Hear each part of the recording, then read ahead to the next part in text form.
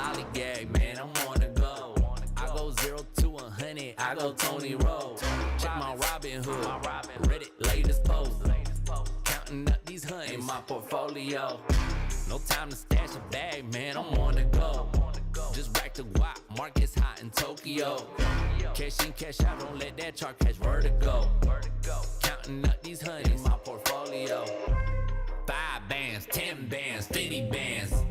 Gosh dang, finna do the running man. 10 bands, 50 bands, 100 bands. 250, 350, 450 and a half. 5 bands, 10 bands, 50 bands. Gosh dang, finna do the running man. 100 bands, half a mil, a million.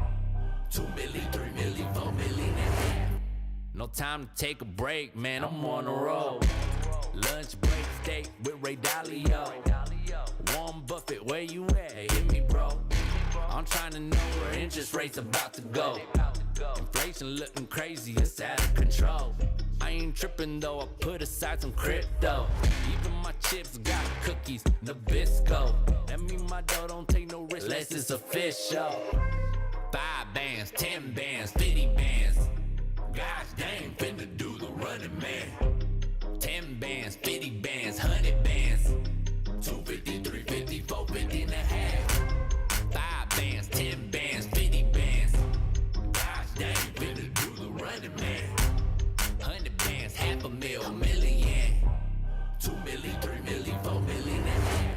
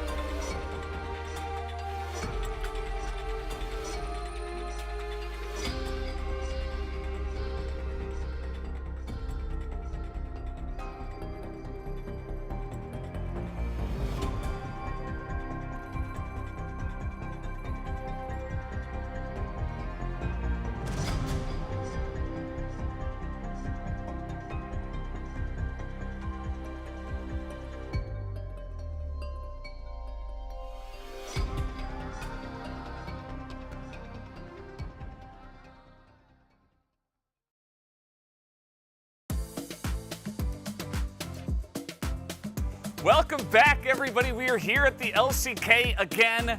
This is the Carpet Space. It is me, Valdez, with Chronicler. And we are here to talk about some League of Legends, some Korean League of Legends specifically. Man, it's been a bit of a break. We are finally back. How does it feel? It's been a really long time, I saw you a little bit over the break, but everyone was busy. There was MSI, there was people going places, there was people staying aside, playing board games, playing little video games, you know, as one does. It was really nice. I'm fully recharged, fully refreshed, and very excited to get started again on the good old LCK grind. Yeah, that's the way. You know, 5 days a week. Once again, we're going to be here. It's going to be so much fun. Of course, MSI, fun times as well. Was it fun? It was fun. It was very fun. You and I got to go to Berlin and cast some of that. Yeah, just a really fun time over the break. And we're not going to mention the result because... Hey, it was 2-2, and then I tuned out, and I don't really need to talk about what happened. The rest is fuzzy, and, you know, that's just the way it goes sometimes. But either way, guys, we're so happy to be back. I mean, it's just so cool to be here at the Carpet Space again. It's been way too long. We do have the update here for the summer season. Let's jump into that and take a look at the overview of this LCK 2022 summer. All the changes are not that many, actually. This is all the same. There is no more Asia games, so we don't have, there were rumors about 6-day, 7-day weeks, or days rather, in a week. None of that. It's the same as the spring split, 5 days a week. round robin, best of 3. No surprises there. No new teams or name changes, which of course what we had going from summer last year to spring with Kwangdong, formerly Afrika, and even the playoffs all exactly the same as it was last time around. Yeah, everything exactly the same. I mean, this time around, if you do get first, you do get that direct seed into Worlds, so that feels pretty good. But it's going to be interesting to see. We'll get into that a little bit later. $400 million, not actually 400 million won. Still a lot of money on the line for everybody, including even the Finals MVP, Best Rookie of the Year award, All-Pro team, and stuff like that. It's actually also hard to call with how aggressive and dominant the initial split, of course, of T1 was. Best coach, I'm sure Polt's feeling great, but we've seen over the last couple of years that in summer a lot of things can change, and as we get later, we'll talk about some of the roster changes that I'm sure make people feel like maybe T1 won't be quite as dominant as they were last time around. Hopefully, it's good. It's better for them as well. Competition is always good. It improves all of us. There are some changes. New LCK Challenger League sub-roster system. Anything you want to say about that, Chronicler? Good. It's good. It's good. It's great. It's a lot of what was introduced halfway through the split last time around, where there was possibility to call up.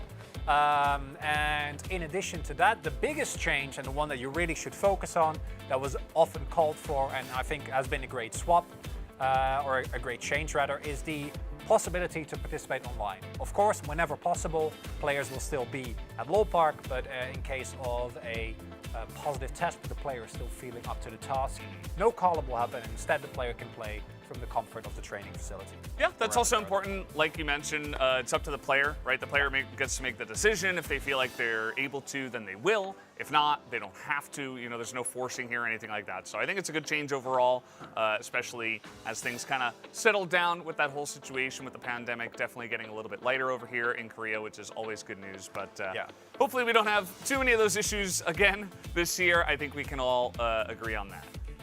Yeah, it was an unfortunate situation. Teams like Nongshim in particular, we still don't really know how good this team is, right? They were hit so hard. Players individual like BDD, for example, being really dragged down by that, and hopefully they're going to have a fresh start here in summer. Yeah, just like us. You know, everybody got a bit of a break. I suppose except T1, they had to play that whole MSI. We'll see how they're feeling on the way back as well. But there's more. There is the 12-10 patch. So let's jump into that and talk a bit about this patch. A lot of big changes, I would say, here, Chronicler. What if we just skipped preseason and instead did preseason midway through the year? That's actually what happened. Yeah. What has happened here. And there's so much going on, but if you completely blank, main points, everyone is more durable, there's more health, more MR, more growth for both armor and MR.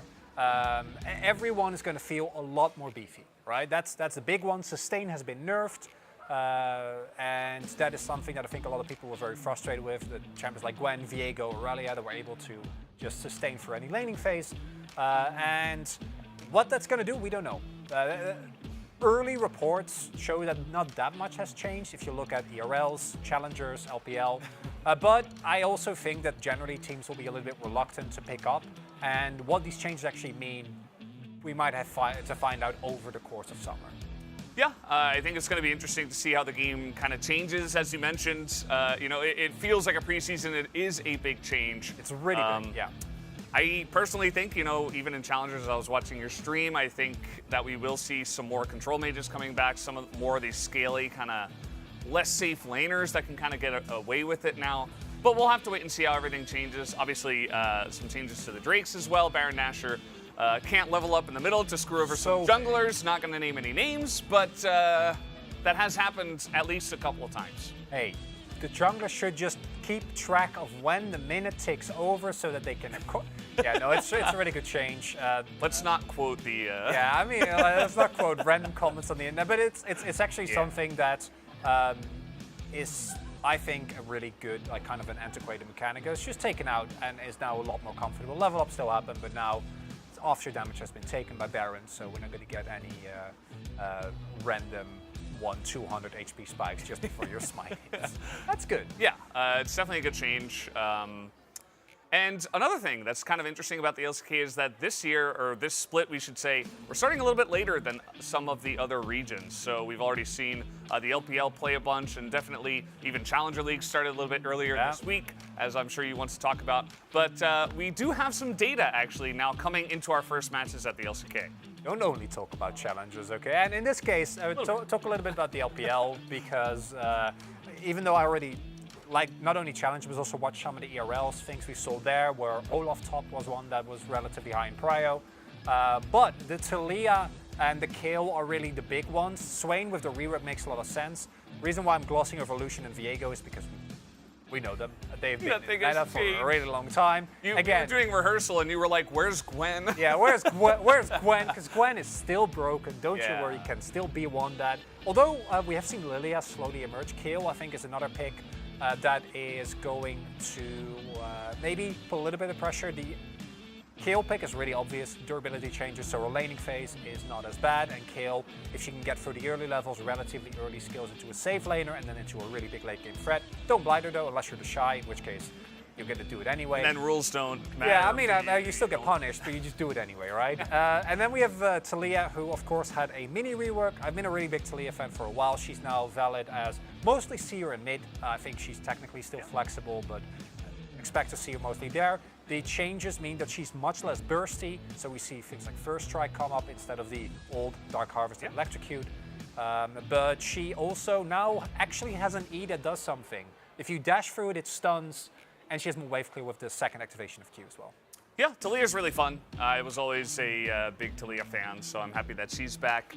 We do have some updates as well to the summer of LCK, so let's jump into that and take a look at what 22 LCK does have in store for us. This is the big headline, obviously. Nobody coming back. Didn't have the greatest showing on FPX, was clearly not really in his comfort zone there. But now he's reunited with Kenyon and Showmaker, and it's like as good as he gets. This is the team that I want to say ever since 2019, 2018 has terrorized scrims. This trio in particular is just it's a heartwarming reunion. And obviously the gameplay aspect of it is great, but I personally would just be happy to see Noguri play again to the level that we know he has, because at FPX I don't think he really was able to achieve that consistently. Yeah, absolutely. I think we're all happy to have Noguri back, and we wish him the best of luck. As we kind of talked about a little bit before, this means also more competition. As long as he is up to a similar form, someone to match the Genjis, the T1s of the world here at the top of LCK, that is definitely always going to be welcome for us. So Prince also returns to his own home team, not just Noguri. How will it impact the team? I remember that Prince, when he started coming up, he was a little bit, we weren't sure what to think of him, but then he started playing Ezreal, and everything changed. Yeah, Ezreal, I think he had like one or two really big Samira games as well. And for Liv Sandbox, as much as I like challengers, Envy and KL definitely not up to par, not able to match any of the bot lanes, I'd say, even though Sandbox got a couple of wins. It was through Dove, through Crocro mostly, those two, the old top, even though Summit's gone, that's still just the core of Liv Sandbox regardless. So Prince being back, I think is actually really good. I don't expect him to suddenly be like a top 380 carry, because the role is really stacked in the LCK, but it should mean that Liv Sandbox hopefully is at least a little bit more stable than the extreme volatility that we saw with the last split. Yeah, definitely hope so. Again, I think it will absolutely benefit them as a team, so happy to see him back. Some familiar faces are joining forces as coaching staff. So what will they bring to the table? Now, we've seen this a lot as well. I think the biggest one that everybody was really surprised, or not surprised, but also really excited for was Score joining Gen G. But how do you think these coaches will determine these teams' outcomes? The Nongshim one is to me the most interesting. For Hanwha, even if the coaching stuff, even if Danny and Key do an incredible job, I don't think we're going to see results immediately because of how that roster is built up. But Irene and Coco have a task cut out for them, because these players are, by all accounts and purposes, incredibly strong. And then the team just completely, due to external circumstances, sure, but fell on its face. So I hope that they have been able to rebuild Nongshim into the team that we all expected at the start of the year when it was announced. Like, them not making playoffs in of itself would have been crazy. The fact that they were like one of the bottom tier teams was just kind of mind-blowing, honestly. Shouldn't have happened probably, but we'll have to see if they can turn it around for summer. Absolutely. You mentioned Danny and Key. Hopefully they can kind of bring that team up, but I see your face light up when you see this player, Chronicler. We do have Moham joining the LCK roster here for Kwangdong. It's Moham. I love Moham. He came in on Challengers. Really the strong point at Kwangdong, or the Kwangdong Challengers team, is Bulldog and Ilima, top and mid lane. Rest of the team has had a lot of issues. Midden in particular has just not really been a standout player. So when Moham came in, even though, you know, in terms of win rate, the team is always going to be volatile just because of how they kind of play really aggressively and not always very, very well. He had a set game in particular that was extremely standout and made a lot of people really excited. And as with many engage supports, especially in challengers, it's about how can you hone him, right? He is very aggressive, loves to go in for plays, and I think his engages are good, but roam timers actually communicating with the team is all kind of a question. And also, it's not a given that he'll play, because Hoyt, especially on Nautilus, did have a much better end of the split last time around. But I'm always happy to see players at least move up, even if it's in a sub position. Yeah, I think that with Kwangdong Freaks making it to playoffs, you know, maybe they have some confidence and maybe they'll play around with some of those changes. I think that bringing in new, great engaged supports is always fantastic. One name that immediately springs to mind is, I know you're thinking Keria, but actually it's Beryl on the side of Damwon Kia. I thought you were going to say Peter. Oh, Peter, yeah, Peter as well. Yeah, some of these engaged supports, they just need time to kind of learn, you know, how it's going to work. And I think Beryl lost that for a little bit. Hopefully he's kind of got it back for Damwon, but we will have to see how that does go as well. Yeah, I think Beryl had a good. That actually was like him and Deft were kind of the highlight of that roster last split. DRX as a whole was.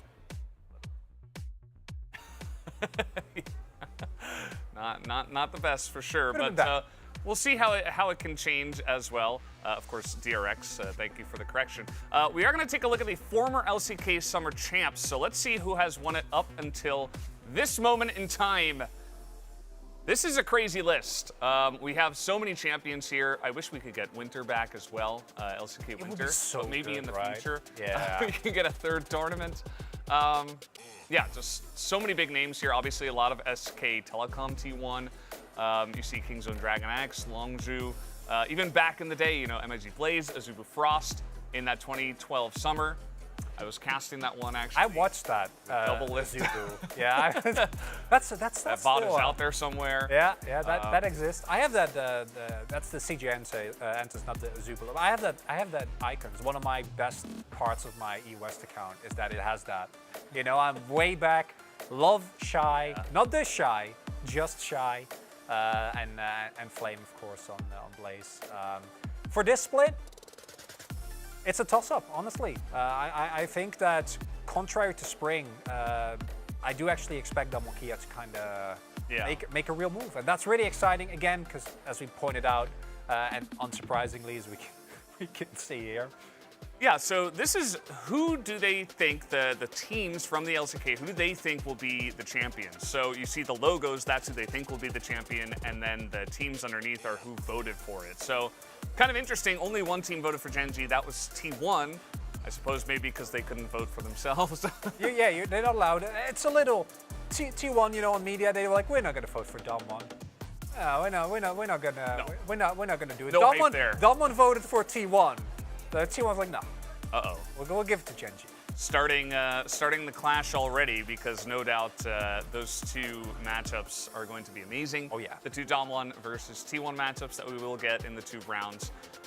4 votes for T1, but it's kind of interesting that even with the dominance of T1, they do not hit the top votes out of all the teams here.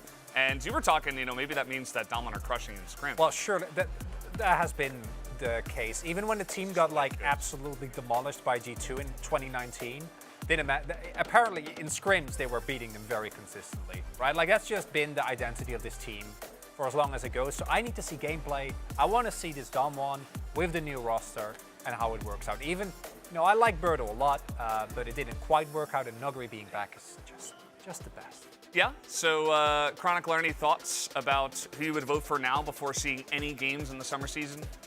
T1. T1? Still? Yeah, I think Yeah. T1's still a safe bet. T1 or Dom1 will be your toss-up. Genji's that's the spicy vote. It's the dark horse vote, I would say. I think that there's a lot of hype around Nuguri coming back, and I think that, especially from the fans and from the outside view, the guys who don't get to scrim against Dom1 Kia, I think that for now we'll say T1, but everything can change That's the cool part. Yeah, as the days come along here. We are going to take a look at the Week 1 schedule and also our predictions after that. So let's take a look at the schedule and see what we have for the upcoming matches. It's an easy-going start. No. Just hanging out. No T1 Dom1s, no Dom1 Jet. No, we're taking it easy. Kind of getting a feel for how these teams are going to look. Actually, I think the Nongshim DRX match later today is a really interesting one because both those two teams' level of strength is kind of not in question, but especially for Nongshim, like we have no idea where this team is, where they're at, how they're feeling. And then that's kind of going to continue throughout the week. We see some matchups that might be a little bit contentious, but expected to see a lot of 2-0s here this week. Although we've seen teams like Honda Life, like Live Sandbox get random wins, especially like in the first Brion. week. I know you're a Fred Brion believe. Against Dom1 Kia, match 4, eh? And guess what? One brave soul, or should I say, someone who has been observing Fred Brion has voted for Fred Brion over Dom1 Kia. Not going to name any names here, but you guys can see it. So we have Atlas who's going for the which is fine, of course. Like going for the standard picks, and then both you, me, and Wolf will have like one little thing that's just a little different. Yeah. So we got Wolf going for Fred Brion over DRX. I went for Sandbox over Kwangdong. And you went for the classic, which honestly, yeah, I mean, hey, yeah, Brandon's like that's 3 points. This is a free vote here. I don't know why you would vote for Dom1 when Fred Brion are clearly their counter. But yeah, I mean, I personally think that Dom1 Kia will start off a little bit slow, and Fred Brion, I mean, we know they play up to the level of the team that they're playing against, which is personally why I voted for DRX over Fred Brion as well, because I think that Fred Brion would be like, oh, we beat Dom1, we're so good, and then it's all gonna fall apart. They're gonna get 2-0, yeah. Yeah, that's my expectation, but you never know.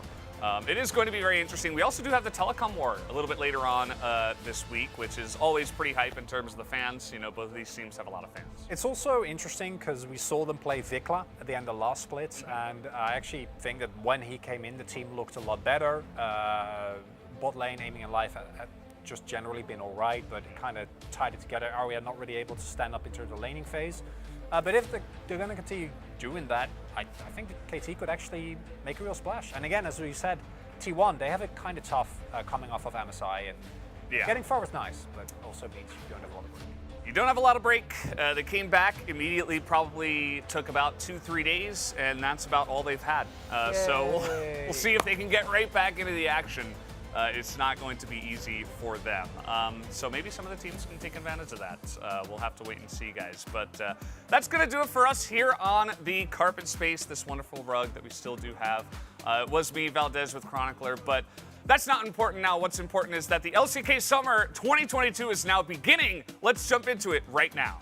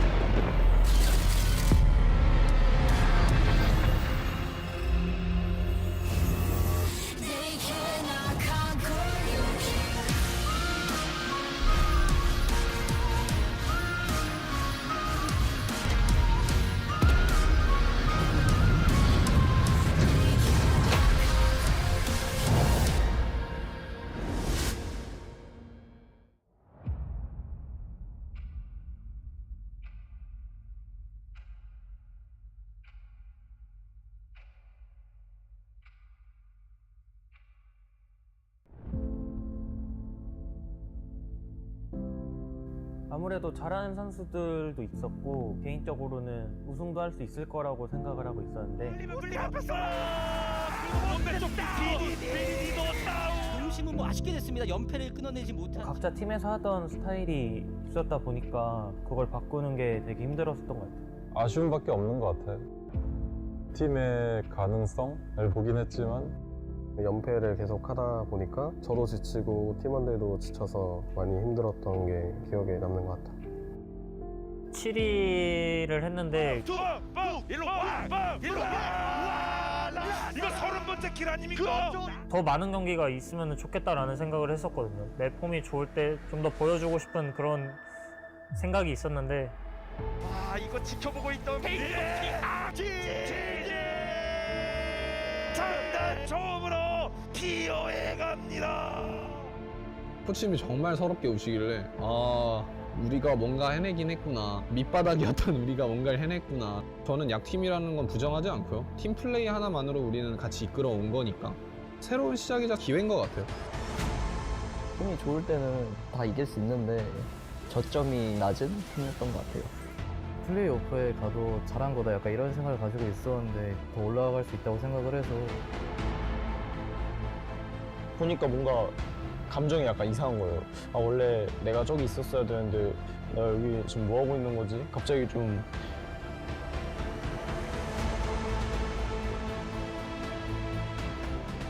잘하는 팀이라고 생각하고 있었고 그렇지만 저희도 충분히 할 수 있다고 생각하고 있었고요.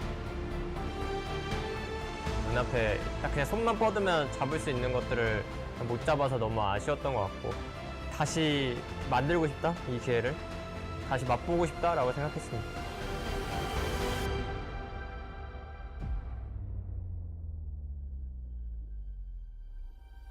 몇 번째 우승이든 간에 저는 아직도 부족하다고 생각합니다.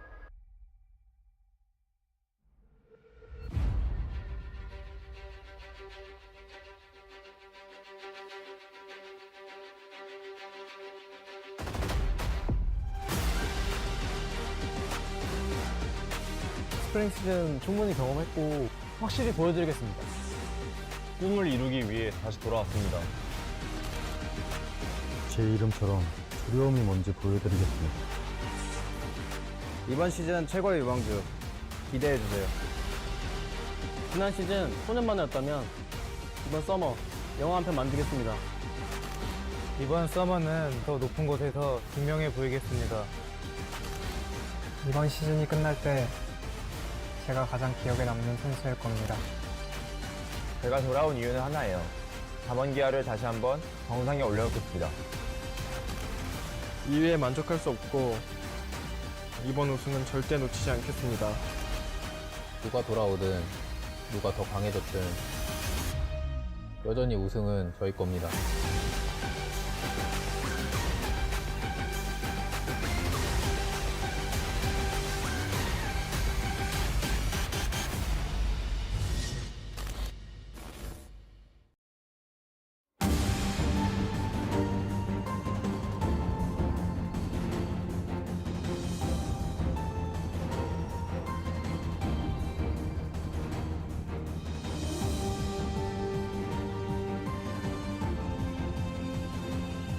Welcome, ladies and gentlemen, to LCK Summer 2022. I'm Atlas, joined by Wolf, and I've still got the shivers.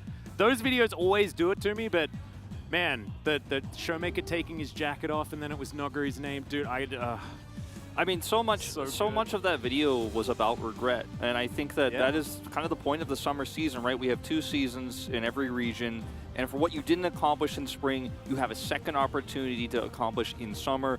Champion takes that seed for Worlds. You could go from being the 10th place team in the LCK to having a spot at the World Championship. It's time for redemption for a lot of these teams. For T1, it's time to get their 11th title. There's so many awesome storylines. Nuguri's back. It's the beginning of summer, and it's going to be such a great season. Yeah, it's a bit of an uphill battle here for a lot of our teams, as we saw. I mean, Rascal, it was heartbreaking, right? Because he had such a good season. He was one of the best top laners that we had here in the LCK, but wasn't even able to make it to the playoffs and things like this. There are so many stories that we really want to revisit now that we've finally made it back to regular season LCK. No longer is it just T1 that we're talking about. It feels like it's been so long It really since has. we've had an actual Korean summer. Oh, it's just so incredibly good. Let's have a look at things that have changed here, especially for our first two teams. Kwangdong Freaks and Harbour Life Esports, only one change here as far as the players that we're going to see. Playing today, Moham has been called up, although he will not be starting here for Kwangdong Freaks. That's right. As Chronicler mentioned, had a very famous set game in Challengers, more known for his Nautilus, which is Hoyt's best champion. So I think it will be a while before we see him into the mix substitution-wise, but let's see how things play out. For Harbour Life Esports, really interesting that Key has returned. For those who watched the last year of Rox Tigers, a Rox Tiger player himself, now rejoining the organization as they've transitioned to Hanwha. But Dandy, very old and famous LCK I'm wondering name when's Sungyun coming back, you know, because he was such a great personality. Him and Key were one of our longest standing bottom lanes here in the LCK of all time. Certainly would be fun to have him back. But Dandy as well. I mean, I remember casting him in the LPL all those years ago when he made his way over, then transitioned to top lane, did all sorts of very strange things over there, but of course was more famously a Samsung player here in the LCK many years ago. So very cool to have him back. But yes, who will triumph at the 2022 LCK Summer opening game? Kwangdong Freaks is probably where my money's going to be at, but Harbour Life Esports certainly have a lot of potential here as far as especially Karis in that mid lane. Yeah. But also Samdi, we wanted him to be better. And we were talking like over in, when we were casting MSI, talking to all the LPL casters, they're like, how's Samdi doing? We're like, not super good. I had that as well, you know, talking with the LPL casters in the early parts of MSI. But this is a key matchup for today, right? Because now with the new changes to durability of champions, AD carry is the focal point for a lot of analysts right now in the LCK. Is it going to be what determines the late game? And I think the answer is probably yes. And we'll see how this matchup goes, because obviously Teddy is the favorite here. Very famous mostly for his extreme late game play as far back as Jin Air. Exactly. He's played the most extreme late game we've ever had in the history of League of Legends, and he won. So, I mean, I guess we dropped the mic after that. How will they play their cards on the top side of the map? Here is another interesting one. Of course, Keen, he's a player that we've always said has been really, really good for forever, and I don't know when we're going to stop, because he always has these performances, but is never actually able to make it into a trophy, which is pretty disappointing. But let's hear from the players as we head towards our first match.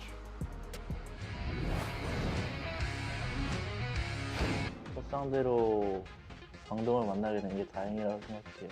왜냐면 젠간티가 아니라서 스프링 때 T1이랑 계약전을 했어가지고 부담감은 좀 적은 것 같습니다. 스프링 때보다. 좀 심적으로 좀 편한 것 같습니다. 스프링 시즌에 하나생명이 10등을 하긴 했었는데 서머 때 충분히 치고 나올 수 있다고 생각을 하고 있어요. 육성? 별 6개라고 하죠. 좀 연령대 낮은 좀 신인 선수 위주가 많았어가지고 그런 얘기가 있는 것 같은데 평균 나이는 장겸이 형이 더 올려주기 때문에 육성까지는 아닌 것 같습니다. 일단 정글 대결 같은 경우에는 저는 그냥 제 스스로 자신감이 있어서 수혁이한테 많이 혼내줘야 되지 않나. 제가 했던 챔피언은 잘 기억이 안 나는데 수혁이 아마 신드라를 했을 거예요. 자꾸 저한테만 공을 써서 아니 이놈이 나한테 뭐가 있나? 살짝 그런 느낌이 있었는데. 감정을 실은 갱킹 이런 걸 좀 하긴 해가지고 그런 게 걱정이 되긴 하는데 뭔가 좀 옛동료 후원을 받고 개막전 첫 승리 한번 손쉽게 따내보겠습니다.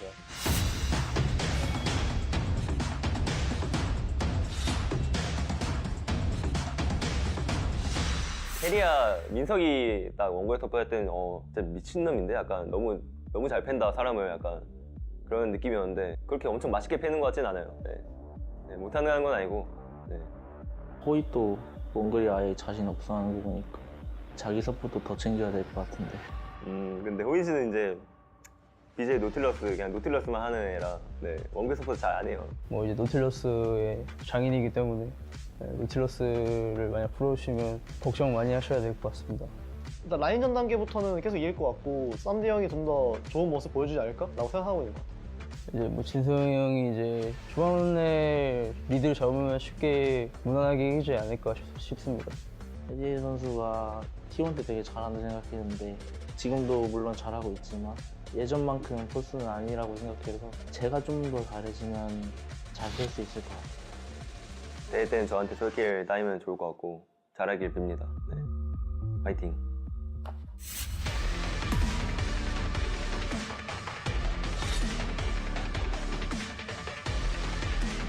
중앙부터 이제 비트 잡아서 체급 차이로 2대0으로 이기도록 하겠습니다. 이번 서머에서는 스프링과는 다른 모습 확실히 보여드리고 싶고요. 썸머 때도 또 개막조에 하게 됐는데 썸머 초반부터는 좀 더 행복하게 좀 가고 싶습니다. 방송 파이팅. 파이팅. 저희 하나생명 e스포츠 많이 응원해주세요. 파이팅!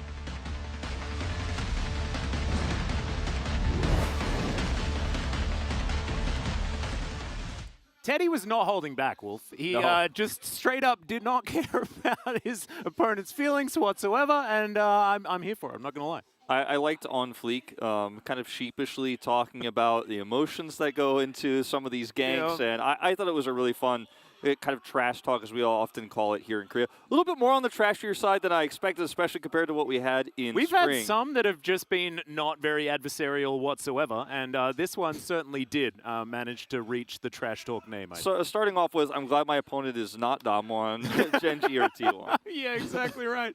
But let's welcome the players onto the stage, of course, starting with Kwangdong Freaks. It's such a great time to be an LCK fan right now, because this season I think is really going to be quite like last year's summer, where until the very end we don't know who's on top and who's really going to take the trophy, who's going to make those playoff spots.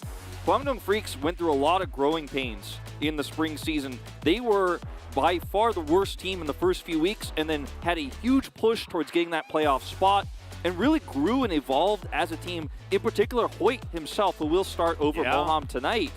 And I'm very excited to see where the potential is in a meta that suits Teddy so extremely well. Yeah, no, exactly. I was actually having some conversations backstage, trying to get some information, and it is confirmed. It's a Teddy meta. We're in one of those, let's scale around Teddy, let's make sure that we can get behind him. And honestly, he was an incredible bus driver, as we like to call it here in Korea, for the team, regardless of meta. And now it's looking like it is definitely a little bit more Teddy favored. So that might have been why he was happy to talk some trash. As this is, of course, your team: Keen, Elm, Fate, Teddy, and Hoyt. Moham might come in. You never know if the Kwangdong Freaks don't necessarily take a win in Game 1, but I'm expecting that this will be the roster that they stick with for the majority of the season. But let's introduce now Hanwha Life Esports, a team that did definitely struggle, but has potential, like we've said many times. Vista, great on that bottom side of the map. Samdi, not actually having the performance that we wanted out of him. And Karis, so much young, raw talent. I think the real sticking points here for Hanwha Life Esports will be that On Fleek hasn't really shown very much success on scaling jungle champions. He likes to get ahead early, so it's not great for him. But I think Karis, he's so extremely young, he has a very wide champion pool in a mid-meta right now that is so varied, and we have a larger champion pool than we've had in 2 years right now, at least leading into the preseason for this summer season. I think Karis could really show his stuff here. Samdi, a great scaling AD carry. I think there's a lot of hope here for Hanwha Life Esports. Plus, that synergy they didn't really have in spring season. They had the whole spring season to build up. They had a long break to prepare because they weren't traveling, etc. So it can't be as bad as it was in spring. It can only go up from where they were before. And I expect that they will look better as a unit, as a five-man team. Yeah, exactly. Especially when, you know, now they've got Dandy behind them. So much experience coming from him, as well as Key moving up from the academy roster to join the main one. They've got all of the power possible put into the coaching staff and support staff, right? And they haven't actually made any of those changes. And we were talking about the beginning of this year that so many of our teams have changed so drastically that it was going to be difficult to see their full potential in spring. But summer is finally here, and now it is really time to put those wins together. And it was Afrika that was doing that in the majority of the time against Hanwha Life Esports in the spring season. We'll see whether that is going to be changed as we move towards summer. Yeah, Afrika dropping a game was one of Karis' standout games in round 2.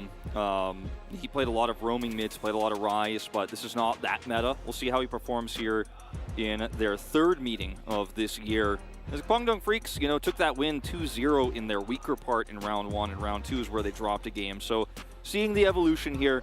But I am very excited to get into the draft, which we're going to be going into momentarily, because we've seen a lot of LPL, we've seen a lot of Challengers Korea, and obviously the ERLs are happening, but the focal point on our Asian leagues here, we kind of have a general idea of how the meta will look, but how will the LCK adapt their version of it is the question on everyone's minds. And the biggest exciting part of tonight, because we don't have the biggest banger matches for our opening day today, we've had many other summers, but it's a very exciting time to get a temperature read on where we stand in terms of champ priority. No, I agree. And having a look at the schedule, I think that tomorrow is going to be a massive day.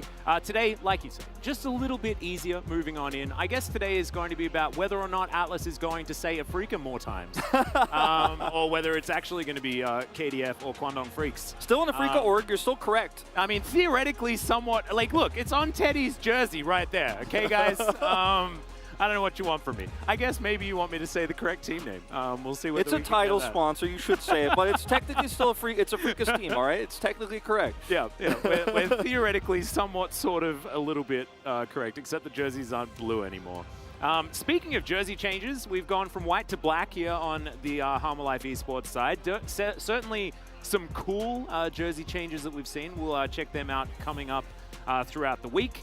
But I certainly like the fact that we've got some adjustments. You know, it might actually help get into a different mindset. Guangdong Freaks, though, it is looking pretty similar for those guys as far as what they're wearing. Blue side, by the way, still going to be extremely high value. I think in almost every home game you will see the home team will pick blue side with side selection. This is the case here as well for Guangdong Freaks.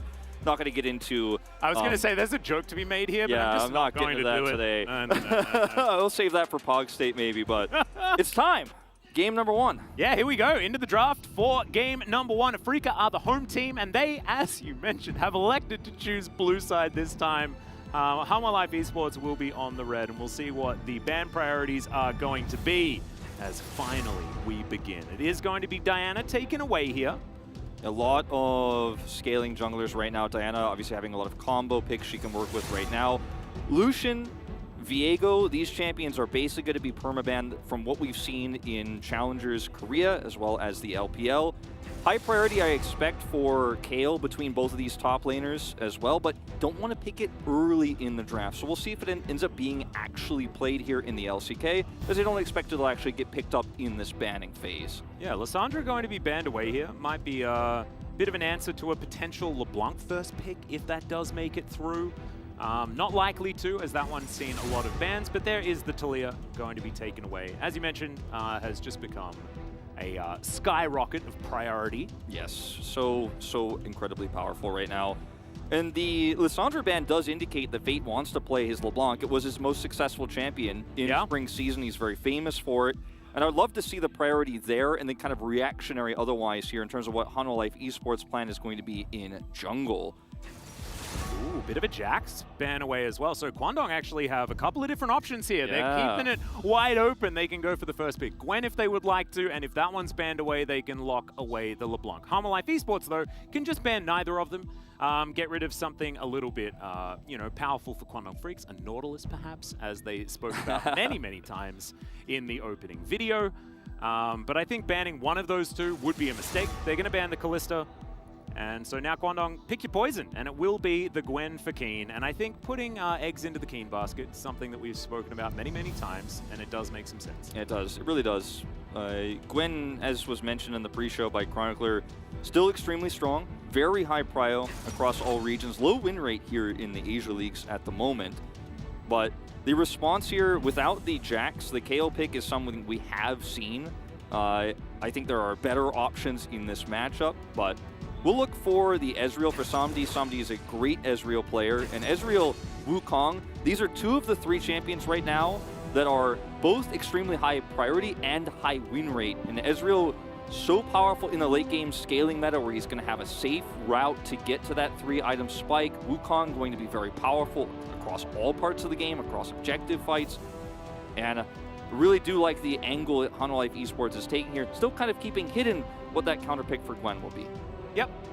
Kai'Sa being considered here for Teddy. Certainly has been one of his favorites in the past, and that will be locked away. not necessarily a champion that's had that I've had my eye on as far as this preseason / mid-season patch that we've had. The Ahri going to be picked up here by Fate, though. We were thinking that maybe it could be the LeBlanc, but we'll be going towards more of that tried and true. As you guys have noticed, the meta hasn't changed a whole lot when it comes to the mid lane. So the Ahri is going to be locked away. We'll see where the Karis does mix it up. Of course, Swain being the big name as far as mid lane picks are concerned. Yeah, with the Talia removed here, that is one that you could go for. But not going to be the case just yet here as the Galio will get locked in. Still a very strong flex pick at the moment. The Kai'Sa is the big standout one here for Kwangdong Freaks. Can give you a lot of pick potential between the Ahri charms and the follow-up with your ultimate. But for Hanwha Esports, they're probably trying to now suss out what is going to be the other potential pick setups here. As Vi is, by the way, still extremely popular in Korean solo queue. And MSI, we were like, all right, is this a joke? Is this a troll? Koreans are loving Vi right now in high levels of solo queue, and it's a strong pick, or a strong jungle pick that could set up those picks that they're looking for with this composition. Thanks, Owner, so much for playing that during MSI. Certainly bringing it out and showing that Vi can work quite well. As the Karma is going to be taken away, certainly more of that focus on Enchanter supports, but of course Vista, very good at Enchanter supports in general. Hoyt, not necessarily so much. Yeah, not as known. The Viego, I think, was a must ban here, considering the Ahri. That duo is still extremely Maybe they strong. were trying to ban Vi. Sorry, ban Viego and they banned Vi instead. You know, the first two letters exactly the same. In Korean as well? Yeah. Well, I guess not actually the first two in that case, but anyway. We it's digress. hard to say what letters are in Korean just because it sort of works differently when It's a you're block, typing. yeah. Yeah. But Renata taken out here, so another range support that works well with Ezreal will be removed. So the expectation here is that Galio will be more of a roaming mid here to try to be a little bit more aggressive. The Kayle, this late in the draft, you know, there's not really a lot of ways that the Gwen can pivot, and your laning phase feels fairly stable until you see this. Then you get a little bit more worried about how this is going to go. Oh God, he is doing it. All right, well I guess Nautilus is just going to be, Hoyt got his one trick, so I guess we're just all fine on the Kwangdong Freaks side as far as the support position is concerned. I kind of thought that the Rakan would fit better with the bottom lane just in general. We've seen Kai'Sa Rakan do some pretty good things I'm also concerned about how successful this pick comp is going to be when you're trying to dive onto Galio, who can taunt you, Wukong, who's got his knockups, already a durable champ based on his resistances in general, Kayle, who can ult anybody, and Ezreal, who's extremely long range. Then all this doesn't really feel very powerful, and they're going to pile on even deeper, it looks like here, lock in the Trundle. If Kwangdong Freaks don't find an early advantage, once Kayle starts hitting those later levels, you have the Ezreal getting that 3-item spike, Wukong going to be able to really help deflect some of that aggression. I'm liking where Hanwha Esports are right now, and the Alistair to all round it up here. So defensive, but so strong in terms of that late game team fighting, split pushing. There is so much wombo combo on Hanwha Esports' side, and it's one of those comps that we were talking about during MSI, right? That worked extraordinarily well. It's just get an R button comp that can just CC everyone in a circle, and you're probably gonna be fine. That's straight up what Hanwha Esports have put together right here. Like you say, Kwangdong Freaks, a little bit more of that pick comp angle, but Trundle can certainly work in the early game as far as getting that 1v1 and things like this. Chomp has always been very powerful against these melee AD junglers. Yeah. So Ellen might be able to get some work done, and then him paired up with Keen's Gwen could roll over this game in the early stages, especially against a Kayle. And we're going to have our, Monka W looking at the watch type. Yeah, we're going to be doing all of that. But whether the Kayle can get to level 16 is going to be the big question here. Yeah, for sure. And I do think that there's a lot of power in the composition of Kwangdong Freaks around First Rift Herald if they can set up for it correctly. And if they get First Herald, they get the gold that comes with that, and there are ways to snowball the game. And it feels, based on what I've seen in LPL, and there were a lot of one-sided games, but it does feel like a meta where if you grab hold because of those additional resistances, it's hard to get picks as the team that's behind doesn't have vision. You can't blow somebody up as easily. So you fall behind in a meta like this with a scaling comp. It's not just a for free, we scale up later. You become very much chained by the oppressive vision control that Kwangdong Freaks are be looking for, the Ahri pick potential there with charms. By the way, we have a full studio today, and we have no more restrictions on capacity. So it's going to be loud, and it's going to be awesome. Yeah, that's the main thing, right? So yes, we've freed up all of the seats, but also fans can now cheer, which is something that wasn't allowed before. So we are actually going to get the 100 dual sets, Wolf. It's happening. That's right. I'm very excited for that. It is going to be delayed, though, because we had a bit of a issue when it came to Champion Select. So I think we're going to be getting back into that one. So, yeah. Well, we'll update you guys as we get more information. Yep. G-Sun, swap bug. Yeah, okay. the classic swap bug situation. So at least it's welcome not back. a big Here we issue. go. Yeah. These things always seem to happen on the first day. All right, that's an LM fan right there. Is that a beaver or an otter? I think it's a beaver. I think it's an otter. And a Geodude. What's up with that? Yeah. Oh, I love it. I'm a big fan. I think that was a beaver. But maybe it was... Are you sure? Because it looked like he had like a clam in his hand. It's hard to know. I don't think beavers eat that. Yeah, I mean, it could have also been a platypus, because we couldn't see its face. That's true. Or its tail. I think it was just an elm, natural elm in its natural habitat. We've only ever seen his face. He actually just has an otter's body this whole time.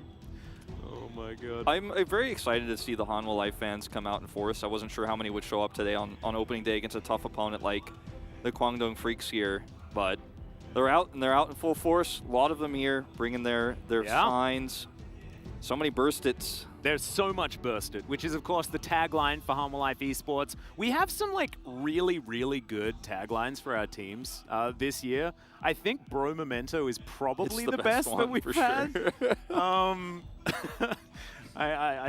I don't really know what it means. I think it's supposed to be momentum, but like it's memento instead. No, man, it's their memento, okay? Yeah. Like the movie. We're gonna leave the memento. Yeah. What memento will Bro leave behind this time? So they're really, really positive and optimistic about everything because they've all lost their memories about what had happened in previous seasons. Yes. That's how it works. All right, Bro Memento. I feel Perfect. like the BMO that we have here for I think it was Kwangdong has the BMO looked a little bit stressed out about the pause, whereas Draven looks like cautiously optimistic that things are going to be going back very soon. Yeah, well, the thing is, you don't get the swap bug the next time around because you can all just pick your champions. So Exactly. we should be absolutely fine getting back in. I'm going to take a sneak peek as we have gotten all the way through the draft. Just the and loading it looks screen. like we're just looking to load our way in. So we are getting very, very close to our first Hana Duel set of the year. And the first one that we've had since, like, what, 2020? Yeah, it is My crazy. God, man. It is first time for me. Yeah, this is like the first time you've ever had a Hana Duel set. Yeah, oh, well, I mean, besides Pro League and StarCraft. Yeah, I mean, but yeah, in League of Besides Legends, the rest of your career. Yeah. But yeah, it's been a while for me, honestly, since I left Korea for a year, came back to the LCK, and this will be my first time. So I am very excited. I think the fans are like also waiting with bated breath, like I want to cheer for my team. Yeah, exactly. And we're almost in it. Here we go. Let's check out the rosters and remind everyone what has been picked. Teddy and Hoyt on the Nautilus Kai'Sa that we saw many, many times at MSI with, of course, the Ahri in the mid lane, Gwen top lane, and a Trundle in the jungle. This, if it was picked at MSI, you'd be like, yep, that makes sense. Hanwha Life Esports, a little bit of a change-up. More of a modern there's adaptation. Yeah, there's a Kayle in the top lane. Otherwise, I guess it's all basically pretty similar. But Ezreal, Alistair, not great in the early few levels. So we'll see whether Kwangdong Freaks is going to be able to do it. And let's get into some Hana Duel sets.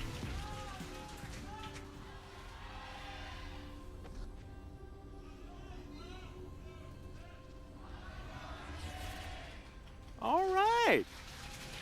Very, very excited. I love production waits until it's done to pull up the match title card.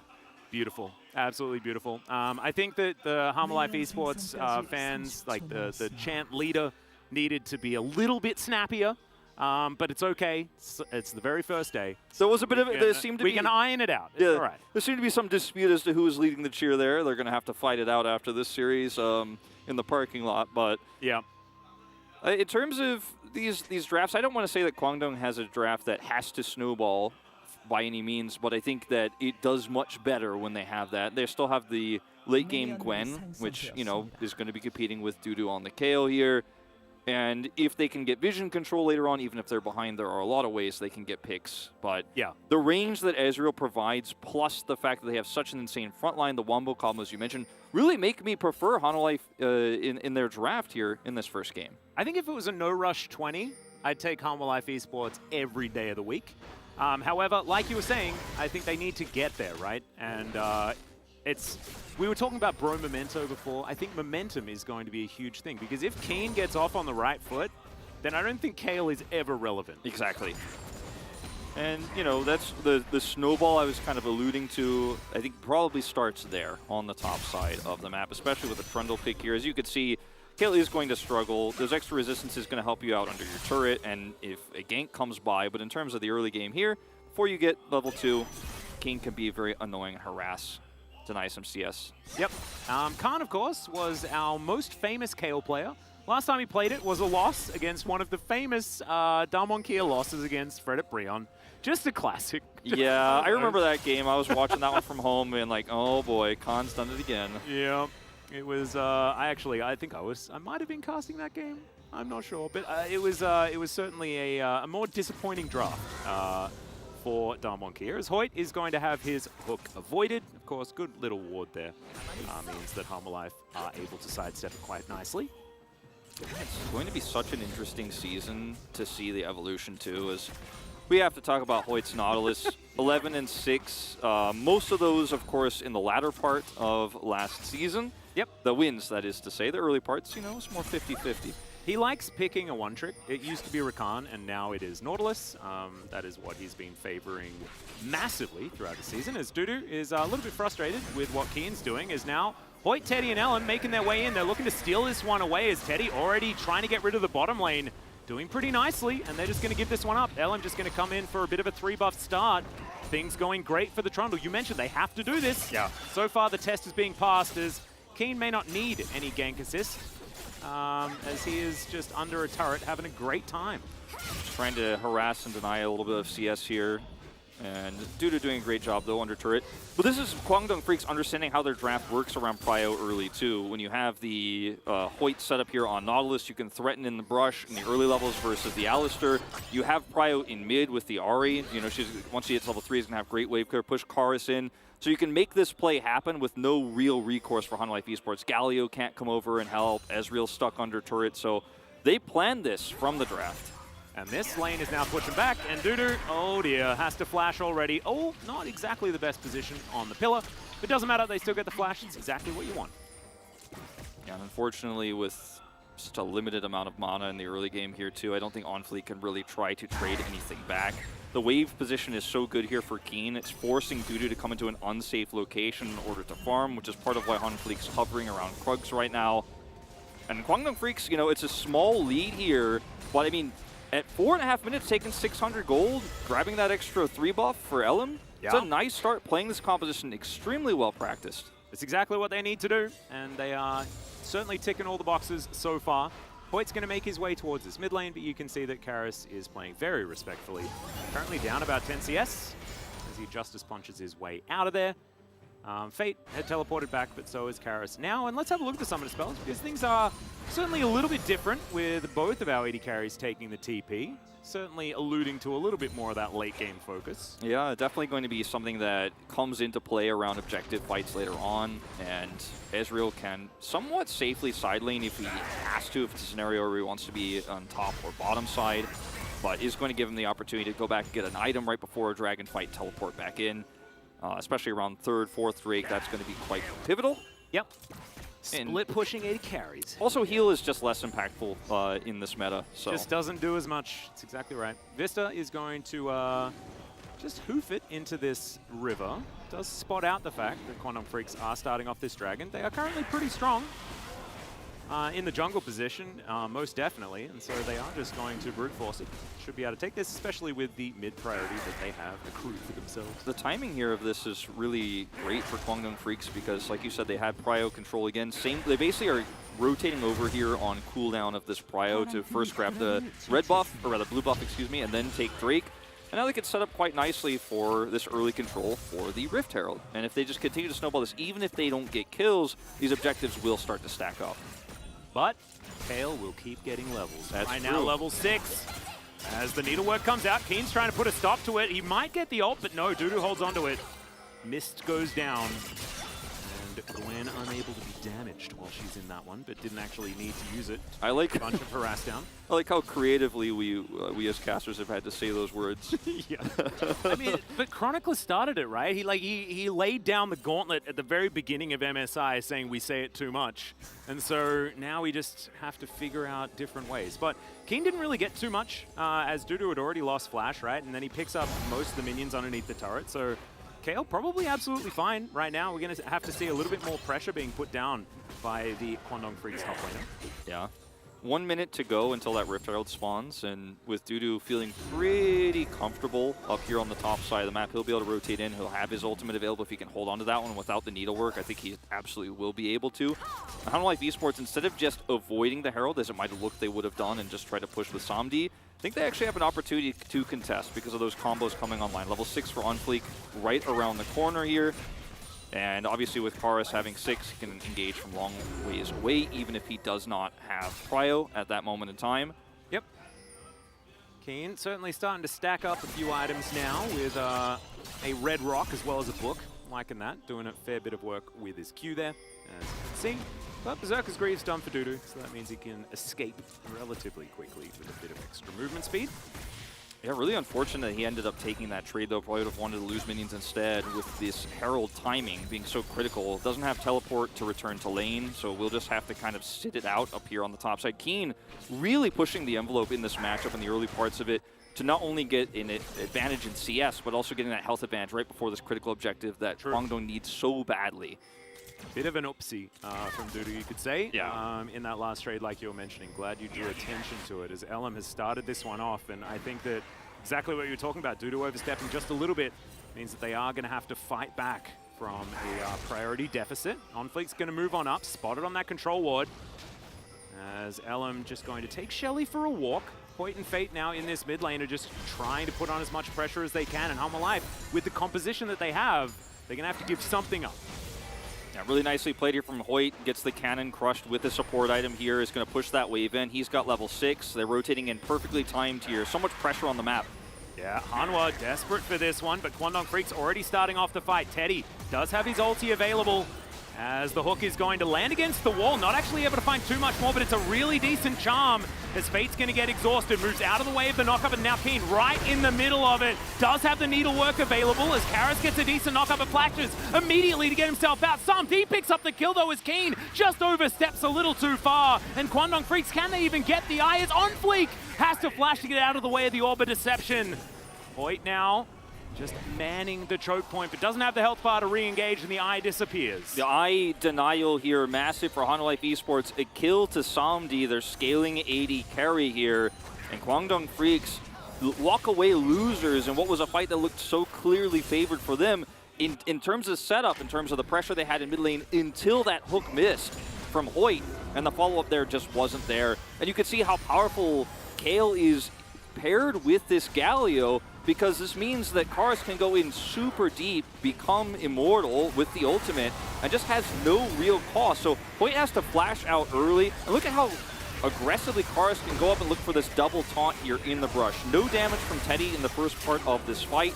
Really nice ultimate there from Dudu. So Kwangdong Freaks cannot return to this eye. So yes, they pick up the 100 gold, but aren't getting anything else, giving over a little bit more gold to that scaling AD carry and Samdi. Yeah. Absolutely fantastic stuff, and this is going to buy them so much space. You can see they're already at gold parity with Kwangdong Freaks. And remember, we're just keeping our eyes on the clock as Dudu is making it further and further towards that second break point at level 11. He's currently only down 10 CS and managed to pick up the assist there on the kill against his opposite on that top side of the map. So just honestly, for Hanwha Life, that went way better than even it looked, you know, with the fact that they have this composition that wants to come online a little bit later, just in general. So Kwangdong Freaks, they're not out of it yet. It's certainly not a good sign. Yeah, I think if the Nautilus hook hits for Hoyt too, don't think it's a gimme for Kwangdong Freaks either, just considering the positioning there and the follow-up wasn't quite ready yet. And it's onto an Alistair, of course. Yeah, so. engaging onto a cow, generally not what you want to do. But he didn't even disrupt the cow and found himself in no man's land. Now, Kwangdong are set up here to try to rush this Drake down. They still have that prio advantage, and despite the scuttle being taken here, there's just no way for Hanwha Life Esports to contest. So, 2 Drake lead, still quite significant, but not the gold lead they wanted so badly from the Herald. Yep. It's going to be an Ocean Soul this time around as well. You could imagine that Kwangdong Freak's not super psyched about it. It's not exactly the most fantastic Drake, especially after being tapped a little bit on this patch. Yes, most Drakes have been subdued somewhat. Yeah, a little bit. And you mentioned the kind of standout of this Kai'Sa pick here is going to be Kraken Slayer, which is the expectation in this meta, but still, again, very standout in terms of the rest of the draft. Yeah, you can go ahead and all in when your team decides to look for those picks, but in terms of Kai'Sa's kit and Kraken Slayer, yes, when Kraken Slayer first came out, she played it a lot, but does feel a bit odd because you're not going to be able to do that consistent damage. Getting into position to actually hit all of those procs of the Kraken Slayer is going to be so difficult into what Hanwha Life Esports are running here. Yeah, especially when you're so short range. Exactly. Yeah. It is going to be difficult. Teddy, of course, is a seasoned veteran. We'll see whether he can make it work, but it's not going to be the easiest. But Trinity Force done on Samdi's side of things, and now that they've managed to win that skirmish, he picked up first blood. They've been able to claim a lot of control there towards the bottom side, and as you can see, it's translated into about a 9 CS advantage at this point in time. Being able to head down and clear out vision where they can. Boy, just trying to do the same thing on his side of the rift. As Vista lying in wait, all of those extra brushes now being set up. On Fleek is nearby. Nice delivery of the scuttle, removing those shields. It's a vision war around the river in what is going to be a pretty big lull state here before that next Drake. You know, the Rift Herald being subdued, just completely removed. Karis is completely utility this game, so the fact that he's 20 CS down here is not too significant. Nope. It's not really significant at all, because Fate doesn't have any kills. Do you know what is significant? This is feeling like the first lull state back. I know. Absolutely fantastic. I'm just so happy for it. We can talk about, you know, you've been playing some Final Fantasy I've been recently. playing a lot of Final Fantasy, yeah. I'm going through all of the 3D ones. I started with 7, I'm on 8, and I love 8, controversial opinion, but... Yeah, you said that. I actually might have to give it another go. I think it's your type of game. I think you'd love 8. Personally, because you like breaking games more than I do. I do. I'm very much looking forward to you getting up to 12 because I was a big fan of Zodiac Age for exactly that reason. His charm's going to go wide. Hanwha Life Esports going to spot out the fact that the Ari was there, but the Fox is going to make it out. This game is really on quite a knife's edge in terms of Kwangdong Freaks. Like, they're not at a point where they haven't done enough just yet, but this lull state doesn't favor them, right? The slower the game is, the better it is for Hanwha Life Esports. But Hanwha Life Esports are showing so much respect. They're just constantly clearing bot vision to allow Samdi to push, but they're not making any sort of other aggressive moves where they could give opportunities for Kwangdong to find a pick. So it's a really frustrating part of the game for Kwangdong right now. Like, okay, we've got a really strong mid-jungle duo if we could set up a charm, but there's no opportunities, there's no lack of vision. Hanwha are being so diligent here. Yeah. They are just making the game as slow as possible, which is exactly what you want. Ooh, eyes on the clock as well. We've got a level 10 out of the 16 that we're ultimately looking for here for Dudu. And level 11 has come in, so that is the second upgrade. There it is, shown on the observers right away. Beautiful. Thank you so much, Jonas Strong, as that is a pretty nice charm, but a great buffer of the Justice Punch, and Karis is going to be fine. On Fleek, wrapping his way around Vista. He is not stopping. As, okay, On Fleek's going to have to try and escape this one. Does so pretty decently with the decoy as, oh, the charm, pretty close. But no cigar. On Fleek. Yeah, can he actually find this fight? As Elm's fighting this one back pretty happily. He's got his Divine Sundra already put together, and the Trundle, pretty tanky. I mean, everyone's pretty tanky, but Trundle's even more tanky. Yeah, he's the most tanky. Nice now, Hanwha Life Esports wrestle control here of this brush here towards the second Rift Herald. And they're going to be able to clear this wave out here. Keen, nice flank angle. Yeah, but Vista is going to find a great pulverize. There's the True Shot Barrage. Hoyt's going to flash away, though. Try and get himself out of this one as the Gwen is relatively immune, but so is Vista with the ulti from the Kale. And it's so much damage immediately. It's going to be Keen taken down, but Teddy has managed to get one back. It's a 1-for-1 so far, but Hanwha Life with control of the river. And this is such a problem. The Kale ultimate, we talked about it in the first Rift Herald fight. Now we're on Rift Herald fight number 2. And you can't set up those picks when someone could just be R-buttoned to immortality in the early parts of this fight. Now, this ends up being a trade here, but you lose out on your Gwen again. Hanwha Life Esports showing that they know how to neutralize these engages. And it was just so well set up from the beginning. On Fleek, his positioning this game has been really fantastic, and Vista sees the opportunity here because Dudu sees where Keen is, knows that Keen will not be able to collapse in fast enough. And so even though Keen comes in here and looks for the execution on Vista, and they will eventually get it, it comes at the cost of one of your biggest damage dealers long output-wise, because you're playing a Kai'Sa, it's early game. Gwen goes down this early, you can no longer fight.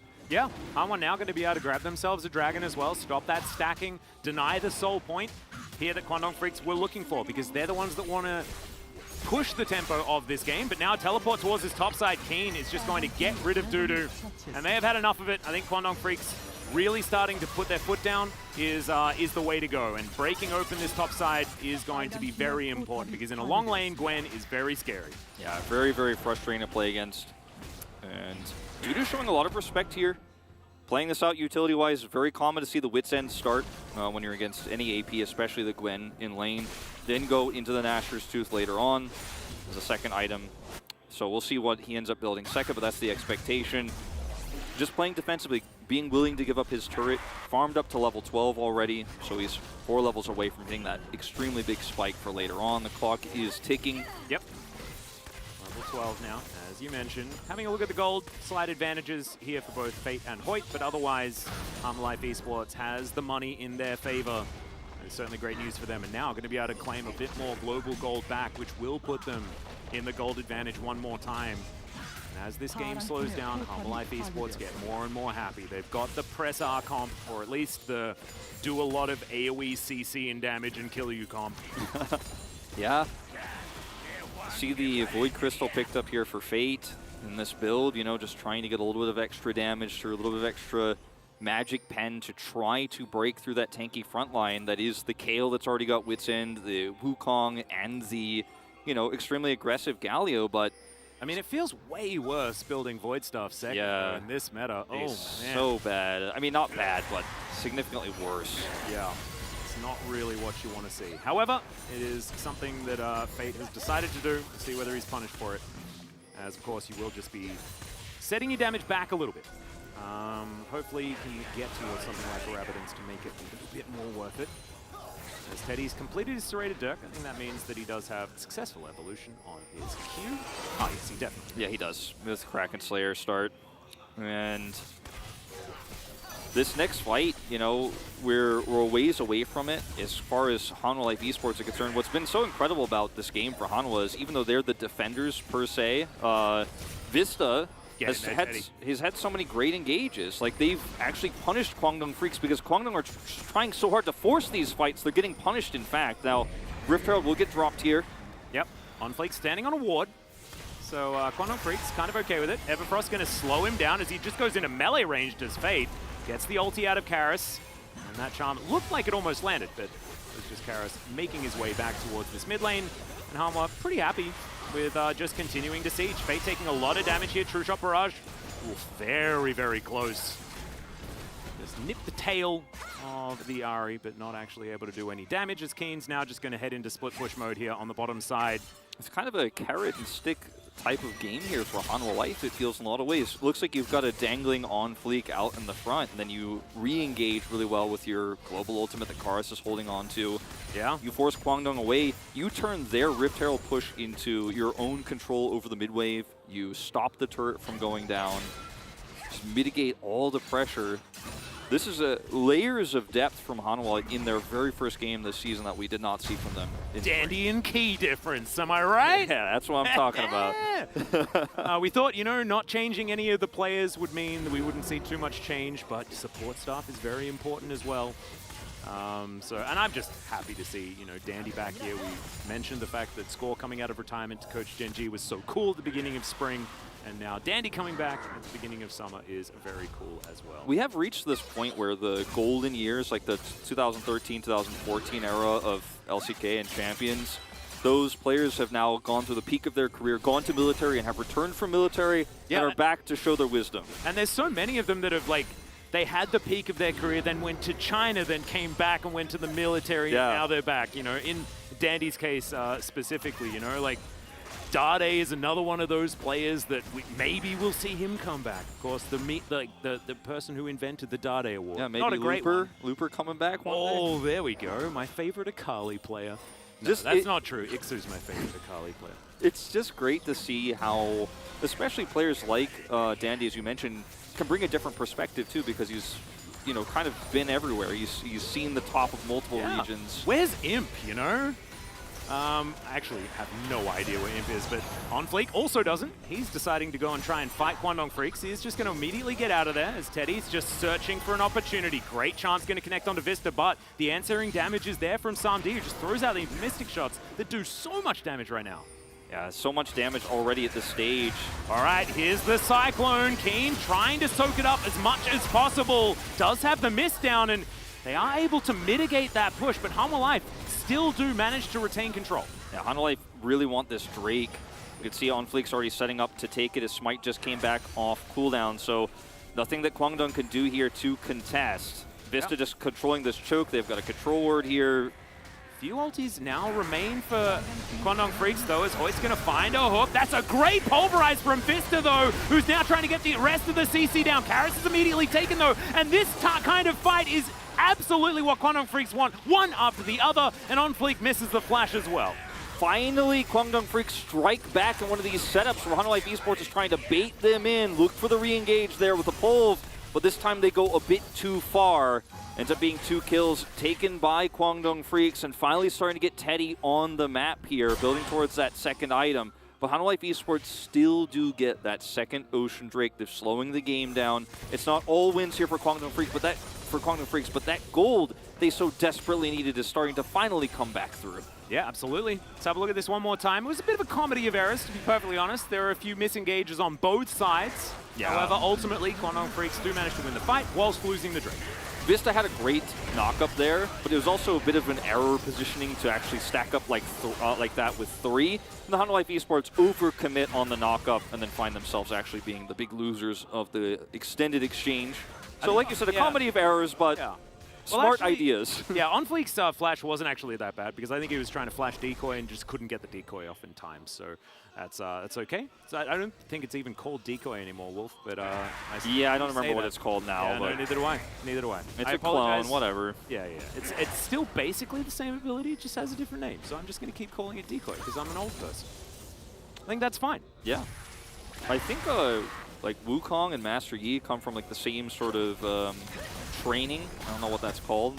Wuju style. Wuju, that's right. Absolutely. Yeah, thank you. I knew you would know. Oh, of course. I mean, that's an ability I know, because that's Master Yi. He's from... But decoy and clone, none of those words sound very Wuju style, do they? Yeah, that's very true. Be like translucent monkey, you know, that's the... Be like translucent.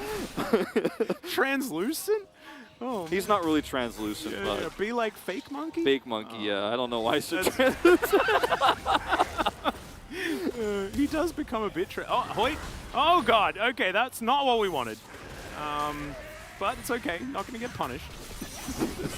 Gets over the wall. He's like, Hex Flash is cool. Keen now going for this 1v1 against Dudu. Wants to get the ulti out. Doesn't get it. And isn't going to push underneath the turret. But Keen certainly starting to demand some respect there. Is now Teddy. He's going to get spotted as they do get some vision. Oh, the flash to respect the Void Seeker. Love that. Teddy putting on some pressure bot side. You can see just how much if you give Kwangdong Freaks an inch of control over this map, they will force down turrets so incredibly well. LM's here to pick up the slack here in the mid wave that's pushed in. So winning on both fronts here across the map. Really doing kind of what I was talking about. If you get ahead, you just try to force those advantages. You stack up on top of remaining turrets. The mid turret still open for the taking for them. It's a lot of extra standing gold on the map for them to pick up. And we are getting to a point where, okay, the Gwyn is terrifying, right? Yes, Dudu getting close to level 16, but Keen now with a second item online with a stopwatch as well can force those picks. If you could force out an ultimate, or you could find a way where you take a fight, you get on top of the back line, blow up Vista faster. There are ways where Kwangdong actually wins straight up 5v5s, even post KL16. Yeah, I think it needs to be Kwangdong managing to find themselves a pick, catching Harmolife Esports off guard. And this is not that case. This is in fact Fate being caught off guard. He's going to have to flash, ult to get himself out of the way. Spirit Rush now on cooldown. As a pillar comes out, just as a bit of a parting gift for OnFleek as he makes his way out of the enemy jungle.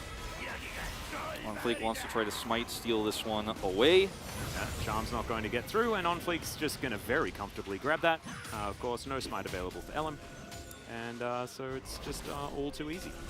This is basically Hanwha Esports doing the same thing oppositely here on the top side of the map. They have pick potential. I like that word. Yeah. Hoyt is going to get picked. Does manage to anchor his way out. Now going to return the favor with an ulti of his own. They do manage to get the ult out of Karis, who then escapes with a Justice Punch and is going to be fine. Ooh, Teddy. He almost pressed the button. I could feel it, but decides not to. No Killer Instinct this time around. It's Kwangdong. Just going to eat some honey fruit. They'll be fine. Teleport towards that bottom side. And it's going to be Fate. It's just going to continue that split push. Hanwha really... Okay, hold that thought. OnFleek in danger zone. Ooh, it's a bit oppositely of being alive, perhaps, as Teddy's going to pick up the kill. So, Hanwha Esports had a great start to the game, right? They were setting up really defensive positions. They were turning, kind of baiting aggression from Kwangdong Freaks, then turning it on Kwangdong. And now that they've gotten to a pretty nice spot in the mid-game, they're starting to kind of throw kills away, being too aggressive. They no longer have to be the ones setting up traps. They can actually just front to back and play longer fights and actually wait for objective timers. You don't need to be forcing vision control or walking into Kwangdong's wards. And I think that playing a more defensive setup here now in this mid to late game is something they certainly should look to do. Is losing Wukong here in a very critical moment before Drake fights is not what you want. No. Let's have a look. Fate just spotting on Fleek. And yeah, that Everfrost just as an insurance policy. Absolutely love it. You know, the other thing that's so cool about the evolutions of these two teams too is Kwangdong's vision control in Spring pretty terrible. Here, very nice. That vision control allows them to spot and kill OnFleek. So evolutions change as we're seeing the full power of these teams. Speaking of evolution, Wolf, thank you for the segue. Dudu is one level away from critical mass. Yeah. Which is very, very scary. It might mean that even if OnFleek continues to feed, it just doesn't matter because there's like a 16 plus Kale in the game. And Dudu is going to be very strong. I actually really like his reactions in team fights as well with the ulti, denying a lot of these picks that Kwangdong Freaks' comp is built to do. So looking forward to seeing whether Dudu can be the carry that Hanwha Esports need. Because as you mentioned, I mean, the momentum has moved back towards Kwangdong Freaks this game. And now they're setting up for a potential Baron. Yeah, and they're going to look to take this right before that third item comes through for Dudu. 16 is hit. Yeah, Dudu's going to get spotted out by Keen, though, who's now trying to make this needlework work. The ulti's going to come through. Can Keen actually do it? As the interruption was there on the ulti, the fight has erupted in the mid lane as well. I absolutely love Kwangdong Freaks covering for their top laner there, and Keen wins the 1v1. Yeah, a little bit of an early ult there from Dudu. Could have held it a little bit longer, but it's a close fight, but he's down now. They prevent him from teleporting into this Baron, and without the Kale, this is basically a freebie. Yeah, the ulti's going to come through there as well as Hoyt looks for that backline. Samdi's going to get knocked up. Teddy looking for more. The flash actually completely unnecessary from Samdi, but you can see the fear on the Hanwha Esports players. As Kwangdong Freaks, there is so much control for them now. Fate just using that last charge of the ulti, and Kwangdong Freaks will start the Baron. And if you lose Samdi here, you lose more than just the Baron. They're going to try to trade the Baron for a turret, not a trade you'll like, but it's at least a consolation prize for all the value that's now going to go over to Kwangdong Freaks, which is going to be that ultimate map control that Fate can utilize to then find further picks. He's got his Zonias now, the Void Staff obviously long completed. So he can go deep looking for these picks, and if you pick the Kale or force an ult out, for example, before these upcoming objective fights, you're feeling great. So Kane hides in the brush, knowing Dudu has to rotate through this path or teleport, and he avoids the ult here really nicely. And then you can't win this one, unfortunately, anymore. Kane's got just enough Q damage. Didn't use his stopwatch, by the way. Still had that available. Oh, it was a pillar denial? I love it. I love it out of Ellen. And then this fight over here is just a follow-up pick because Hanwha Esports trying to posture to look for a potential steal. Kwangdong Freaks aware of it with their vision control and force out another punish. Yep. Teddy, only a few more seconds left on the Killer Instinct for that one to be back up yet again. And now with the Baron, the threat of a Kai'Sa just coming out of absolutely nowhere and murdering you is very, very scary. He almost has Infinity Edge completed as his fourth item. and that just means this Kai'Sa will just tear through anyone. Double siege minions on this turret as well, and I don't think Dudu has any more levels that he can possibly get to save this team right now. He's going to get a little bit more healing off of his W. Yeah. It's not looking good, but at least they are able to group up as 5 and defend this turret. The mid push is real, though, as Fate does a ton of damage at this stage, even to turrets. And it's just going to push this one through. Guangdong Freak's not getting any sort of inhibitor damage done just yet, but the map control that comes with this is arguably more valuable than the standing gold in these turrets. So Guangdong Freak's still feeling great about this because in 90 seconds, that soul is basically theirs for the taking because Hanwha Life Esports will have to force their way through all of that vision, all of these control wards to get even close to the Drake. The Baron is actually perfectly timed to guarantee control of this dragon. And that means, especially after the Baron is slightly buffed as well, given the fact that everyone has more health, now Baron can get through that a little bit easier as well. Now Pillar goes down just to keep some control here onto Hanwha. You see how good Kale is also just defending pushes with that level 16. Certainly tears through these. Nash's Tooth now completed as well. See what Dudu goes for as far as 4th item, or whether we even get to see what the 4th item's going to be. Some resets to come through from Hanwha. So let's take a look at the vision control here that I was talking about around Blue Buff and the Wolves. You see that on the mini-map there. It's the direct path that Hanwha Life Esports will have to walk through to the Drake. There's one sneaky control ward next to the Drake pit that's still up for Hanwha Life Esports, which could be used by Dudu here if it's unseen. Very unlikely, but 20 seconds to go. Possibility of a flank. Oh, the charm is just gorgeous. Layering a CC with the Everfrost quite nice there as well, but on Fleek not one-shottable at this point in time. And does just bounce his way over the wall with his decoy. That's what he was trying to do at the Drake before. If you guys were being mean to on Fleek, stop being too mean, okay? So that Ezreal teleport value goes back and buys is here for the fight. They do not have that ward anymore. No vision here whatsoever. The trinket is down. That's not going to do it. Well, True Shot Barrage just to help. Thanks for the leash, I guess, is the answer. Is now Kane looking for more on Fleek. Just going to have his decoy murdered. That's fine. 3,000 gold to lead Guangdong Freaks, but Ocean Soul has now been picked up. They have control of the map. Just massive. 2.5 minutes before the next Baron is there. I'd love to see a little bit of 1-3-1 action here from Guangdong Freaks because they have both the Gwen and the Ahri. And Hanwha Life Esports can, even if you 4-man a push, deal with it fairly well because of the Kale wave clear. And you know, there's a top turret just up there for the taking here for Guangdong Freaks, but they're sticking more in this 4-1 unit at the moment, just trying to force a mistake out of Hanwha Life Esports. Baron buff is gone now.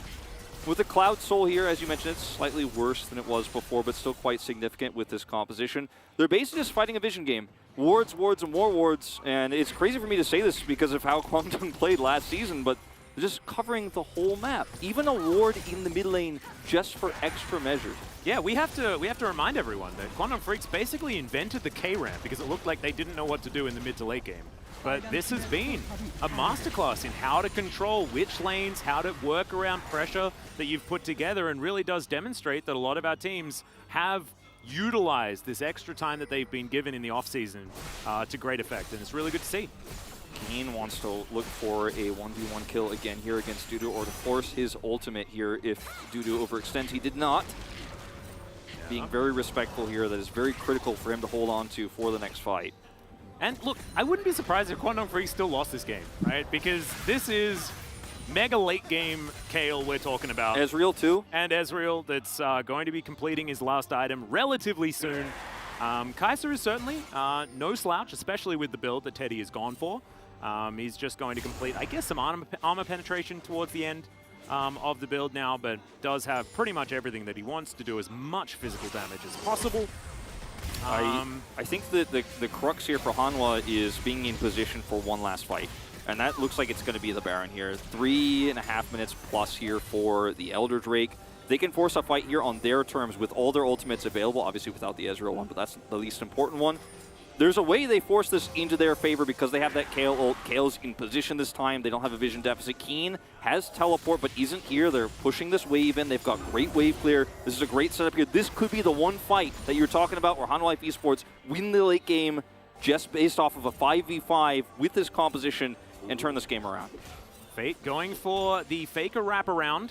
that we did see at MSI. He's going to get spotted here on the control vision, and oh dear. This is an Owen Wilson that may not necessarily survive in the end, as he's behind enemy lines like no one's business, but he is going to be able to flash and triple ulti away. And Keen is still pushing. I mean, Keen's threatening an inhibitor turret now. Hanwha Esports are going to have to react a little bit faster than this. Now, this pulls attention to the bottom lane, and Kwangdong Freaks get back that control over the Baron Pit. Keen still has teleport, and with no CC to stop him from coming in, he's in two places at once. Oh dear, OnFleek might die again, as, okay, Voidseeker not going to be able to find OnFleek this time, but thankfully he didn't die, but still, now it's more tools utilized in order to get them out. Karis doesn't have flash, otherwise everybody else does. There is still teamfight left in this Hanwha Life Esports team. As Teddy's gone back, he completed a Guardian Angel, so he can't just be one-shot in these fights. He play with so much more reckless abandon. You can see 4-0-1. He is absolutely huge as Elm, looking for an opportunity. Not exactly an engaged champion as the Thunderbird can put down these pillars. As now Vista caught out of position. He does have the ult, but I don't think it's going to be enough. The ulti comes through though. They dive on top of Teddy. He does have the GA, but the killer instinct's going to keep him alive as well. OnFleek now trying to fight this one out, and over the wall goes Teddy. He's going to pick up his first couple of kills in this fight as OnFleek is well and truly dead. It's in fact Keen that will lock this one down, and I have a feeling this game is done and dusted. Hanwha Life Esports going to have to look to Game 2 to try and pick up a win. The thing is, it's so difficult, Wolf, because they had the late game team fighting composition, but Kwangdong Freaks has outplayed them in the late game. And they had the late game composition. They did not utilize it well. They did not play their latter part of the mid game well. So they're just going to try to buy time here. Big taunt! A four-man taunt from Karis. Can he actually save it? I think the wallets say absolutely not. It looked really cool, but it was not cool enough. Hoyt is going to sacrifice himself for the good of the colony. Elm's going to do the same, but this Nexus is still going to die, I think. Samdi and 12, there's no minions here. They're finally stacking up. Vista's back.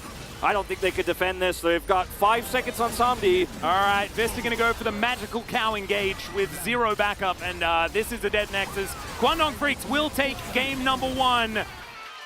And what Hanwha Life a game, Esports, though. not enough, yeah. What a game, though, to start off the summer season. Keen, phenomenal performance on the Gwen. I think his pick there on the Kayle bottom side, stopping Dudu, leading into that first Baron take was the most pivotal play they made to shift control back into their favor.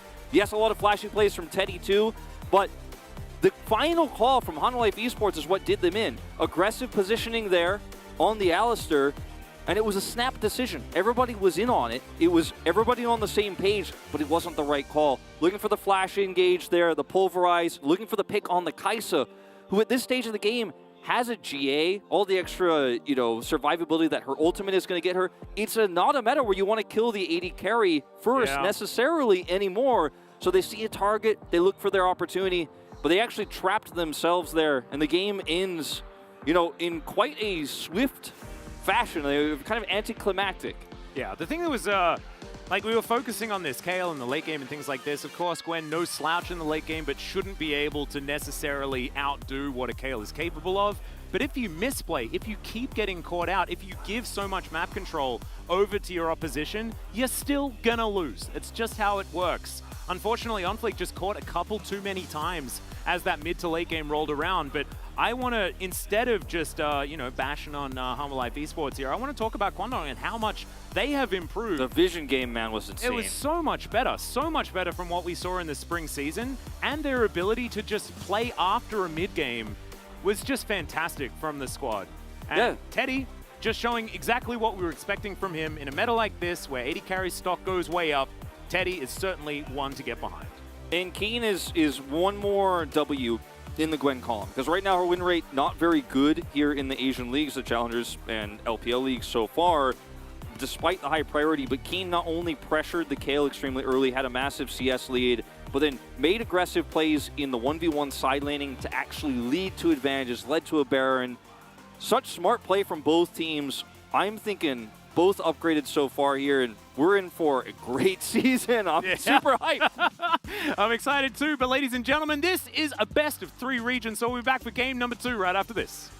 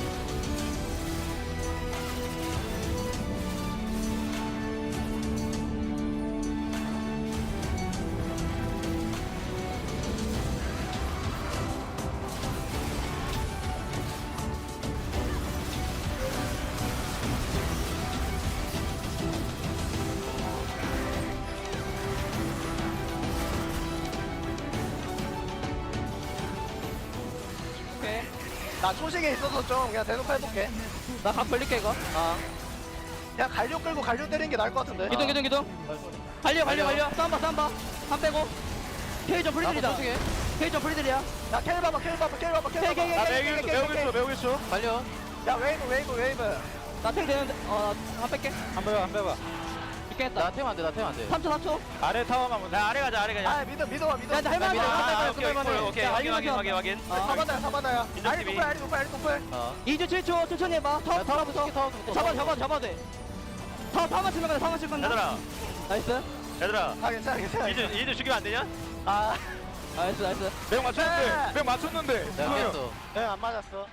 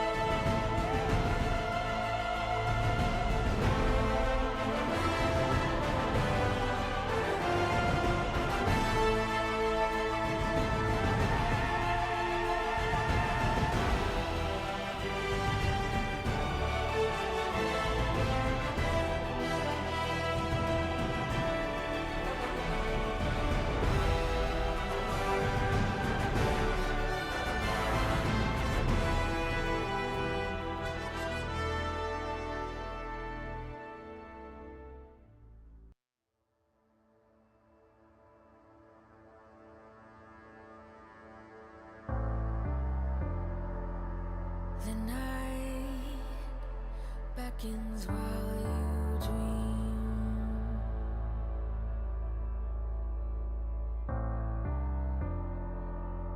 A life never lives in peace.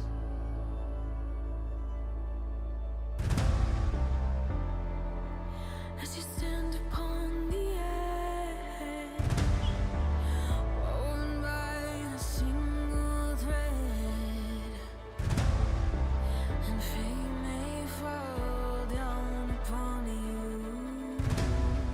while the devil is knocking right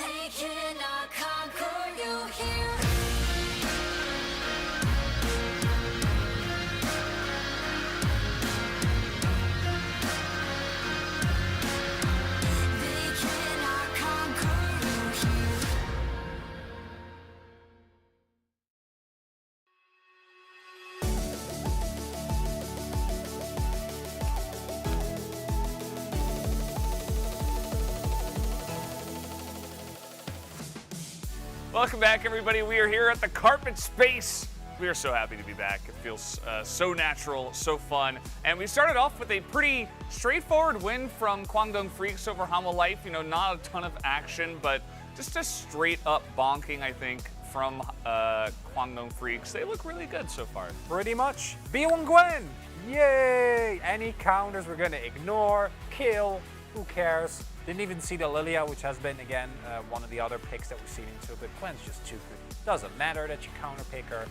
And it was really obvious as well, especially with the Jack spam coming through. I actually liked the Hanwha Life draft. We'll go into why a little bit more. Initially, I wasn't the biggest fan of the kill, and you were like, no, it's good. And you were right. We can talk about it a little bit later. But it is also no surprises, right? Like you see the Kai'Sa into the Ezreal pick that has worked so well so many times. In this game, we see it yet again. Why that Nautilus wasn't banned? I don't know. If the players in promo say he's a Nautilus one trick, like that's all on his team. On he his said team. it. like all of them. If you don't get rid of it in first rotation, at least do it in second rotation. Also, kind of the Galio, I like the idea, but Cars didn't look very comfortable on it. Very quick trigger finger on the ults, not the best in that regard. Yeah, I feel like Hanwha Life Esports coming into the beginning of summer, first test here, not the greatest. I think that not much has changed. You know, it is the first game, right? We don't want to overjudge, but at the same time, I think the draft was, you know, what they actually picked, I think was good. Like the comp felt good, but the bans and the other side, I feel like they gave a little bit too much, and then the play left a little bit to be wanted, I would say. So a bit unfortunate for Hanwha Life. They do have another chance here against Kwangdong. But Kwangdong, you know, they're the playoff team that we remember, and they look even better, so we'll have to wait and see how they do develop as well. Let's go into our first replay and see what we did have from this game. Because it wasn't all disaster, and when you have teams like Hanwha that are just, especially as the map opens up, are a lot weaker, it's nice to see moments like this, as Hoyt won in a kind of role of unfortunate hooks this game, not the best game that we've seen from him.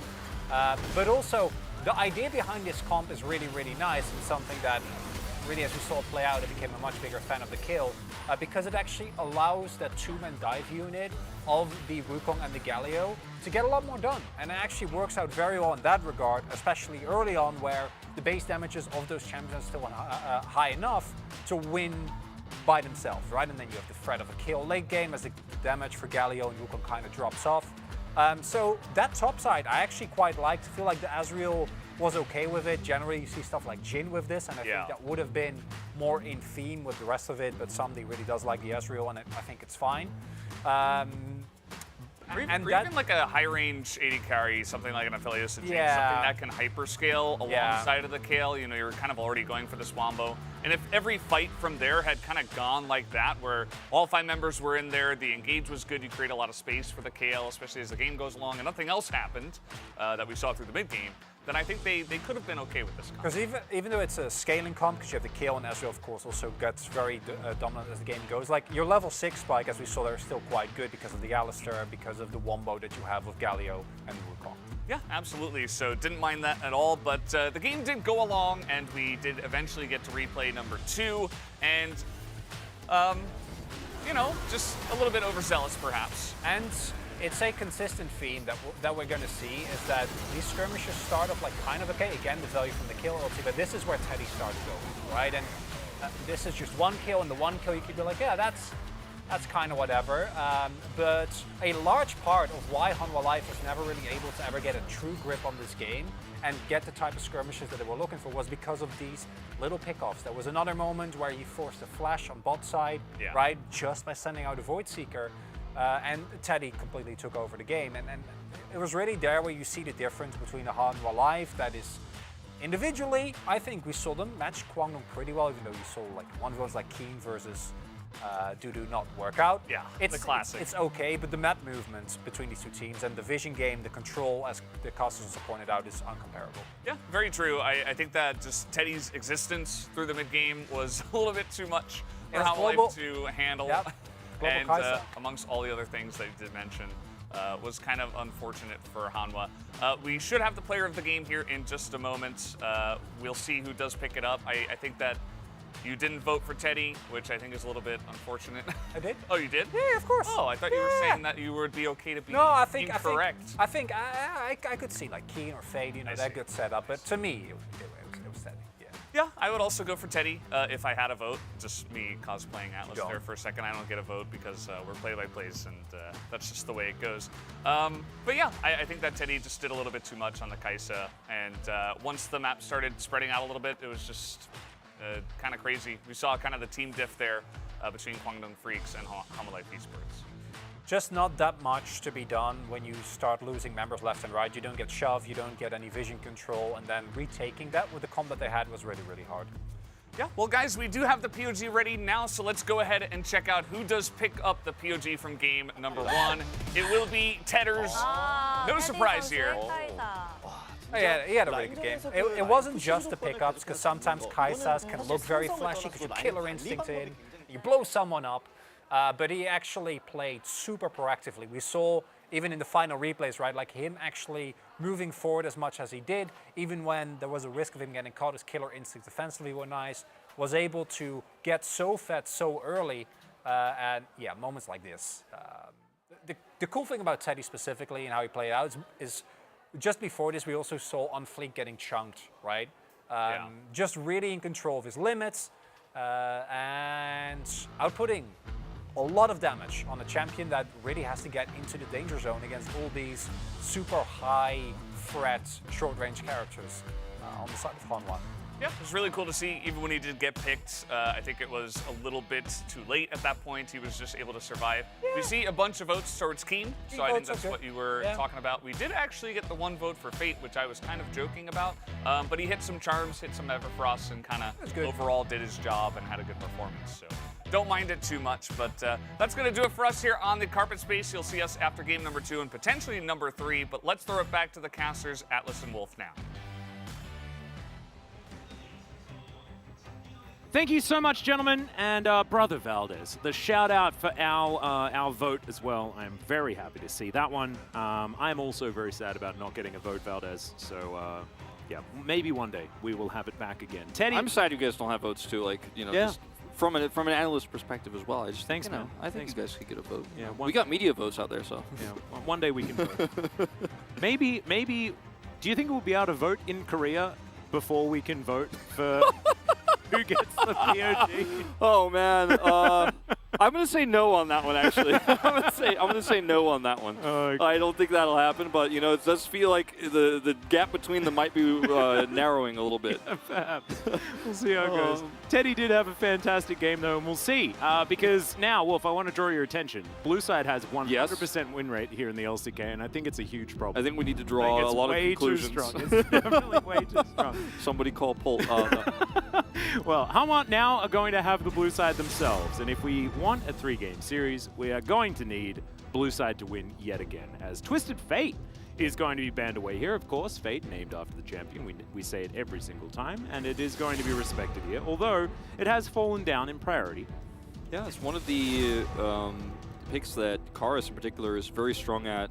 You know, his Twisted Fate, his Rise in particular, were the 2 champs that he could make big global impacts on. Obviously the Galio, we did see last game another global champion. This is Karis' playstyle, so he bans it away though himself, or Hanwha do, and Lucian taken away here. Surprised that Viego wasn't banned earlier on in the first draft. We'll see if he actually makes it through this time. This could be a strong first pick opportunity here.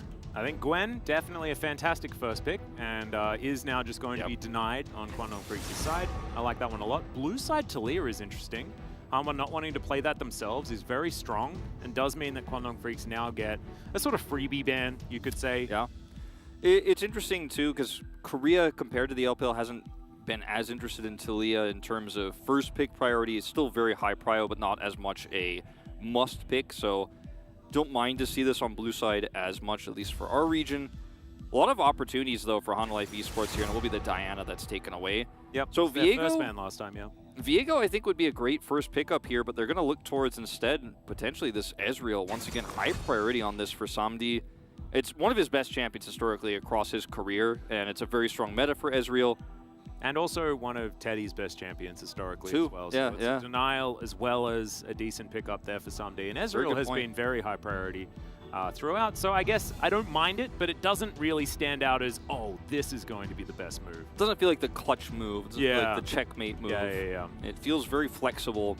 As we will see the Wukong change hands here and see what comes with this, because things like the Kayle are still very strong. Obviously, Gwen could be very annoying to deal with in the early parts of that matchup, but now Gwen's gone, so certainly opportunity.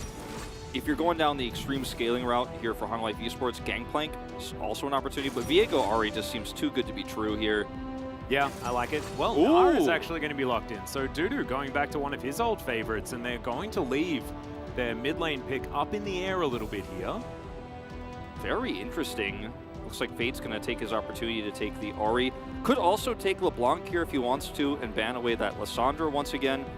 You know, Wukong Ahri still a very strong 2v2 to look for.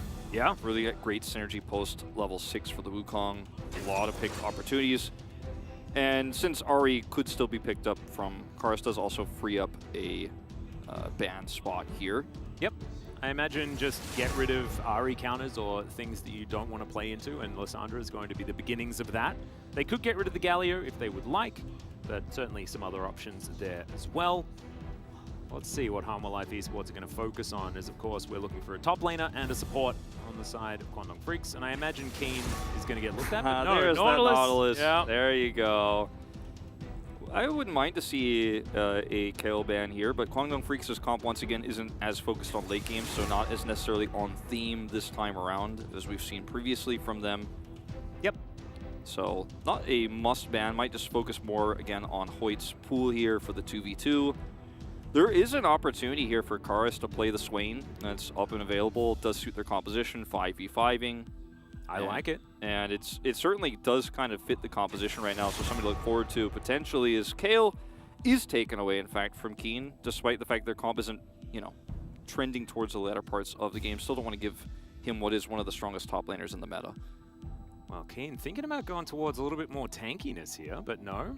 Sejuani is super strong right now. Yeah. And not only because of the resistances that she's gained alongside everybody else, super popular champion in solo queue at the moment. And it works well with this composition that's already kind of trending towards big, tanky, frontline, engaged, pick potential. Sejuani works with that so well. There's the Swain I was talking about. This comp screams Swain to me because you have so much CC, you have so many ways to slow the fight down and give Ezreal the opportunity to pop off. Yeah, Rakan going to be picked up alongside it as well, as now Hoyt is considering the Gragas. I do like that idea as well. We've got a lot of fun new options here, as the laning Sejuani could be coming in. Of course, it could be a Flex or a Wukong top, who knows. But the Swain coming in also. Having a look over in the LPL, it was a pleasure to enjoy some Doinby Swain earlier on. And he's certainly making it look like a completely busted pick. Yeah, the Imperial Mandate. The same thing, yep. We'll talk about that as we get into the games. Very interesting the way Swain is being played right now.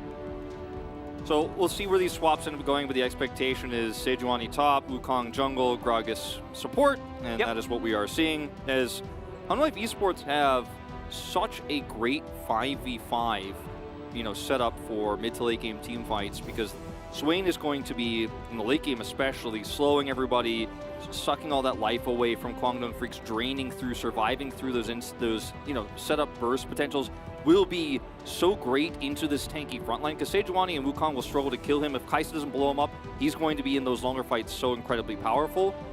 But as we saw in Game 1, even if you have the comp to play the late game, even if you have a comp to 5v5, if you can't execute on it well, things can fall apart. And I think that Hanwha Life Esports have once again taken a harder composition to pull off. So maybe the execution will have to be a little bit crisper this second game around. I do like the draft a lot, but it's going to be about who's piloting these champions and how well they work together. Yep, and it's a very similar situation to last time, right? Because we actually did quite like what Hanwha Life had on paper. It's just the execution that was a little bit lacking. This, I actually like this more out of Kwangdong than what I saw in their first game. So this, if you're a Hanwha Life Esports fan, should scare you just a little bit. Kai'Sa Gragas has been one of my favorite bottom lanes for a very long time. The sort of body slam setup that you can get for that duo, especially if ganks are incoming, is very, very scary.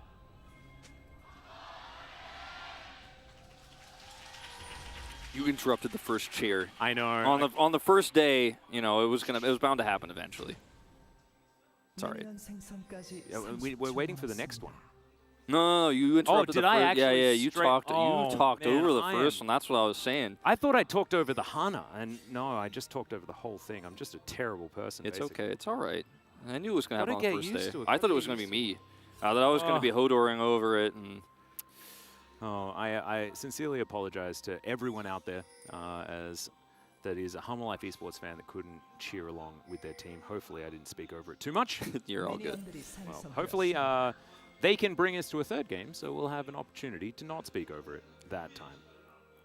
So Imperial Mandate for Swain is a really interesting conversation, and I think it is one that we will have this game because he does later on build Rileys, and if he gets to, you know, 3 items, has his Rileys completed, and is on top of the tanks in the front line, those Imperial Mandate stacks are going to get procced repeatedly. The front line goes down. Teddy's not going to be able to dive in very easily. He becomes impossible to kill. Then you have Ezreal just flying around the team fight, shooting Mystic shots at everybody. There are a lot of AD carries, I think, that would have worked arguably even better with this comp, but obviously they first picked the Ezreal, so, you know, you don't get to change your comp after that and go, oh, okay, we ended up with a Swain comp. Like, maybe we would have liked Jinx here because she can get those resets, but still, you feel very good, I think, as Honda Life Esports about your potential for this comp to play together well towards the latter parts. Yep, King going for an engage. Vista doing the same thing, though, as Teddy's going to answer back. Of course, Hail of Blades helping him out in this early stage, but it is still going to be a decent trade there for Humble Life Esports. Vista, of course, has been very practiced on this Rakan throughout his career. But level 2 is going to get gained by Kwangdong Freaks. That will give them a bit of extra control. That's a fantastic Void Seeker there as Samdi takes a fair bit of damage, but the Arcane Shift turned it around. Teddy has been ignited. The flash from Vista. One more auto, and that's going to be first blood in the 2v2. Humble Life fighting back.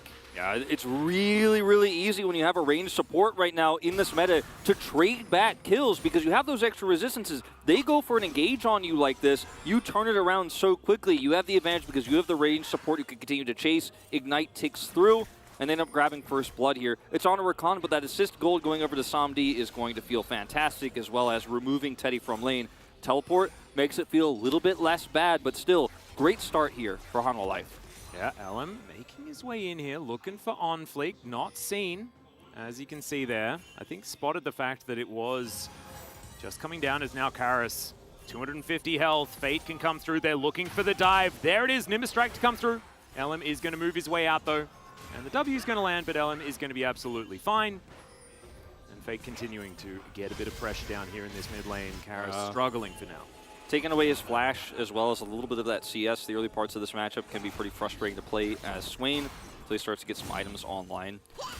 Speaking of early parts that could be frustrating, the Sejuani part of this matchup doesn't feel great, but if you have a Wukong come up there, you have so much kill potential. Whoa! That's a flash forward. They're still looking for it, and that is going to be that. It's a decent little stun, but LM's still going to be able to make it out. That's a root, sorry, not a stun. Some people get upset when I... Well, you know what? He was unable to move. You know, he was quite stunned, as we all were when that flash came over the wall. I was stunned. That might have been what I was talking about. Let's have a look at this one more time. So, look, Body Slam comes through. You have the follow-up barrel here. Kaisa, though, steps too far forward, looks for one extra auto, even though it's not lethal. So a bit of a misstep here from Teddy. And like I said, the ranged damage you have here as the Rakan is so useful.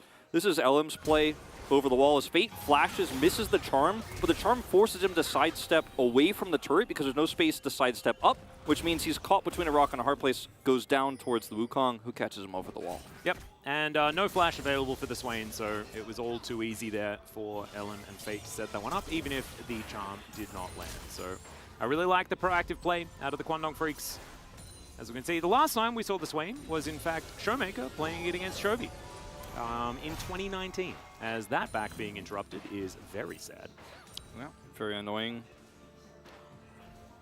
Where's he going? He's going to grab a ward. Okay, I was like, there's no play to be made elsewhere up on the top side. Didn't realize he had that ward active. We'll grab some extra information about the Raptors. Popcorn chickens are available. That is what I can report from what that ward has found out. In terms of the summoner spells, going back to that Sejuani discussion, Keen did take the Ignite, which is going to be, you know, very useful in fights against the Swain, in, you know, some of these earlier team fights, but more importantly, can threaten the Gnar Yeah. And the wave is in a great spot for Dudu right now. He's really actually making himself quite safe up there on the top side of the map. Grabbed a call too. He's like, no, I know what you guys are planning with this Wukong, Sejuani, all the CC. Not gonna happen to me. Well, still no flash for Karis, which is why LM can lie in wait. Of course, can get relatively close as cannon is going to be taken. Hoyt just pokes his head out of the brush there. And Vista moving on in. Will be able to at least scare the monkey away for now. But, okay, he's going to be all right. So now into the walls. Keen's taking a fair bit of damage. Arctic Assault coming down. Permafrost can be pretty useful there and is just able to soak the damage. As now Ellen possibly out of position. He's trying to turn it around. Only level 4 here is now Fate looking to try and catch up. Great Orbit Deception, but doesn't get the true damage. But it's just the ulti for the finish. Keen coming through with a lot of damage there is now Fate looking to try and turn this one around. It is going to be Dudu picking up a kill though. Hoyt trying to make his way out. And Dudu's hyper procs are just ruining the days of the Kwangdong Freaks. Another one comes through for the kill. As the Demon Form coming on out there, Fate trying to do some work, but Karis getting back to safety. Karis in such a rare amount of, I mean, the ability for him to actually do damage there seemed impossible because his positioning was so far away from the rest of the team. It looked like Hanwha Life Esports had overextended there, but when he actually got his ultimate off as he hits level 6 before this, look at how much damage he does in this extended fight. So this is all planned from the beginning. They want to engage onto LM, even though the rotation from the top laners comes down here. Look at Karis. He's so late to this fight.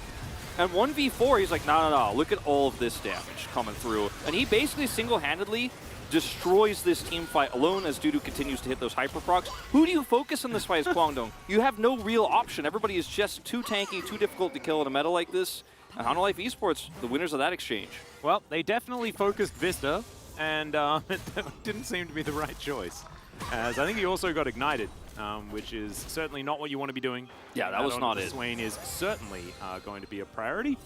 And I wasn't focusing on the Swain because he was just standing there. He was so far away, too, at the beginning. He's like casually just going to walk up and press R, and we win the fight. Yeah, and that's exactly, basically, what happened. With no items, he's like, nah, it's cool, I'm Swain. Well, now they're 1,000 gold ahead. On Fleet going to look for the first Drake of the game here as well, as this mountain is going to be taken down. Samdi just going to help out just a little bit. Breaks a blast cone, and it is just going to be Hanwha in a fair bit of control.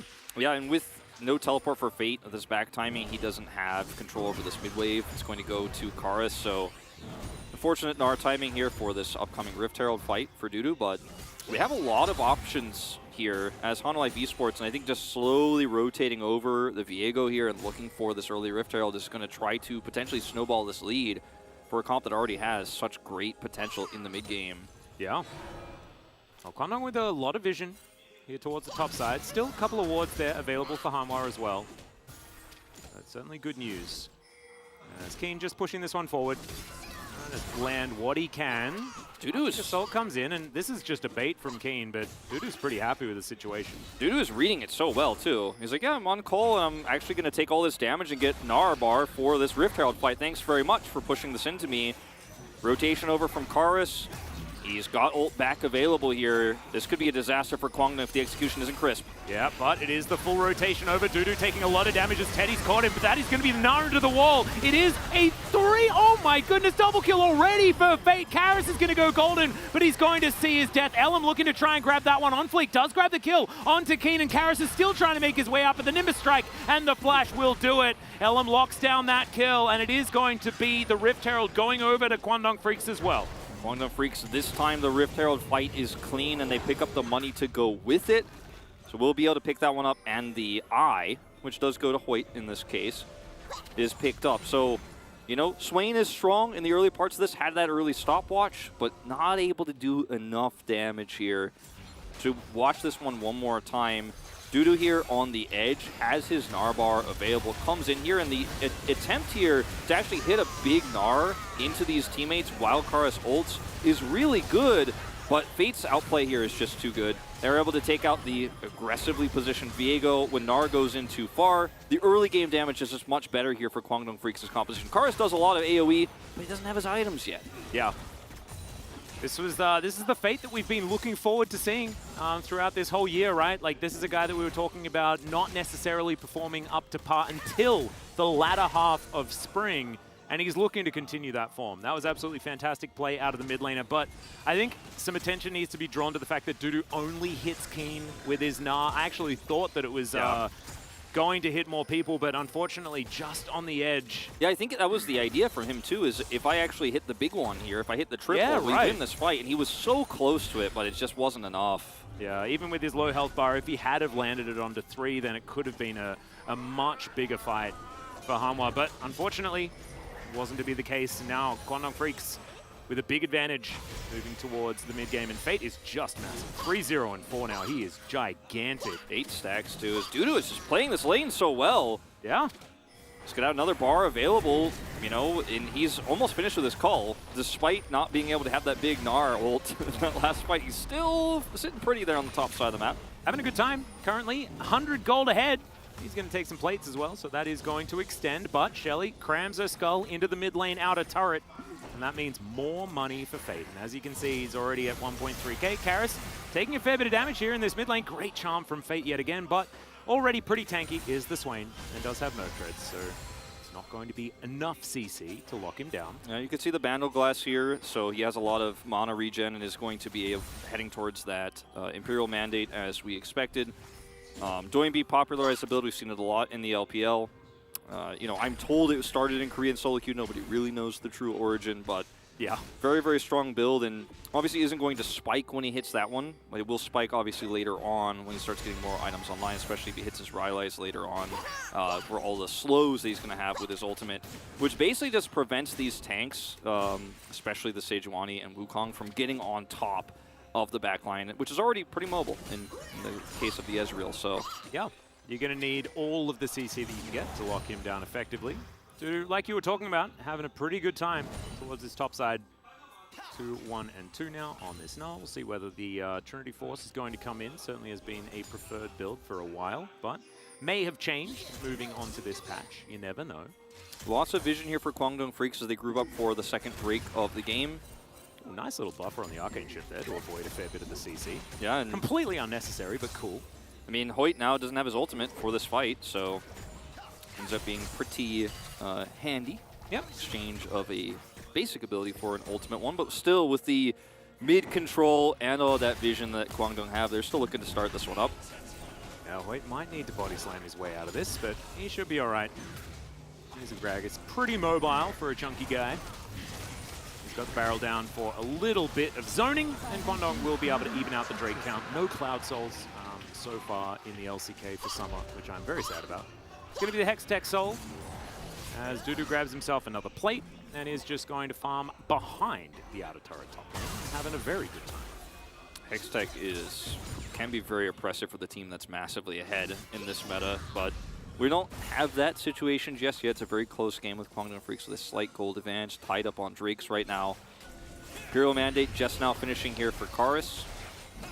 So we're going to add a lot of extra damage to this Ezreal in upcoming fights. Yeah. Kraken Slayer Viego, by the way. I really like that considering how much CC they have for him to really pop off in these fights. Yeah. Especially when all the slows start coming through from Swain later on. Going to be pretty massive damage output. I like it. It's a cool little idea. Bit of an adaptation from, of course, the change to all of the extra beefiness that everyone has after the mid-season. It's just going to back away from Hoyt, though, who's just getting himself in here, looking to see what's going on, spotting out whatever vision is available here for Hanwha Life Esports, and the answer to that is not a whole lot. As Kwangdong, once again, moving towards a mid-game and continuing to get more control of the map than what we're used to from this team, which is cool. Yeah. Big rotation over here from Kwangdong towards the bottom side of the map, trying to catch somebody on rotation. Going to clear away some vision here. This opportunity is given to Teddy with this. Like they trap Somdi if he's trying to go over here in a more greedy location. They get deep vision, worst case scenario, and then they also allow Teddy to take out a turret. As rotation-wise here for Hanwha Life Esports, they're heading towards the top side of the map here, but Teddy goes unanswered, still has teleport because we're living in the teleport AD carry meta. So yeah, Teddy is actually like, okay, I'm winning all the lottery tickets right now. That came out weird. He's got all the right numbers on his ticket right now. Yeah. I was like, you can have as many lottery tickets as you want, buddy. You just need to have the right. He's got the right numbers, all right? The number is 1 teleport as he makes his way towards the mid lane. And now Kwangdong Freaks are set up for a Rift Herald fight that could ensue. We have a K-Ram situation here as Keen off to the side. Does have the ulti available, and that's going to come out there as the Everfrost comes in as well. Karis just knocked back into his team, and all the zoning from LM, just fantastic. Flashes forward, cyclones everyone, and no more Swain for you, Harmalife. Takes out the most important target first. Remember, you can kill the AD carry in this meta, but don't have to. Dudu's got the Naba. The Wallop's not going to connect, though, as Fate. He's feeling himself here today. Feeling great. Just Samdi and Vista pushed away, and that's the second Rift Herald going to Kwangdong Freaks. A much cleaner journey this game around to having that mid-game control. Both Rift Herald fights set up very well. Fairly close there. Yeah, somewhat close. As, you know, Drake spawning in 2 minutes, no counter objective for Hanalife Esports to take. They get the Constellation Scuttle, but... Yeah, I was going to say, actually, I feel like we've been watching Onfleek take Scuttles after losing teamfights so many times this series so far. I don't know why. It's just, it's really interesting. Oh, here we go. We get the cool look. So, Prison flying forward. Yeah, really important one here, and then the follow-up damage is amazing. The cask completely isolates Karis, who's already broken his stopwatch earlier on in the game, so doesn't have it. His Zhonya's getting closer to completion here, but very much a set play from Kwangdong Freaks. Now they're going to go ahead and look for top damage here. Fate, who's so ahead in this game, going for his second item death cap. 2 rods online can burst this turret down so easily. And I thought that was the Harmalife Esports tagline, as Karis looking to try and get out of there. LM, I don't think he's going to be able to escape this one, but he's staying alive for a relatively long time. Keen comes in looking for Karis, but I think this is exactly what Karis wants. The ulti's doing so much work. The Ignite is down on top of the Swain, but he's made it out to relative safety. Onfleek looking for the flash after and does find the Heartbreaker. Teddy, can he get into the fight as he does manage to ult forward, but now he's 1 versus 4.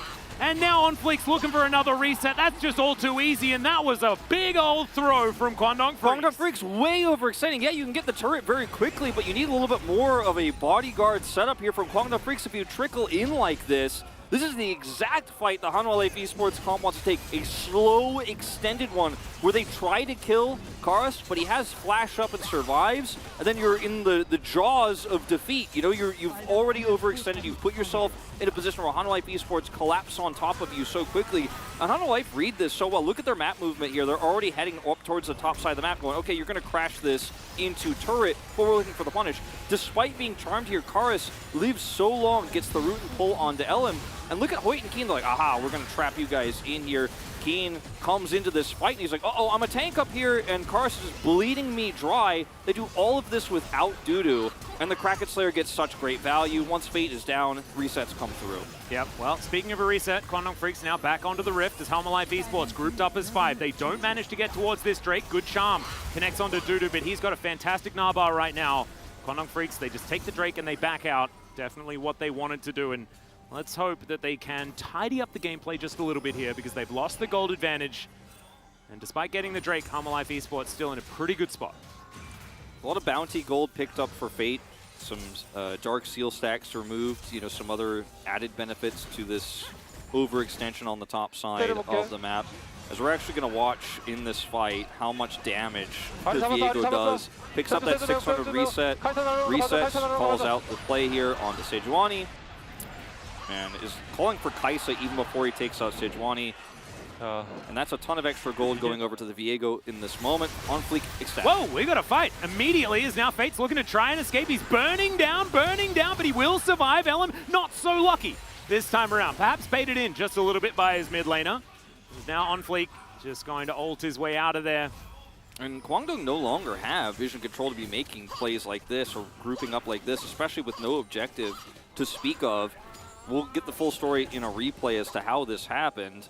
So Kwangdong are actually trying to wrestle vision control back here on the bottom side of the map. This charm goes through, and this is from where we picked up, where Fate is already dead in the beginning of this fight. LM taken out. Fate barely survives, but just trying to wrap back around, get that vision control over an objective, mind you, that doesn't exist. Yeah. But they're punished for it. Now we've got big advantages around the Rift here for Hanwha Esports, namely Dudu. They're on the top side of the map now, completes his Black Cleaver, does have his Trinity Force already online. He's 50 CS ahead. And of course, this is a Sejuani, right? So you're not exactly going to be that split-pushing king that Keen is often, you know, finds himself in the position of. And he's down 2.4 thousand gold. Same to be said of Ellen, right? And yeah, when you have great setup for your Viego to pop off with all that increased damage that Kara's going to be putting off in these fights, you're going to be able to do so much. I mean, he also has Dead Man's Plate at this stage of the game too, so he can get backline access or just pop off on whoever he crashes into first.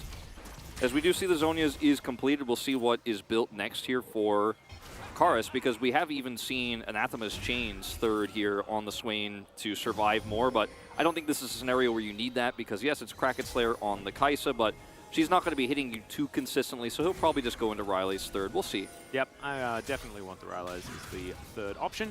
Fate has been sitting on these 2 rods for what feels like the entire game, wanting to complete that Rabbidan's death cap pretty quickly.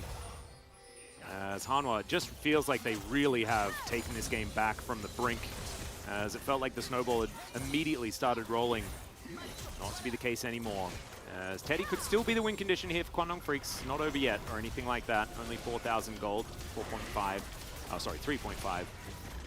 I do love the line of vision that Kwangdong Freaks, even without map control, draws on their side of the map. You see all those wards from the top Raptor camp there to the control ward that's in the brush down at the bottom of the river. They have a nice line that prevents Hanwha Life Esports from getting too deep without them knowing about it. It's not too impactful right now, but it's kind of like one of those moments where Kwangdong Freak is like, remember your training, okay? Like, let's not, we lost control of this game, let's not like drop the fundamentals, let's still keep some defensive vision here. We can win this game if they make mistakes or botch their team fights, because we've seen that already once in this series. Yeah. Just play it safe, play it slow, had a nice lead, it's not over yet. Certainly isn't. On Fleek, though, looking to try and make it a bit closer to over as Fate looks to try and ult his way out. On Fleek's in a bit of trouble as Fate dives forward one more time. There is a lot of mobility here on Kwangdong Freaks, but now it is on cooldown, at least in Fate's case. They're backing away. Hoyt does have his cask available, so always a very scary thing to operate around here. Just going to keep vision control, or rather minion control in the mid lane to get that prio for this upcoming Drake fight. Kwangdong Freaks better set up for this. Fate does not have teleport though, so this may be short-lived because they're trying to hold on to this with a 4-man group. You can see as well Teddy using that supercharge in order to avoid vision, making sure that he stays in the fog of war as much as possible. Hanwha though move towards this bottom side river, get themselves grouped up as 5, ready to get in here. Fate still without an ulti, but it will be up pretty quickly. Void Seeker connecting. Life. They are so scary, man. This teamfight comp is ready to go. Dudu with that Naba almost prepped. And Elam, I mean, he's on the other side of this Drake pit. He can go in, but he doesn't have very many items right now, so I don't know what he's trying to flank for. Like, his opportunities are so limited. They have to try to burst down Karis somehow. He's got Zhonya's. Well, there we go. He comes forward. There's the barrel. They're once again going to try and get Karis, but that Zhonya's, like you were talking about, now completed as the Nara into the wall. They're just looking to get that one pick, and they do manage to secure it.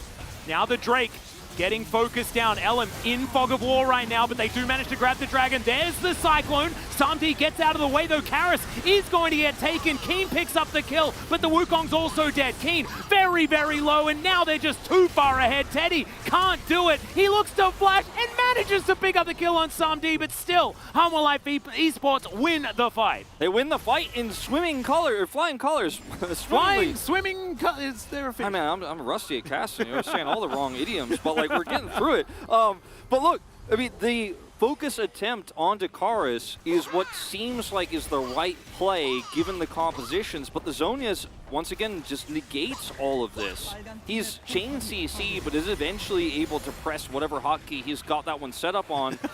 And once it activates, the fight is over basically, because look at where Kwangdong Freaks are on top of him here. Hoyt flashes because he knows at this moment when the Zhonya's is pressed that this team fight is absolutely over. He's dead, and then Hanwha pull off of chasing Kwangdong Freaks here a little bit long to grab the Drake, which gives Elam that flank angle.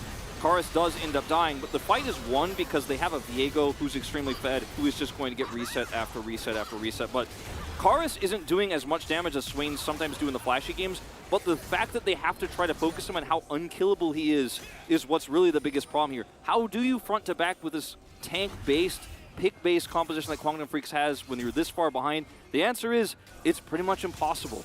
Yeah.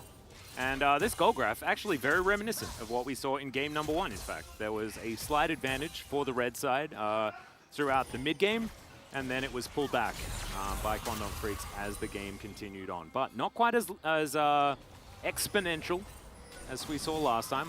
A few more hiccups, some more opportunities for Kwangdong Freaks this time. We'll see whether they can capitalize on them. 14-10, more kills this game than we saw the first time. That seems to be working out for OnFleek very, very well as Teddy lying in wait, constantly looking for that opportunity to ult in, grab that pick, and get some more control here for Kwangdong Freaks. OnFleek is so scary when he has his ultimate available right now because he can blow somebody up so quickly if any CC goes off. They're trying to catch Dudu here, but Dudu's just playing so respectfully, which means that, you know, despite Teddy's best attempts here, he's really not farming a whole lot, he's not defending a whole lot, and killing this turret against a level 15 Gnar is going to be pretty tough. As On Life are like, okay, I'll trade a turret for a Baron. They can do that, but there's double teleports available here for Kwangdong Freaks, as they do look to try and brute force this, but it will need to be an Arctic Assault out there for Keen. The Baron down to 50% health. Kwangdong Freaks, they know what's going on, and those double teleports will need to happen. Ward goes over the wall. They do get the information. It is a conservative teleport to come through here from Teddy. As now OnFleek, he does have to smite to keep that health bar up, as now Elm diving on forward is not exactly the best ulti that we've seen, but he gets the Baron, and that is going to be enough to redeem the play. Charm not going to connect onto Dudu, but now Hoyt, he might be the sacrificial Gragas, but I think that that's absolutely fine. But this only stems the bleeding here for Kwangdong Freaks. It's a steal at the cost of 2 players' lives, which gives additional gold. And what you normally gain from a Baron, if you can win it very strongly, if you're actually able to secure a Baron, is vision control. If you steal a Baron but then lose 2 players, you're probably not getting that vision control anyways, and you're going to have to face all these waves. It's going to be a while before you can get back on the map, but it could have been worse. Teddy, you know, committing teleport here. Very conservative one, as you mentioned, did not go deep into that fight, so wasn't there very quickly. Life Esports played this so well. Dudu stays back under turret, plays defensively, still is able to rotate over, and they start the Baron on the opposite side of the map.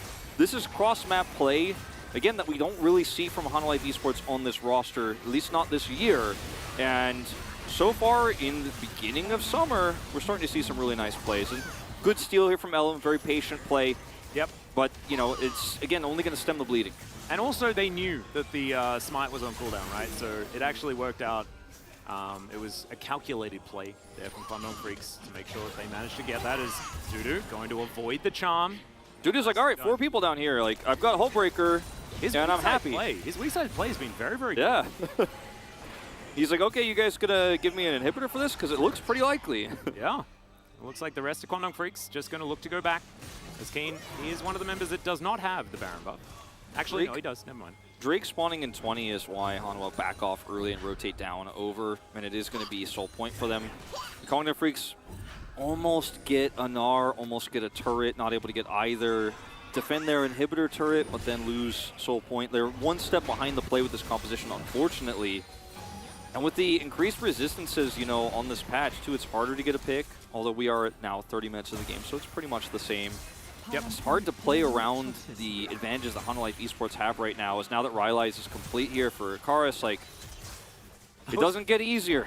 Yep. I was confused about the Baron buff, because Bristle's too big.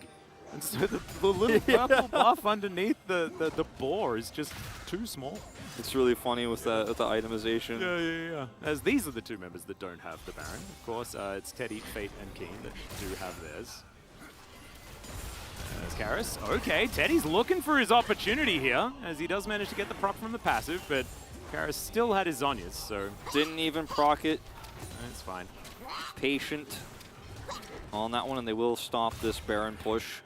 1,500, pretty respectable considering the state of the game here for Kwangdong Freaks, and it buys them time, but their composition is not a, oh, if we just survive until 40 minutes, we're going to be fine. Like, we've kind of already passed that sunset of their composition, so it's just going to have to be proactive plays, setting up for team fights around this next Soul fight or the next Baron that happens in 3 minutes.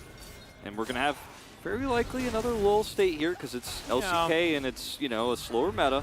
And we also like to, we ease back in, right? You know, and having a few extra lull states is definitely exactly what we're looking for. I think we definitely get, since we already had the swap bug, we're having 2 lull states, no Cloud, Cloud Soul yet. We're definitely gonna get that. We're gonna get an in-game pause today, 100%. Oh, I hope so. I wonder when the in-game pause is going to happen. It might be in our next series. We'll just have to see. Could be in game 3 here. On a life, push it there. Yeah. I mean, that's where we're looking to be heading right now. Summer Life Esports looking to claim some extra control. Teddy with his Lord Dominic's now completed, going for a more conservative build here. No 4th item Infinity Edge this time. Wanted to make sure that he cuts through the defenses that haven't necessarily come stacked through. I wanted to talk about Dudu's build here, going for far more of that split pushing Gnar, and I actually really like it. Kwangdong Freaks, their composition does have that frontline tank in the Sejuani, so playing more for side lanes certainly is something that a Gnar can do pretty happily. Yeah, Cleaver is so great against Sejuani. Also, when they're committing to try to find plays like the Hullbreaker resistances, despite the nerfs, like it's just so strong. That's why he survived so many of these attempts. Fate. Yeah, taking a lot of damage here. As the charm actually blocked by the siege minion. Fate's gonna have to go back now. Really unfortunate for him. His lack of teleport, you know, despite its power against Swain and Helena. Hold that thought. Yeah, Dudu taking a lot of damage here as Teddy flashing on over, looking for it. Can he actually catch up is the question. He needs a supercharger. He just has the Q, and that's going to be enough as they lock down the kill onto the Gnar. Can Harmon Life Esports get anything on the opposite side? The answer is no. They get the inner turret, but that is it. But this is like 55 seconds towards the Baron. Yeah. That is about how long Dudu has before he's going to be spawning again. Does have teleport, though. Luckily, yes, he does have the teleport. But what's awesome for Kwangdong Freaks is allows Teddy to split push. We talked about earlier how you could side lane a little bit with a lot of AD carries in this meta with the teleport coming back through, which again has seemingly been more LCK of a thing than other regions. But it's so powerful when you're Kai'Sa in this moment. Be like, okay, I can force some reactions down here so we can then get Baron vision control, so it's harder for the Gnar to teleport in. As this is the first-person view from Teddy, as he flashes the wall here, a Delasher. Yep. Looking for the kill. Does have a trinket in the bush. And despite the scanner, he's not able to get away. And he's like, I'm pushing bot, I'm pushing bot. Yep. And he's like, you guys, you can do it 4v4. It'll be okay. And that was absolutely true. So nicely done from Teddy. He does have a lot of money now.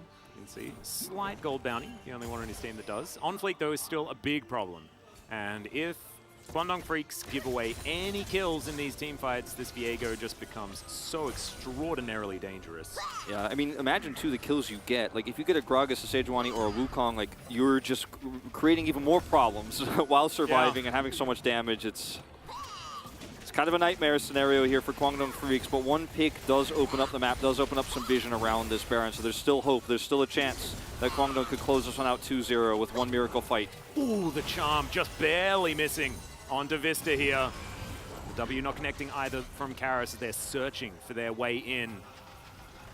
Split push not in effect right now. As you can see, Dudu's still just looking for a bit more Naba, but I like that he's keeping it just below 50% so that he can start charging it and not have that one run out when he doesn't want it. This is the moment where Karis actually gets to get insane value. He's level 16, has his Rylai's. They have positional advantage here towards the Baron. They're going to actually look to instead go for the easier target of the two, which is the Soul. Kwangdong have to force their way through this choke. Everfrost is decent there from Fate, actually avoiding a lot there as Teddy gets out of the way of the True Shot Barrage, but it's a few options now, not available. Can't go through here. As Fate's decided just to make a bit of a drive-by. Ellen's going to do the same thing. Kwangdong Freaks trying to contest this. They're not going to be able to get the Drake, but let's see whether they can actually win the fight. The Zonya's now on cooldown for Karis. Cyclone from Ellum in the backline, but he's fighting his On-Fleek, and On-Fleek's way too big. There is no way Ellum's going to survive this one, and he is just going to have to get the heck out of there. Decent little pullback there from the E of Karis, and Harmon Life Esports take the Drake and get a kill. Now, this is going to be the Baron as well, because you get a kill, you have control of mid-wave, and the Hextech Soul got value immediately in that fight. The second it was taken, as Karis goes into his Zonias and he's pushing his way through. The moment that Kwangdong Freaks couldn't spill through that choke, it was checkmate on that Dragon fight. There was no way they're going to be able to win it. They tried to force it anyways, because you can't give Hextech with triple Drakes over to Hanwha Life with this composition. You've got to try something, but it was basically unwinnable. Nice interrupt here onto Teddy. Yeah, definitely bad news for Kwangdong Freaks. It is getting harder and harder to win this game for our red side team. So look, Life Esports with a lot of tools now. They couldn't get through the first choke, so instead they try to use the Hextech gates to actually get around. So Fate's on the back side, but he's so far away, he can't get on top of Karis to charm. The Zonius blocks the charm perfectly here, and Kwangdong have to try to contest, so Elam goes over the wall. He's stuck on the wrong side of that fight, and then Karis is just draining the tanks. The Swain was so perfect in this composition at this stage of the game. He's basically broken. Yeah, and Dudu just like straight whiffs his ult, but it just does not matter because Swain stands there in amongst everyone and just does not mind at all that whole situation. Karis now with Ghost online, of course unsealed spellbook, so he can have about anything that he wants, but he's going to be even more mobile. His flash is up. In fact, it's only Vista and Dudu that are missing their flashes. Life Esports now with the ability to push basically wherever they want. Dudu is going to be in that mid lane, going for a bit of a 4-1 here. And Hanwha will be able to take this inner turret very comfortably. That is all of the inners now taken down. I mean, this game right now, like we had a lot of moments where Kwangdong, that pick onto Dudu, for example, where they got a little bit more map control. They pushed with Teddy. Very careful, Keen, very careful. Yeah. This game is basically unwinnable now. Like, there's no chances. You're not even going to get that Elder fight because the pushing power here with this Baron is too strong. We're 37 minutes in. There's so much range damage here with Samdi who just keeps hitting the hula hoops. And, I mean, I don't think Kwangdong Freaks necessarily even survive this push. I don't think they get another team fight. Going to be more conservative, though. Hanwha Life Esports down a game in this series, take 2 inhibs, and we'll back away. Yeah, we got a big zoom in onto Karis as well. This Swain has been so powerful this game. And Kwangdong Freaks, they lose 2 inhibitors, mid and bot, and no response. Hanwha Life Esports will back away. They're not going to go for any more, not going to siege any Nexus turrets or anything like that, but this reset is going to give them so many items. It's been such a clean game from Hanwha, you know, like the team fight execution not as great in game 1, but games like this for Hanwha give me hope that we will not just see them, you know, the 10-ton weight at the bottom of the standings again this season. Like, we're already seeing a more exciting team that's making better decisions. The coaching staff change is clearly working. Yeah. Hoping they can continue following through, right? There were individual mistakes that cost them game number 1. And Kwangdong Freaks now, they still have a lot of pick options. If anyone's out of position, the amount of capitalization is certainly going to be high, as Onfleek has found LM. He's not going to be able to get this wraparound. Hoyt throws out the ulti to try and get some work done, and now Karis, he's going to get charmed up, goes into his Zonias very quickly. Now Keen trying to lock him down. Great Nara into the wall, though almost everyone is just locked down. Nothing they can do. It's a double kill for Samdi. Make it a triple, make it a quadra. Straight out of the gate, it is only Fate remaining, looking to deny the Penta, but he will not deny the end of this game. And we are in our first series of summer, going to 3. What a beautiful game from Hanwha Life Esports, start to finish. This time they stick the landing, and it was just phenomenal play around the Swain here. Buying as many elixirs as he can. Fate is, nothing he can do. That is going to be Hanwha Life Esports evening up the series.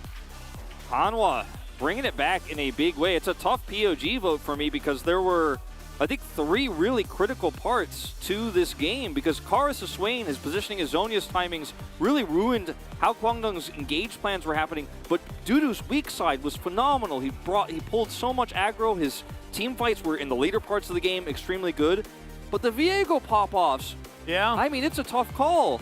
I'm going to keep it a secret. The entire top side, I think, is up for grabs. As far as who can win that, I know who's gonna win it, but I made my own choice. Okay. I mean, I think my vote would be for Dudu, but I've been banned from voting, so that's never going to actually count for anything. I think there will definitely be some. He played Swain, and it's been over 1,000 days votes in our camp, but look, it was a really good comp. I think the Sejuani pick looked bad in this isolated game, but in reality, I think it was supposed to try to snowball that lane a little bit and put the Gnar down, and Wukong Sejuani can really do that to a Gnar early if the priority is there. But they instead put the focus on trying to kill Karis in the early game. They forced out his flash early, forced out his stopwatch early, but they could not stop mid to late game Swain from popping off. And I think if they had put more attention on stifling Dudu in a lane where he's going to just basically hyper-proc repeatedly over and over and over again on stage 1, then the damage numbers look like this, and On Life Esports have a comfortable route to the mid game. Well, they 100% did. I think that there was a little bit of an issue at about 17 minutes. As you can see in the goal graph, it is indicated there. But going for that team fight around, I believe it was the Herald, it was the Shirley fight, you don't need to force it around that one at all. So that might have been where things went a little bit awry for Kwangdong Freaks, but Humble Life Esports, they capitalized beautifully. That man on your screen right there, on fleek, redeeming himself after a pretty disappointing Game 1 and coming back with a fantastic performance in Game 2. We'll see whether it's going to be Kwangdong or Humble Life that managed to take Game 3.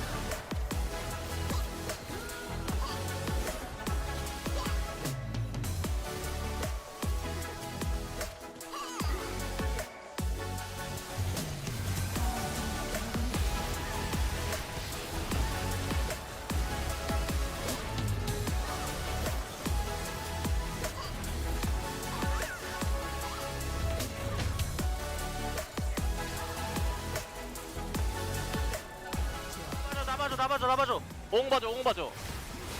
이리 와봐. 저 옹, 재훈이. 아, 괜찮아. 괜찮대. 싸워. 이게 해줘. 카이사. 미안해, 잡아. 카이사 잡아. 끝내. 나이스. 펜타는 안 될 것 같은데? 펜타. 나이스 했다. 펜타는 안 될 것 같아. 바텀라인 가져가자. 펜타 한번 가자. 되나 근데? 개막전 첫 펜타 가자. 나 세대만 내가 해줄게. 뭐야, 펜타야? 세대 맞아. 원래 세대. 펜타. 내가 먼저 받을게. 네, 존야 있을 거. 야, 근데 존야 있어. 안돼. 하지 말자. 아, 존야 있어. 하지마. 나도 먹는 거. All your lives you have chased your own destruction. At long last, I am here.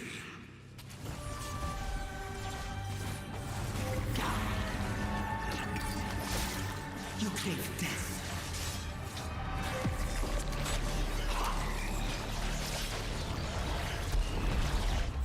I will take this world clean. I crave everything.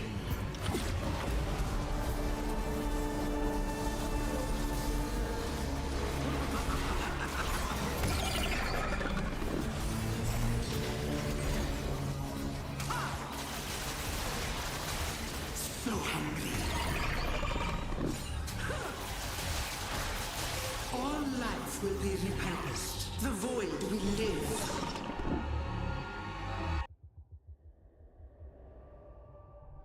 We will be waiting.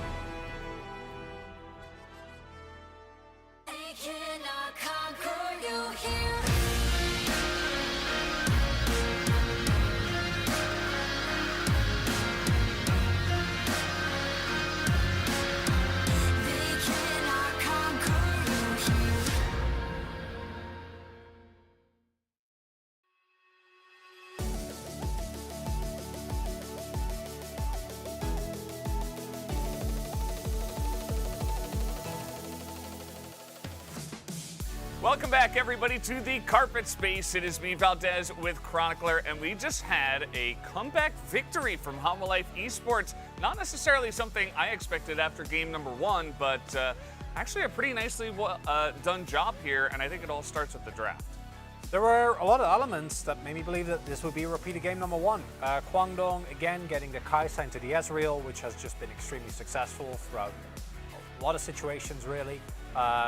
There being a nice little bit of dive, right, to go with the Kai'Sa and the Wukong, the Ahri, even the Sejuani and the Gragas, like really enable, and it was really a make sure Teddy can carry type of draft. But then, to me, the stroke of genius in this comp was the Swain, who as he pointed out earlier, been on the rise, and specifically, if you draft 2 open face dive in a first rotation, banning the Karma instead of the Swain, I think is it's I know that you don't want to play against Ezreal Karma, like I get it. Yeah. But honestly, Swain was such a big issue, even if it wouldn't have been for how well Dudu and OnFleek played, because that top side was exceptional. And the Sejuani on the other hand, I really like Sejuani top. I think the pick is very good. But only having Wukong and I guess kind of Gragas, but Gragas support is not going to really enable your permafrost. Also meant that like Keen reliably getting off anything but ultis was kind of hard. Yeah, it's very true. I think it was kind of cool to see Fate popping off on the Ahri from early on, and we were like, oh man, this looks very much like game 1, even when we were watching it here.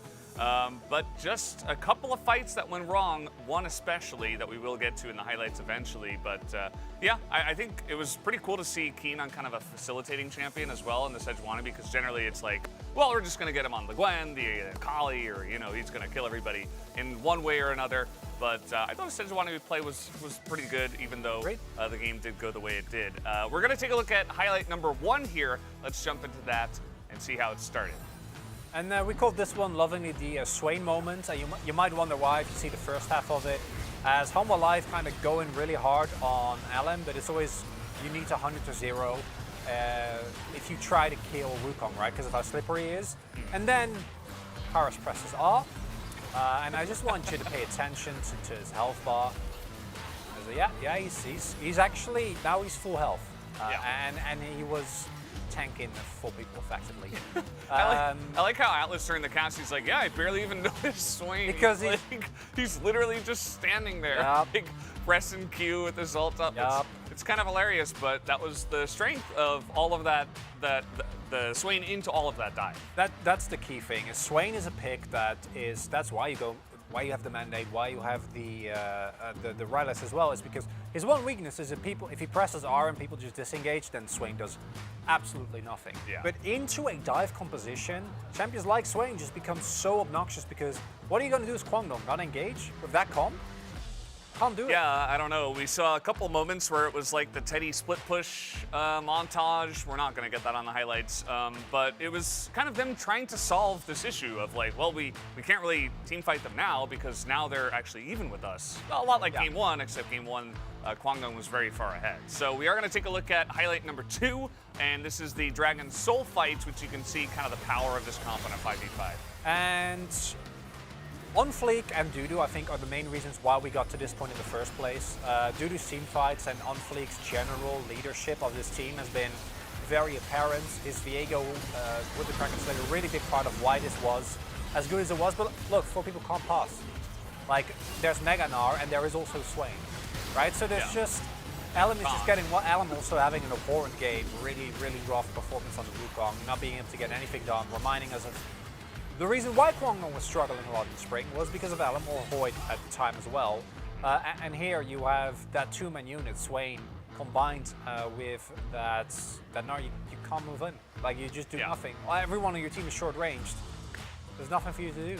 Yeah, and there was a fight, you know, before that Soul fight did happen where it was very close and Homolife came out ahead. That's why we got to that point where it was like 5v5 and Homolife was able to control the pace. So either way, guys, we're going to take a look at the POG from game number 2. Let's see who does pick it up on the side of Homolife. It will be OnFleek. It was a hard one. I wanted to vote for Karis because I love Karis, but he did just stand there and press R mostly, so I feel like I couldn't really justify that. Oh. And then it the was quirky effect. Yeah, exactly. And then it was between On Fleek and Dudu.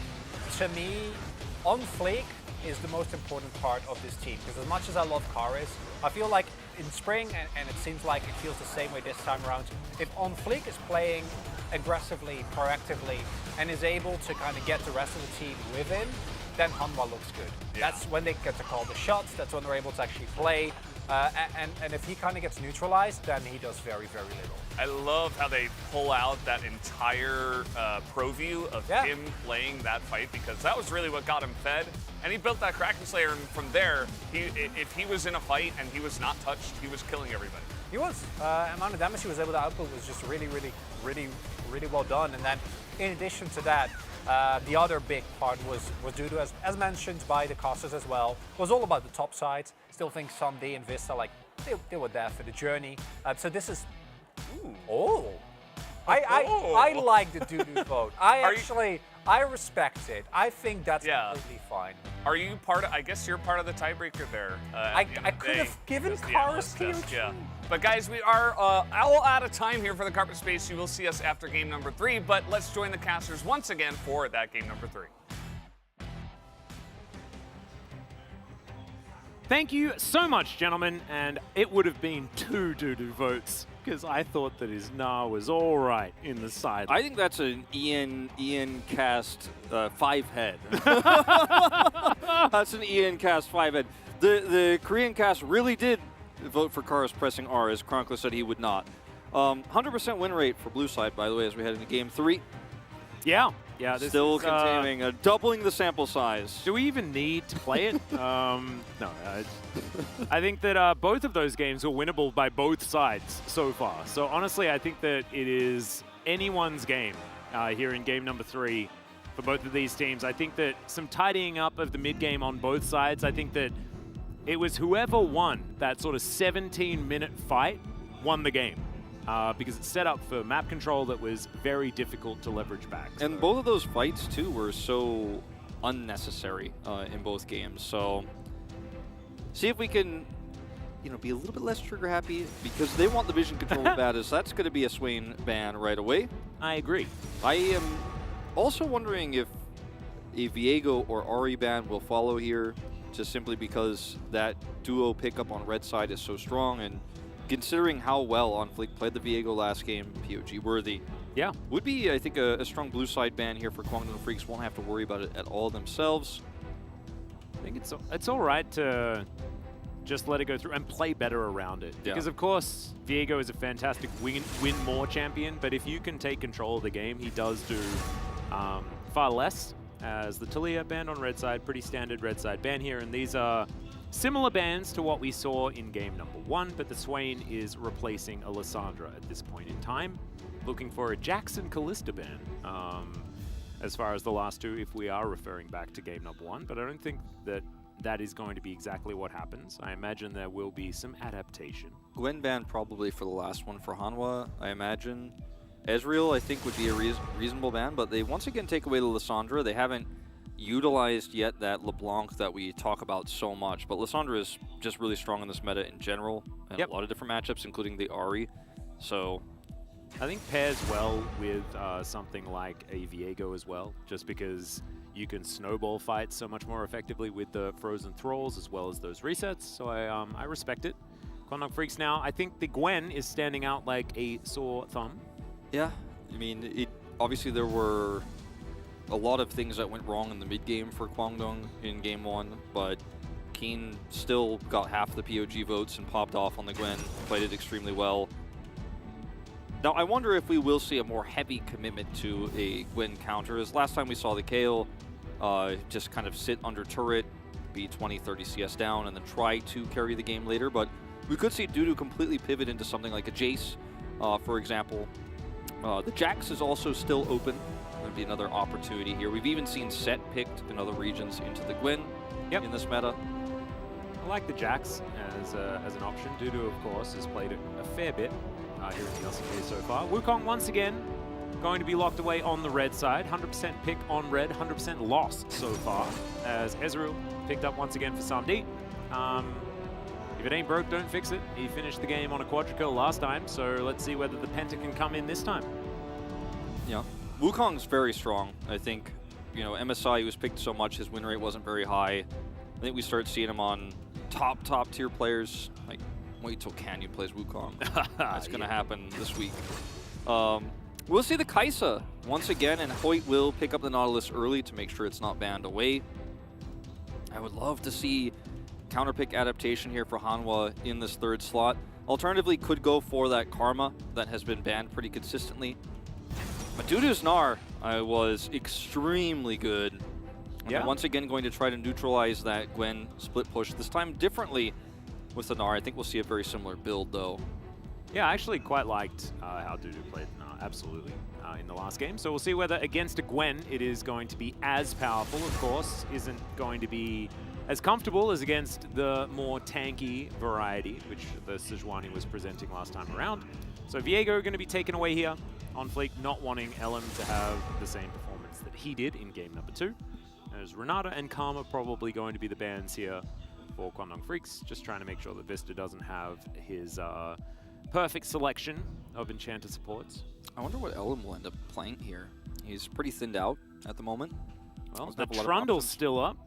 Still an option. Decent into the Wukong in the early parts of the game, but we'll have problems into the Gnar and the Ezreal later on. Vi, actually, I think, would have been pretty decent in this composition. It's taken away once again. Yep. Was the same red side bans as we saw in game number 1. I mean, he might just go back to the Trundle, but I don't know if it'll work out as easily this time around. It wasn't a great performance from him, honestly, in game 1 either. But, you know, you get your pillars in the right spot, you're going to have a good time. As Karma is left up, the Galio taken away from Karis this time. Wasn't an enthralling performance in game 1, however, still did its job, right? You got the idea of what it wanted to do, and it was trying to make it work, just didn't quite get over the line. Yuumi has a lot of power with this Wukong in this comp, obviously great with the Ezreal too, but they'll just pivot to Rakan. Want to have a little bit more setup here. I don't like this pick as much because it's very vulnerable, it's very squishy into the Kaisa Nautilus Gwen, so not a big fan of this one in this composition. If it works out well with your Gnar engaged, then it does feel amazing in those rare circumstances. Is a big pivot here away from the Trundle. The Nocturne would have been very aggressive.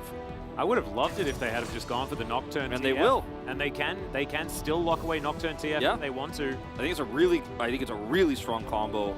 I think it's probably what they're thinking about most here. The namesake of Fate is a very, you know, AD heavy composition, but you still got the Gwen. Oh, okay. The Yone would certainly be more AD to throw in on top of it, but the Twist of Fate was exactly what we were expecting. Nocturne TF, the global combo, and then you layer that with the fact that Teddy can always just be there. Keen in the side lane, things like this. Sylas is going to be the answer, and of course, being able to hijack the Destiny is exactly what you want. Of the 3 comps that Kwangdong put together, this is the one I like the most.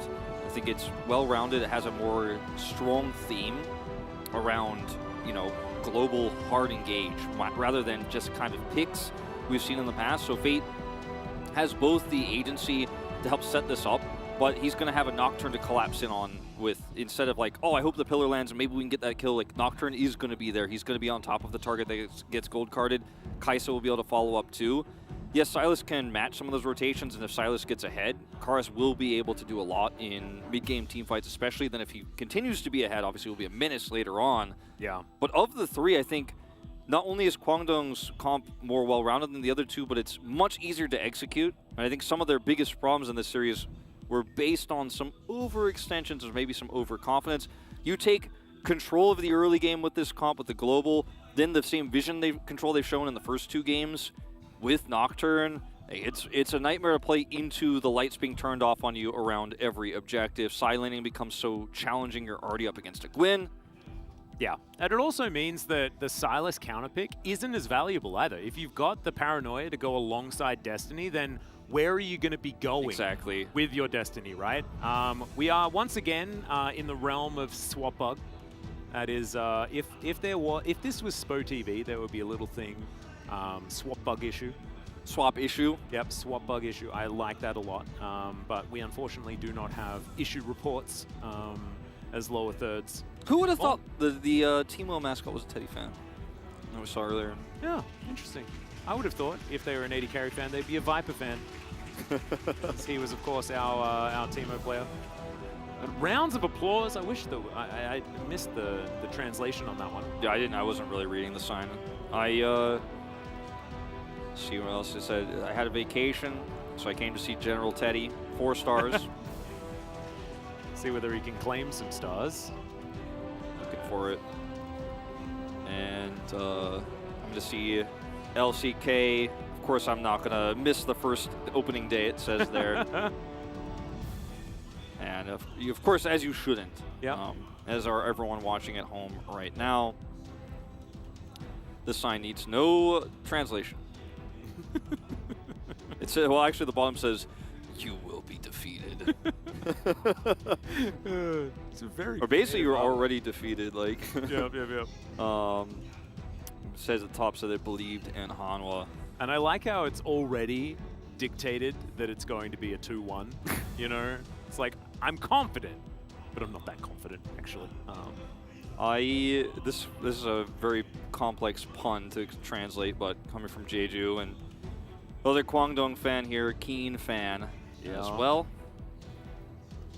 I'll do a bit of a scooch, see whether we can see where we're at, and it looks like the champion select has been redone.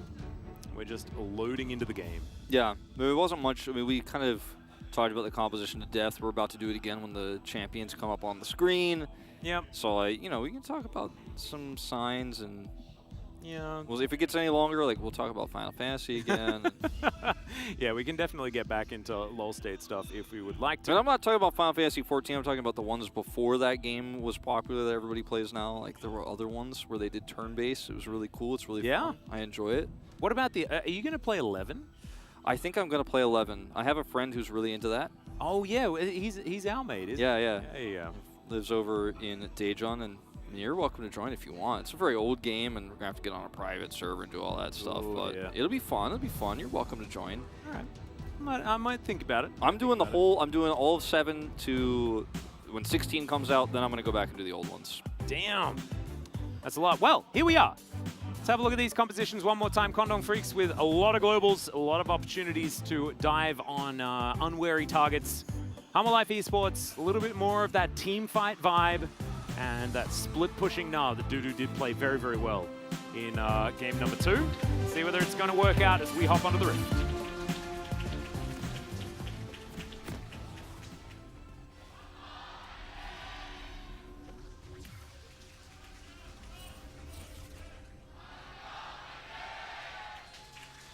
Didn't cut it off this time. Excellent. I think that was a little bit more delayed this time around.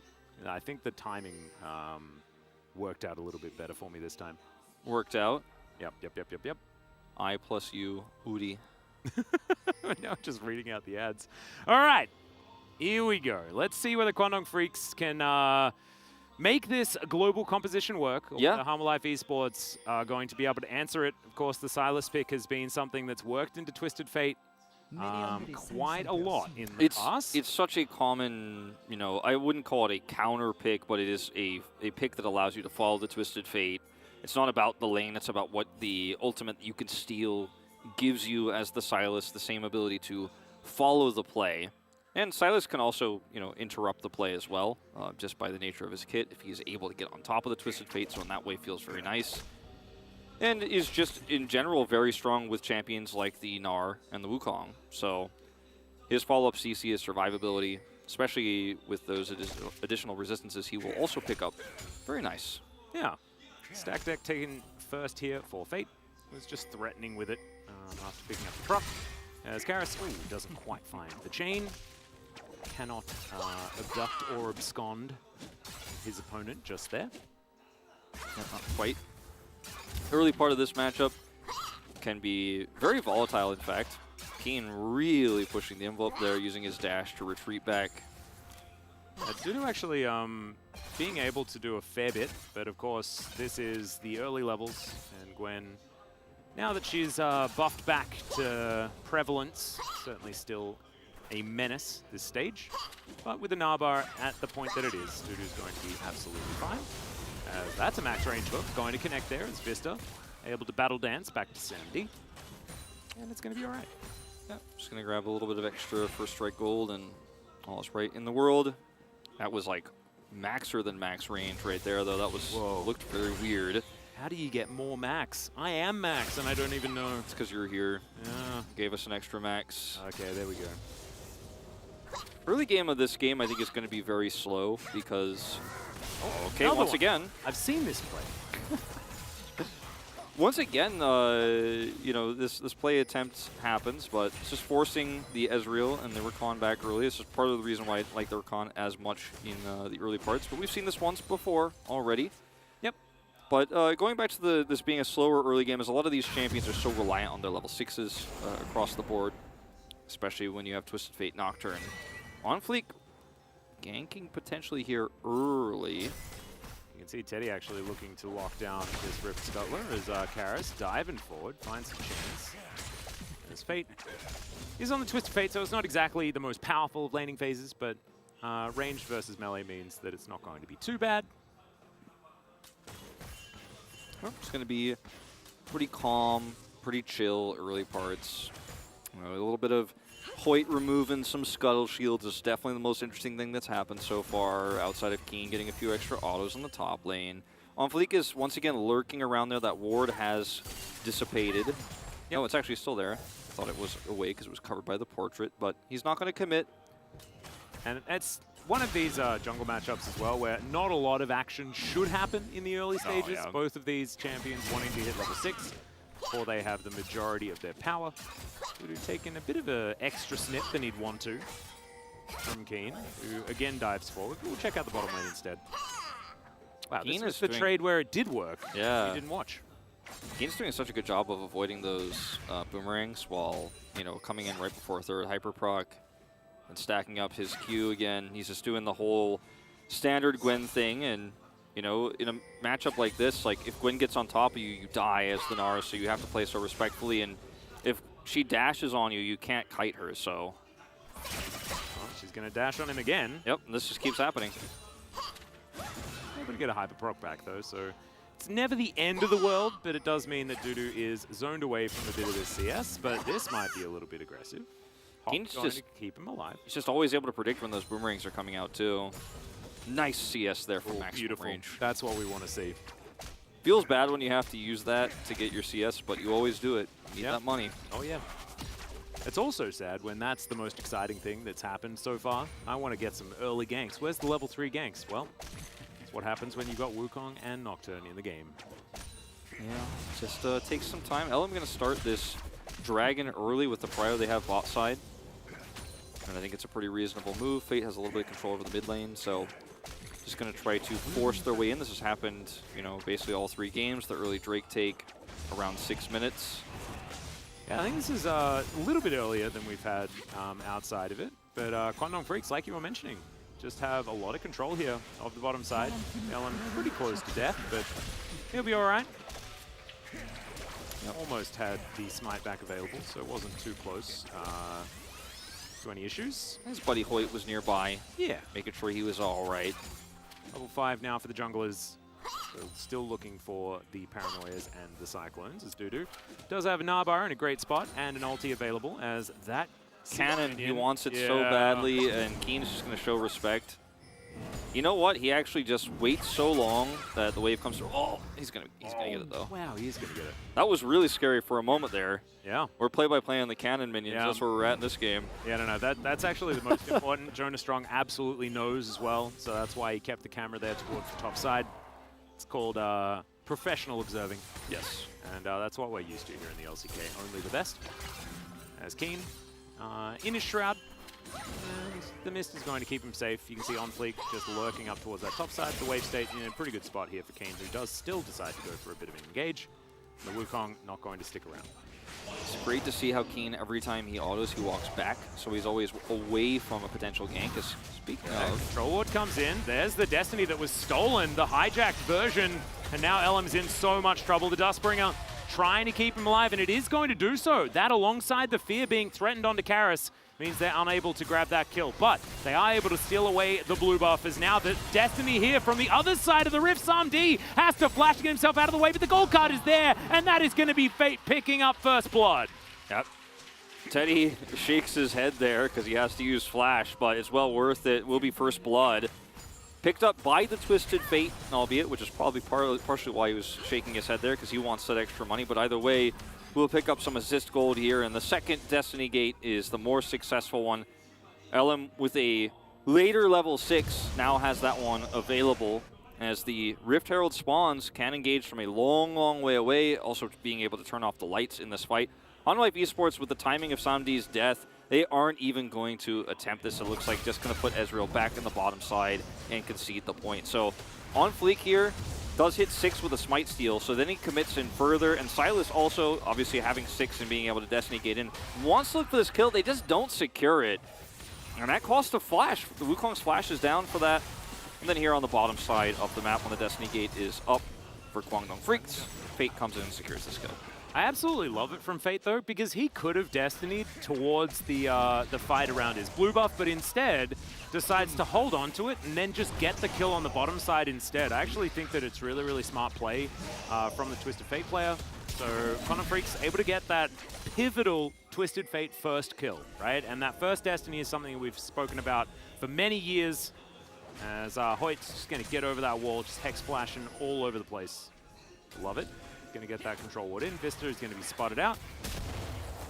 No, I mean, they know that Nocturne just took the Rift Road, so he's pretty far away, but still playing with fire here a little bit, contesting for Paranoia. But this amount of group up here for Hanwha Esports allows SamD to make the 2-plate trade that he was looking for, which is what the Herald is going to guarantee you. And he picks them up very early on in the game.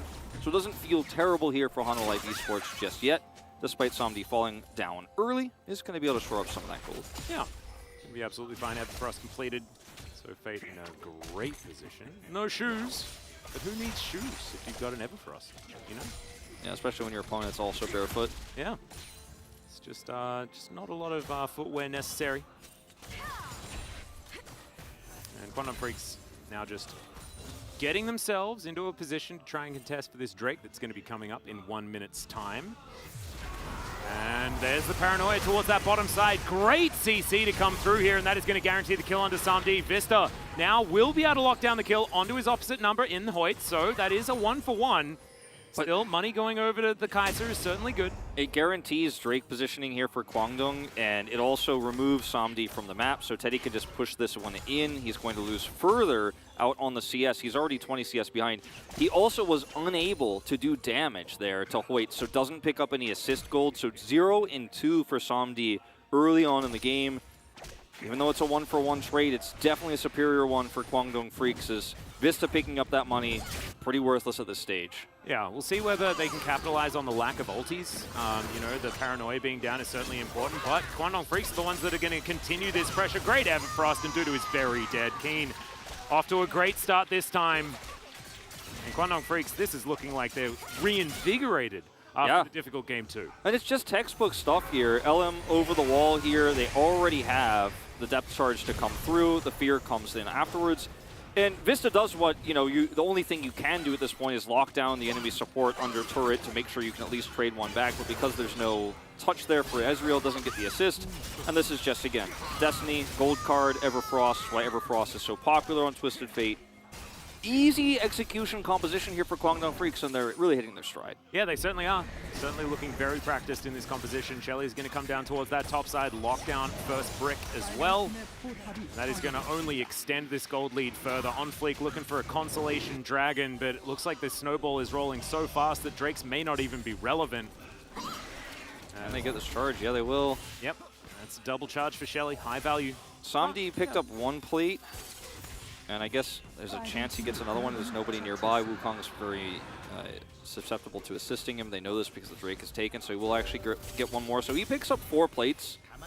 in total, and that's actually pretty solid for him. Like, he's feeling good about the fact that he's shored up so much of the gold deficit he lost. He also shored up a lot of that CS deficit, but the question is it enough? Because the gold is well spread across Guangdong Freaks right now. They have 3 big threats, and if you can't get map control, they're going to keep hitting you hard with them. Yeah, and Ezreal isn't as safe against the lockdown, the targeted lockdown of the Twisted Fate and the Nocturne, so can certainly be dangerous, even if he normally is so good at self-peeling. Can be difficult, as he does have Trinity Force complete. Like you were saying, does have all of the plays from that turret, so despite being 0-2-0, he'll still have a fair bit of money here, as Killer Instinct has been hijacked by Karis. Managed to say hi to Teddy at some point, so does have some more repositioning options. Next objective is a long ways away here, so it is going to be one of those lull states in this comp, but as Guangdong Freaks, you feel very happy about what you've been able to accomplish thus far. There's a lot of deep vision for Hanwha on the bottom side of the map, but just not relevant right now. You know, I always want to give credit where it's due in terms of deep warding, and that was set up a long time ago because they were trying to actually set up some traps there, but Guangdong know they don't have control. They're just going to slowly wrestle it back. And Keen is free farming. Yeah, this is the really dangerous part, right? You've just got Keen up in the top lane, and what do you do? What do you do about this Gwen? Yeah, it's just not right now. Not a whole lot. Not a bunch of options for you, and at least for Hanwha Life Esports, the reason why this game isn't, you know, completely over or completely just destroyed and your chances are null is because Samdi was able to pick up the money, and he's the one champion that they have as insurance for the later parts of this game, where all the setup with the Wukong and the Gnar, like, it's all about the Ezreal doing that damage, and he does have the money to do it. But if you don't have map control, then, as you mentioned, the targeted CC onto Samdi is just, it makes his life so impossible. He's either so far away that he can't be gold carded, or, you know, he's he's in the front lines doing damage, and then he gets gold carded and dies. Like, it's a catch-22 problem. He did take cleanse, so he's got that going for him, but how many of the CCs can he cleanse? Yeah, is going to be the question. We'll see whether it is going to be enough, because I think once Keen gets involved in teamfights as well, it's going to be even more difficult here for Hanwha, and Guangdong Freaks don't even have to. They don't even have to really worry about team fighting too much, because they have a great 1-3-1 composition with Gwen and with Twisted Fate. So many win conditions, so many options here. But still, they have to make it work, and there have been hiccups on both sides so far in this series. I certainly have. You know, don't call it over till it's over is the motto of this one. And the fat lady has not even gone into the makeup room yet. Nope. You know, she's not even worried about it. There is no singing to be had just yet. But yeah, it might be a fight. Someone not looking to take it right now. Fate can, of course, reposition at a moment's notice. Shirley is going to get started up. This is that time. Damage not great there on the True Shot Barrage, unfortunately for Samdi. Max range from Hoyt, not quite able to land the dredge line. There's Dustbringer doing a bit of damage here to the Gnar, but the Gnar bar has been built up. Wildcards flying forward. We're just trading aggro as we're looking for Shirley to get impatient. That's a great Everfrost, as well as the gold card to start layering it up, but not going to be able to grab the kill onto the Rakan just yet, and that's a huge Gnar into the wall, and once again it could be a problem, but it's a double kill from the Nocturne. He's getting massive, and Keen's going to lock down the kill onto Karis. Guangdong Freaks, they repair the situation. I mean, Hanwha Life Esports were so well set up for this fight too, but it just wasn't enough. Oh dear, the Killer Instinct. Oh, Vista just puts his face into the wall, but is still able to flash to get himself out of the way.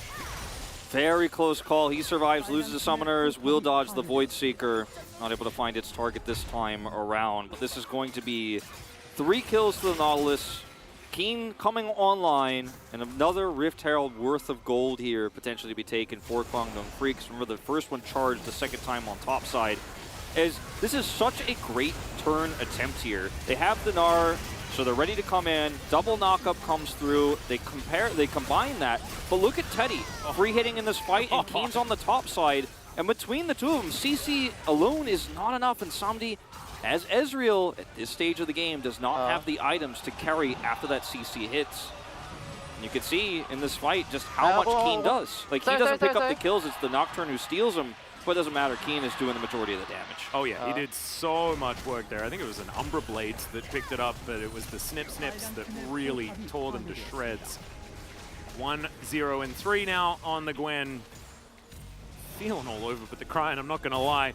And after we were talking about the fact that this was a game that was well and truly in the air, feeling like it's come down pretty quickly. Yeah, we yoinked it back down to reality after that. I was doing the caster technique where we're like, well, there's a chance. And the chat's like, you're saying there's a chance? I'm like, yeah, I literally just said that, but now I'm like, now I'm telling you there's no chance. We're not quite at that point, but like you said, we're very closely approaching it. It's certainly gravity has been discovered so far in this game. Yeah, we're 9.8 meters per second to victory here for Quantum Freaks. It's the acceleration rate we're going. Meters per second squared, of course. Squared, yes. To use the correct way of saying it.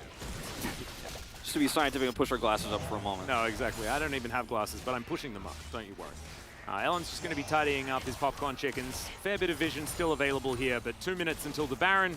Kwangdong Freaks in a great position to try and lock it down. And this is a composition that just gets better the further ahead you are. Yeah.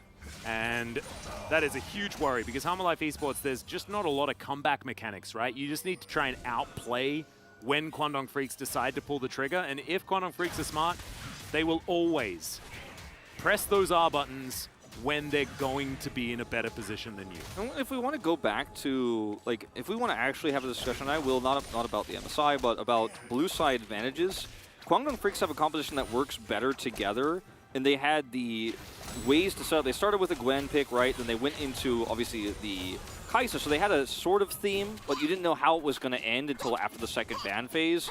And then they bring in the late Twisted Fate pick and the Nocturne, and it all comes together, whereas Harmon Life Esports just kind of responding, like they picked the top tier, like, oh, okay, I'll get the Wukong, we're going to have a frontline for our Ezreal, which is how their drafts have looked in this series too. But Kwangdong with the blue side advantage get to actually kind of dictate the pace and actually choose a draft and a theme that they want.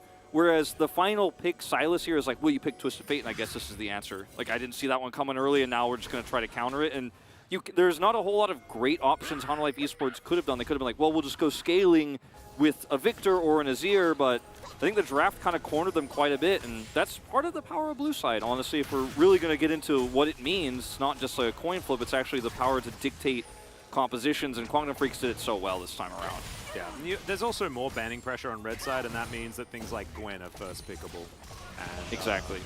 That was definitely a big linchpin in game number 1 for Kwangdong Freaks, and once again, Keen is in a phenomenal position here in game number 3. He's in an even better position, arguably, in this game than he was the last, and you see that when you have an advantage in this meta, too, this far ahead, you get all the vision control, and then because of paranoia, Harmon Life Esports can't clear vision very carefully. And this is why I didn't like the Rakan pick, you know, one of many reasons. But Rakan is so squishy that if you fall behind like this, you don't have the ability to clear vision. You're putting yourself at risk every time you step out to try to do so, which puts a lot more of the pressure onto OnFleek. That was a bit of a zoom situation. Yeah, it was. Yeah. And by zoom, I don't mean the LPL top laner. I mean that Jonas Strong likes to zoom in on missed cannons. Or the meeting software we've all had to use during this pandemic way too often. Yeah. So glad there's a little bit less of that going on these days. Yeah, a little bit less zooming. The fact that there was so many of those things in movies recently as well, that's really triggered me, I'm not going to lie. Yeah, me too. Bothered me a lot. Anyway, it's neither here nor there, and they didn't need the free advertising, I don't think. Well, let's talk about Dragon Quest Zoom. That's the best ability, man. You go around the whole world. Oh, yeah, that's true. the best Zoom. It is definitely a really good Zoom. Not good in Smash Bros, but I digress. Oh, popcorn chicken for free. There to Teddy.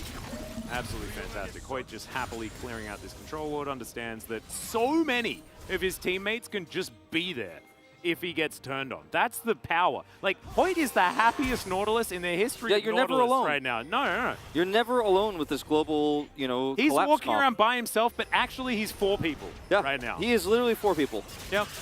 Well, Keen, he's also 4 people, maybe 5. As, of course, Hoyt is in the area. Just going to get out of there. And then Kwangdong Freaks actually walked up with literally 4 people and said, you cannot actually fight for this vision at all. Yeah. And Hanwha are like, well, we have to, otherwise we're just going to take Baron. Yeah. So once again, they've kind of soared over, but look at where Keen is. Keen's putting the pressure on top side, and it just keeps repeating. It's just kind of a cookie-cutter style here. Push away vision, push the top side, force a reaction there, force Hanwha to try to back. And then at the end of it, you have Prior for Drake, you get Soul Point. It's a very classical LCK way of playing. You're not just going to hard engage like other regions would. It's, you know, arguably quote-unquote boring, but it gets results. And that's what Kwangdong Freaks are looking for here. Yeah, and this is sort of a repeat of what we were praising them for in game number 1, which was being able to get that mid-game control and continuing to put the pressure on. This time, defensive vision is decent for Hanwha Life Esports in their own jungle at least, but they're still not able to cross that river, which is so very important when you do want to contest for these objectives that are going to be coming up. Depth charge has been picked up by Karras' hijack. He actually throws it down on a Keen here, who immunes it by heading into the mist. Karras is like, I just want to hijack something else. Yeah, I mean, like, I think that it was expiring anyway. Samti is going to take the Void Seeker, but not going to be something that Teddy decides to engage on. Destiny used just for vision. And now they've got the choke point controlled too. Yeah. Samdi has to be so careful where he's positioned. At least he has cleanse, but only one cleanse.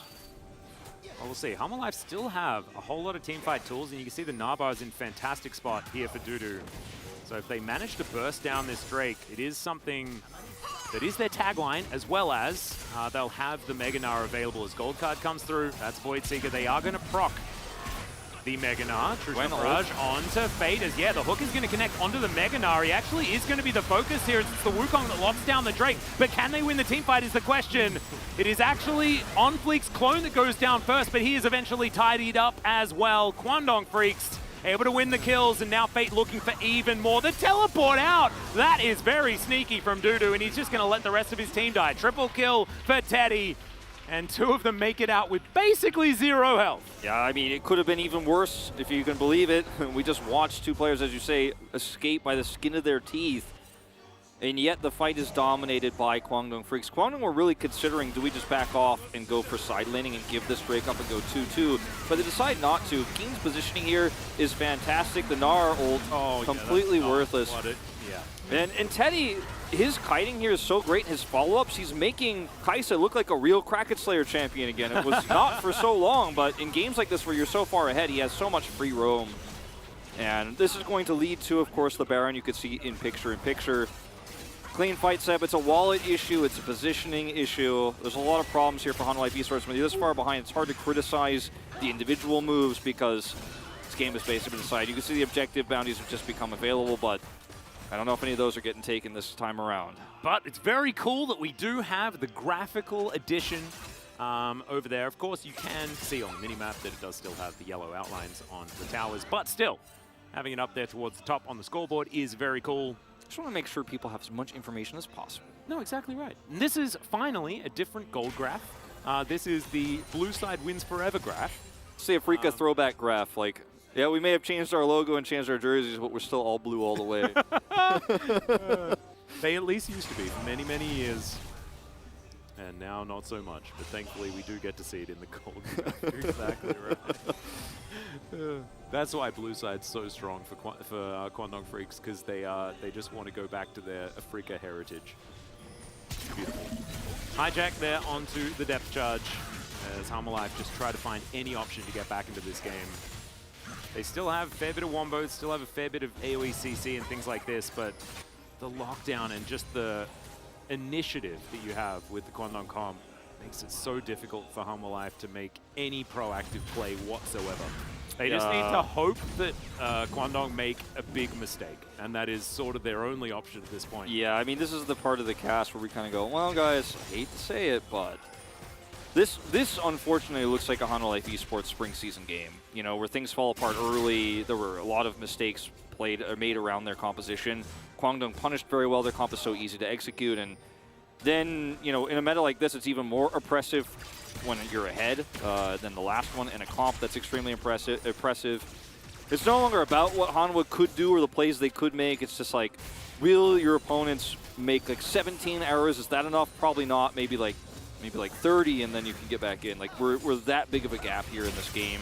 Objective bounties are up, but even if they took all 3 of those turrets and an objective, you know, Drake or Baron, they'd still be significantly far behind in gold. So, and the gold isn't the problem. The items aren't even necessarily the problem. It's like the comp is the problem when you're this far behind. You don't have vision. You can't play around this. You can't sideline. You can't get to the minions to get gold safely.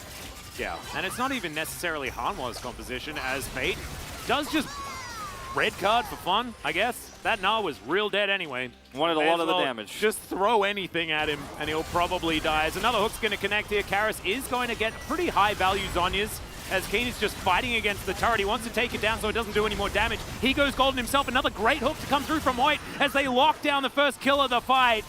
That is going to be Teddy securing that one. Now this inhibitor is exposed. OnFleek has to go back to his base, and Samdi trying to fight Teddy. But this is looking like wallet diff. Yeah, that was definitely the first fight where it was like really extremely like Kwangdong just saying, okay, we have the big wallets and this is not a proper fight, this is not a proper engage, we're going to red card this, we're that far ahead. That was the first time where they really just like put the wallets on the table. And by put, I mean slammed very hard on the table and walked away with an inhibitor. I'll take one of those, please. Thank you very much. And, I mean, it just adds insult to injury to watch this replay because the Destiny Gate comes through. That's not a stun. The root comes through. And, yeah. If you've got Everfrost, I guess you just line it up with a slow. And then Karis is like, the turret will help. Those are stronger on this patch, right? No. It helped, but, you know, this far ahead does not matter. I like that Elim is like, oh, paranoia, I'm helping, and then goes back to bottom lane again. He was completely out of range, I'm pretty sure. Just as a thermometer gauge of what this meta is going to look like for game length, nice attempt. The fact that this is a 10,000 gold lead in 11-2 game, and we're not cracking the 30-minute mark, but we're about to, and we don't have that much bigger of a advantage here for Kwangdong Freaks. So I think we're settling into a long meta here. Atlas, I guess the LCK meta is going to be very long games, very slow. It might be good for Fredit Brion. I'm foreshadowing a lot of the things I'm going to talk about later on this week. But oh my God! Hashtag Bromomento on Twitter. Everyone. It's all about Fredit Brion, even when it's not about Fredit Brion. But yeah, I just want to point out that I think we are in for a very slow season, but unlike many past slow seasons and flippy slow seasons, this one I think is very oppressive, and it's a slow and painful death we're going to be seeing a lot for these teams. As Karis, that's not the time you want to go in. Nope. Well, he's at least going to be here for a bit longer as he presses his Zhonya's button. There's the paranoia. Elam's actually going to be able to lock down the kill as well, as the Void Seeker did a lot of damage, even if it isn't 8-bit Geyser. And yeah. Unfortunately, Karis, not having the greatest of games, puts everything on cooldown and dies. Yeah, I mean, his Galio play was, you know, Chronicle didn't like it as much as I did. I thought it was pretty good. I thought it was pretty fine. They had a lot of really nice early game plays. You know, game 2, a lot better performance from him. This third game has just been, he picked this because the coaches said it was the counter to Twisted Fate. He probably agreed, and that's just kind of as far as it goes. Like, he's 0-3, but this game was out of his hands in a lot of ways. Compositionally, I think Kwangdong Freaks just have the better draft, and because they got an early lead, it just rolls with it. And, you know, probably shouldn't have gone forward there, but this game is not about that even slightly anymore. No, I mean, they're 12,000 gold behind, right? As Ellen was trying to look for a bit of attack speed there to help him take down the Baron. Silas is now on cleanup duty of the top side. Elixir purchase, you know, for Karis, he's just drinking some pots to feel better about the situation. Well, you got to do it. You got to do whatever you can to try and win the next fight, right? Because that's probably going to be the last one of the game. This Baron is going to be very, very difficult for Hanwha to get towards. However, if they are able to steal it, then they get extra gold, which is pretty cool. They have zero vision, though, and it's going to go down extraordinarily quickly. On Fleek, looking to try and lock this one down. The Baron is going to get taken as well. This is called having the cake and eating it, too. As Paranoia comes through, Destiny's there as well. They can pick exactly the angle that they want to take. As Elam, he's going to go down extraordinarily low, but the GA was already prepped. The first kill comes down for Teddy. Make that a double as he's looking to try and get the multi-kill himself. On Fleek is going to go down as the Silas does manage to take down at least the Twisted Fate, and Keen is going to deny the potential Penta. Samdi, there's some low health bars here. He could try and do something heroic. As, okay, oh dear, the Void Seeker comes in, and that is a real dead Ezreal. That's going to be an unofficial quadra kill, and that's going to be the end of the game as Kwangdong Freaks will win this one. Keen is just looking to take down the Nexus, doesn't care about what's happening on the observer's screen. Good as Zhonya's for show here. I think there's a pretty good chance this guy's picking up POG for game 3 as Kwangdong Freaks strike back in their simplest composition of the 3 they played today. They are able to stick the landing. They don't overextend. They play an oppressive vision game. It is night and day different from what we saw from them early on in spring season. And it's a meta for Teddy. You know, he played the Kaisa kind of exclusively today, but played Kraken Slayer, played it well, had follow-ups to the engages. And I feel like Kwangdong didn't really show us a whole lot here in this series. I think Hanwha Life Esports were pushed to the brink a little bit more, played their Swain strategy, ran their Galio. Whereas Kwangdong, I think, still has a lot of cards up their sleeves. Yeah, I think so too. I think we know that Teddy has a much larger champion pool than just Kaiser, of course. But Samdi as well has more than Ezreal. So I think that there is a lot to look at on Hanwha Life's side as far as adjusting and making some changes moving forward. Maybe just getting blue side more would be better. But that's... We promised we weren't going to make a joke Yeah, about this, and then we've made it so many times, and it's just know. going to keep happening, I guess. Oh yeah, actually, I don't honestly think that it had very much to do with it, because yes, it was good drafting, but I think in the first two games especially, I don't think side selection made any difference. There were enough backs and forths to mean that any team could have won. The last game, in game was 3, definitely I think a big draft diff. I think in game 3, the blue side gave them the opportunity to draft extremely well, and they did. Yeah. But, you know, this series, I think, could have gone a lot of ways. I think a lot of people expected Kwangdong to just come in here and take the 2-0 freebie like you would have expected in spring season.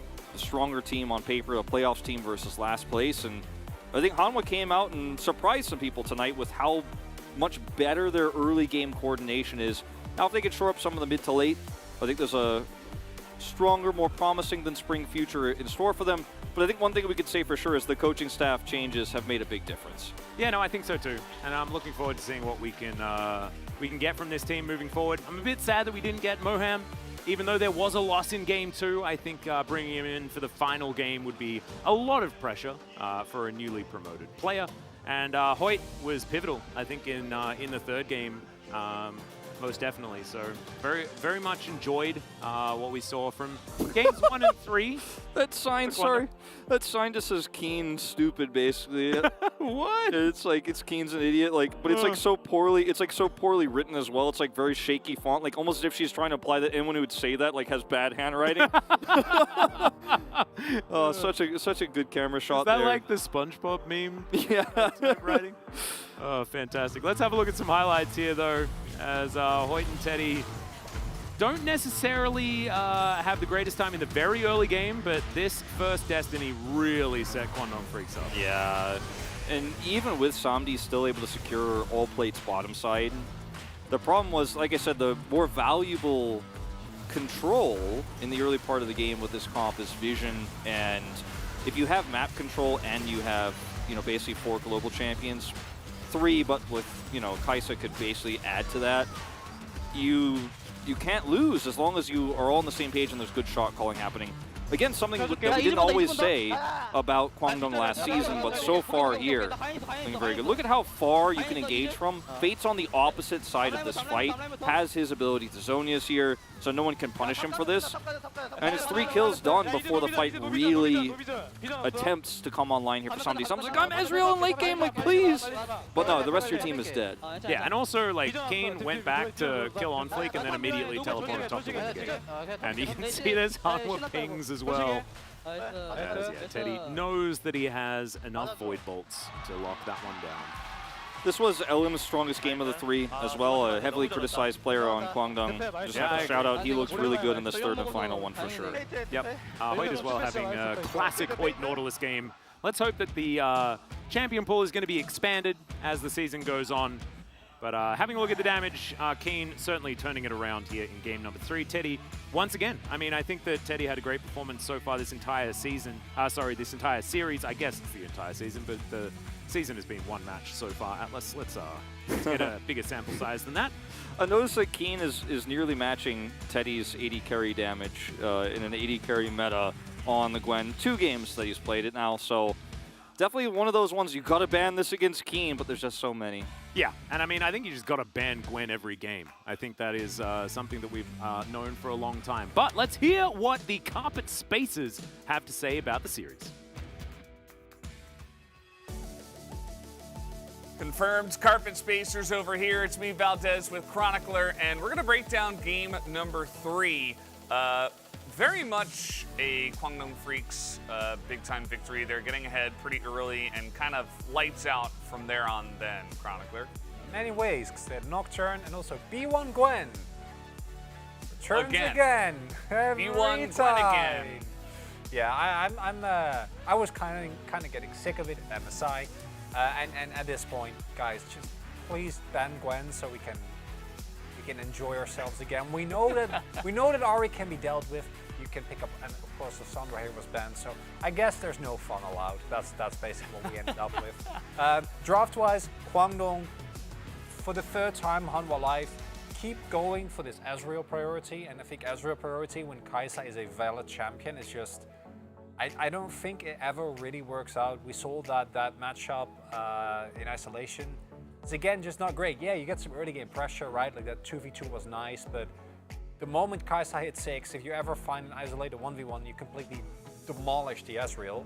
And then in addition to that, for the third time, we see that Kai'Sa being aided, in this case by Nocturne and the Twisted Fate, which give the comp the global reach, really good side lane pressure, which was used expertly every time that a shove was found, either by Dudu, in which case he was collapsed upon, or when they shoved in bot side, happened repeatedly, either Fate or Alan just immediately came through, and Hanwha Life just got pummeled on every lane, every time, everywhere, and it was kind of unfortunate. Yeah, just one of those games, you know, like Wolf said, it was like, well, this is kind of what you would have expected from Spring. So either way, guys, we do have the highlights ready. Let's jump into the number one, as a play was tried to be made here onto Elm, didn't quite work out, and they were pretty far deep into the enemy jungle. Yeah, the key thing there is that while that is happening, that opens up the rest of the map for Fate.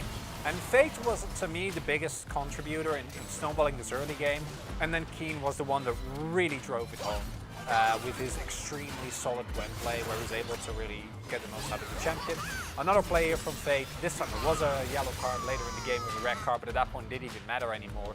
And because of that and the continuous pressure that Nocturne provided as well, Hanwha Life just got out of the laning phase with what was like a 5-6 deficit, so they really just couldn't play the game at all. Just felt like a really perfect comp, especially if you get ahead. Like there's no real punishing two globals and a Kai'Sa that's ahead against the Ezreal and the B1 Gwen again. Like it's, I think they just got a little bit too much this time around, and especially as the better team, I think Hanwha Life just can't allow that to happen. Just straight up. So that was highlight number 2. We're going to take a look at highlight number 1 rather. Let's take a look at highlight number 2 and take a look at this fight, which originally it looked pretty good for Hanwha Life Esports. They get that big engage, they get everything here that their comp is wanting to do. Outside of their Rakan having a little bit of There you go. Yes, really nice play there. Big Gnar into the wall. You're like, this feels good. But then you realize that Gwen is impervious to any forms of damage. No, Gwen is a move. No. We don't say that anymore. I think he did like double the damage of everyone else on his team in this fight because they just line up for the needles, and then everyone just kind of is forced to respond to the Gwen, but you can't respond to the Gwen because that requires you to run into her because she has a shroud. But then she gets her true damage snips, and well, a lot of damage has been nerfed on the durability patch. Gwen's snip, when you aim it well, does true damage, so you don't have to care at all. Yeah, it's one of the champions outside of the ones that I think were banned in this game that you kind of just see it and you're like, was there a durability patch? I don't really remember that happening, at least not when I watched this champion. Yeah, I think the B1 Gwen has to go. We'll have to see if anything changes in series number 2. Anything else you want to mention? Yeah, I mean, Lilia is. It's not a great counter. Gwen is still going to be the same champion, and that's always hard. Yeah. But at least that's the only champion where I've been like, okay, maybe this can work. Maybe we can see it happen. Kill as well, of course. But outside of that, don't try Gnar. Don't try Jace. Don't do it. Yeah, I think they got a little bit excited with the Gnar in game number 2, where even like the first play that Dudu made wasn't even that spectacular because he hit like the one guy and that was it. And then he had some moments later on, but yeah, not quite as good as Gwen. But either way, guys, we do have the PG ready. Let's take a look at who does get it for game number 3. It will be Fate on the Twisted Fate. I like it. As mentioned, Fate to me was the main instigator of action early. Wasn't actually LM, even though he had a couple of nice plays. It was mostly how Fade was able to immediately punish whenever there was a play made. And this is also where we see the inexperience of a team like Hanwha.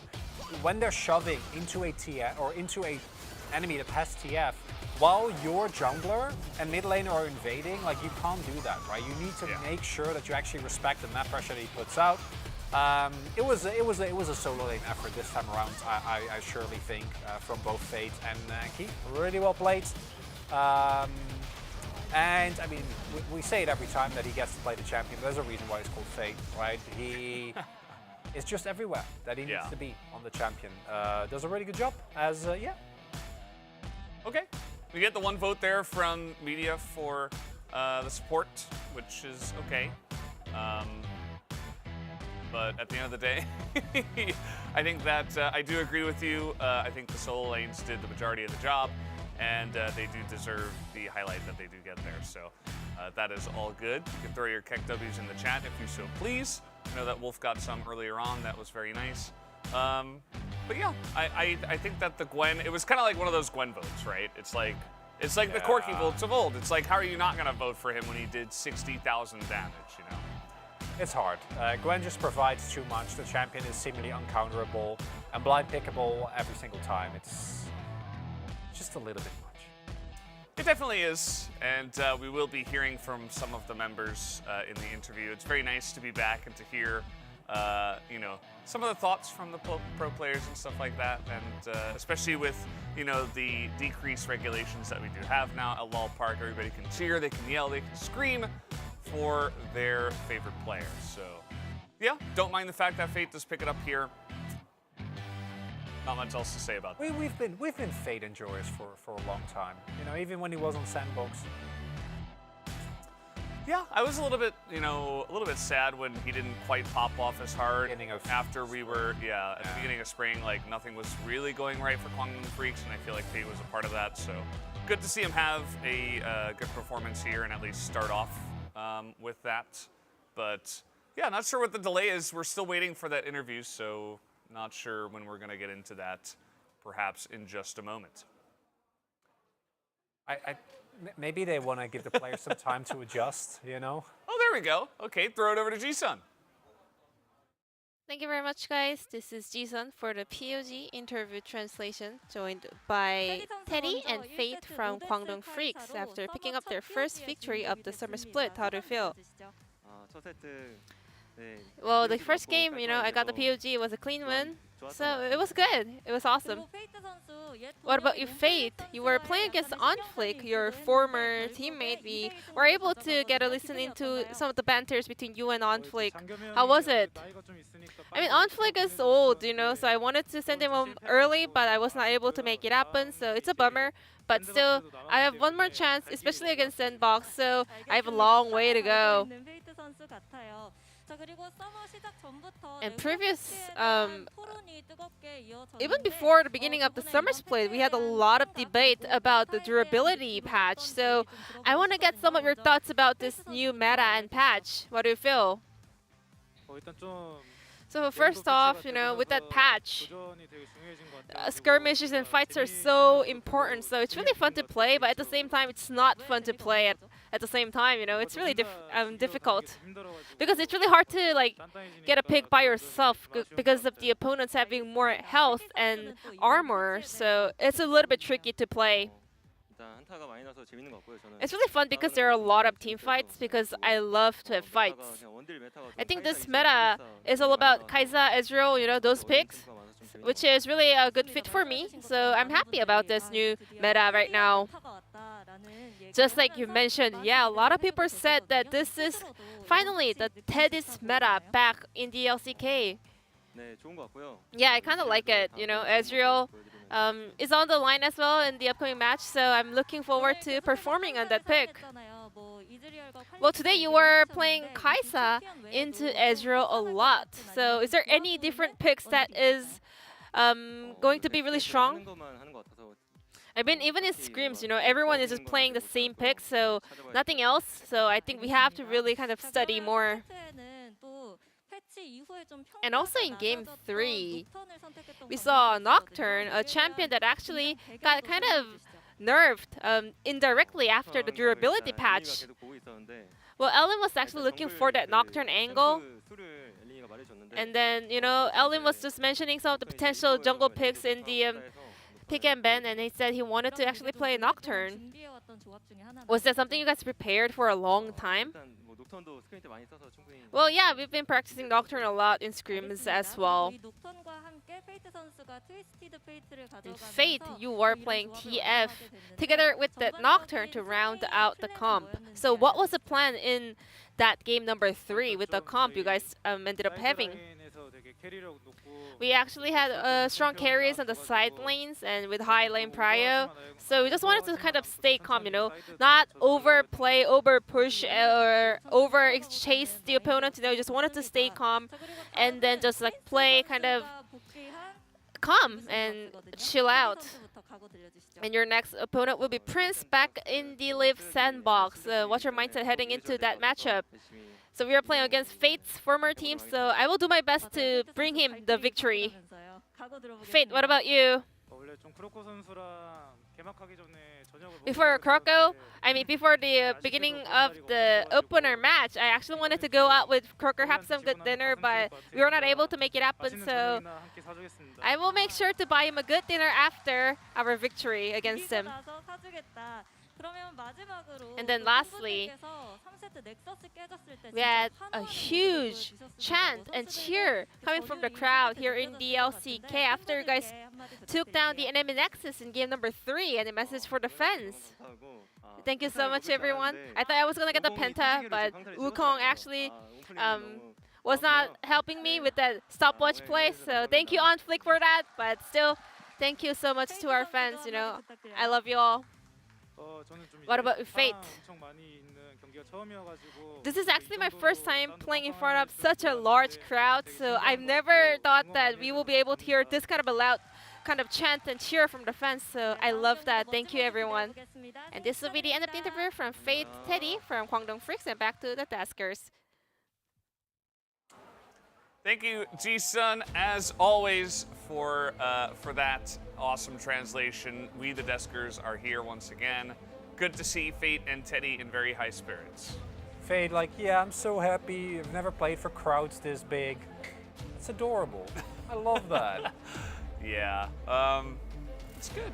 It's good to see him very happy like that. I think that Kwangdong Freaks, they start off with a relatively easy schedule, so kind of nice to see that they can get some warm-ups in at the beginning of summer. But we should have the next matchup as well. But first, we're going to take a look at the standings after the first match. Hey. As here you go, Kwangdong is in first place.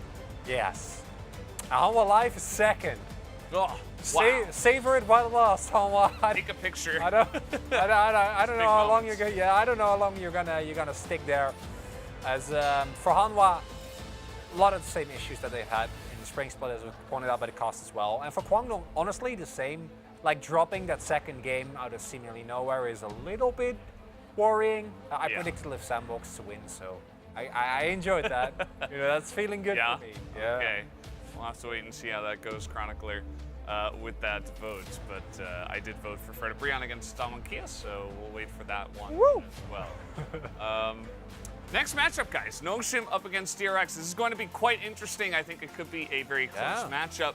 We'll just have to wait until we do get to that. But for now, we're going to take about a half-hour break, and we will be back with that second match, so don't go anywhere.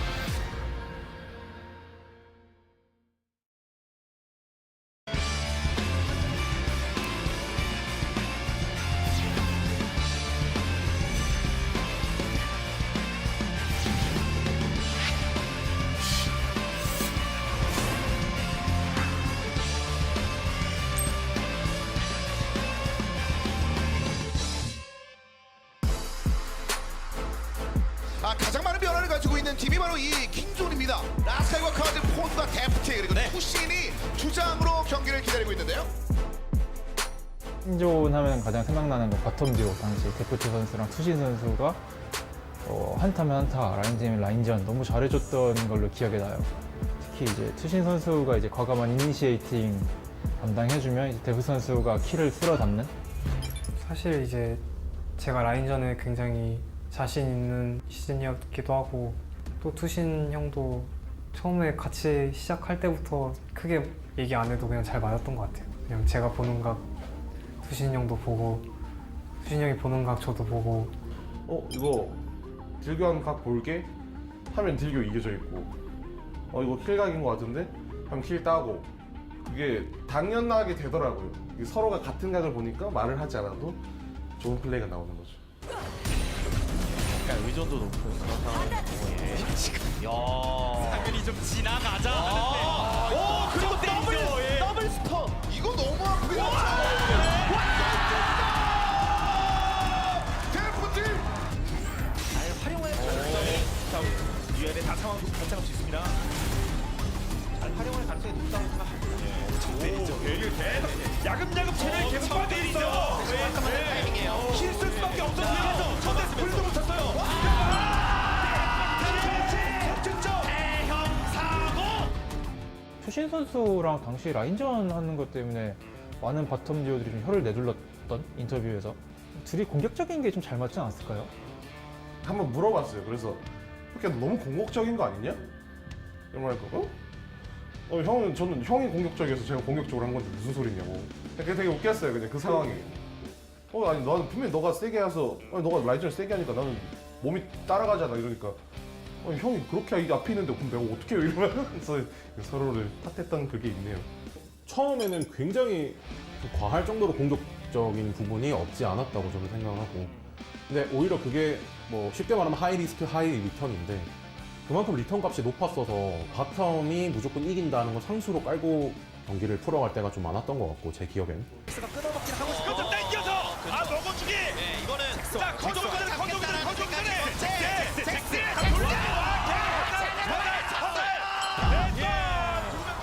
킹존 입장에서도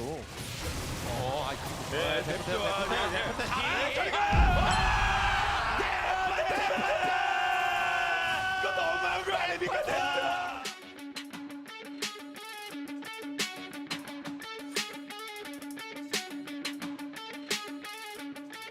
썸머 시작할 때는 이제 원석이가 이탈하면서 내연이 형이 들어오게 됐는데 처음에는 뭔가 저희가 걱정했던 것보다 성적이 훨씬 좋았거든요. 리프트 라이벌 가기 전까지 아마 1등이었던 것 같은데 후반기 들어서 팀 내부적으로 이슈가 많았어서 선수단도 다 같이 흔들리고 고생을 했던 시즌이었던 것 같아요. 제가 알기로는 7등인가? 마무리를 했던 걸로 기억하거든요. 그 서버에는. 선수를 하면서 안 힘들었던 적이 없기 때문에 그냥 이런 일도 있구나. 이제 썸머 막바지까지 다들 흔들리다가 선발전부터 해서 준비할 수 있는 뭔가 재정비할 수 있는 기간이 생기면서 그냥 뭔가 진짜 다들 불태웠던 것 같아요. 그냥 남은 걸 다 불태웠던 것 같아요.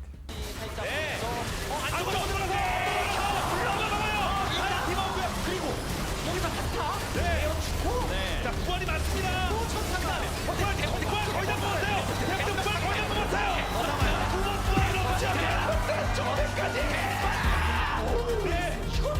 이거 두명 잡고 세명 진짜 시커먼데 부담스럽죠. 갑자기 나타나서 누클리어 중간에 아래쪽으로 빠졌고 그 다음에 자 누클리어가 딱 밀어내기 갱플로 써놓고 허리 끌어놨고요. 여기서 누클리어가 계획에 넣어주면 일단 누클리어가 불러주면 여기서 진짜 팍 이후에 안쪽으로 가버렸는데 서로 교환 돌리고 왔거든요. 딱 들어가서 내연이 그냥 마무리 댐프가 마무리 되나요? 안쪽에서 더블캐 맞불 그냥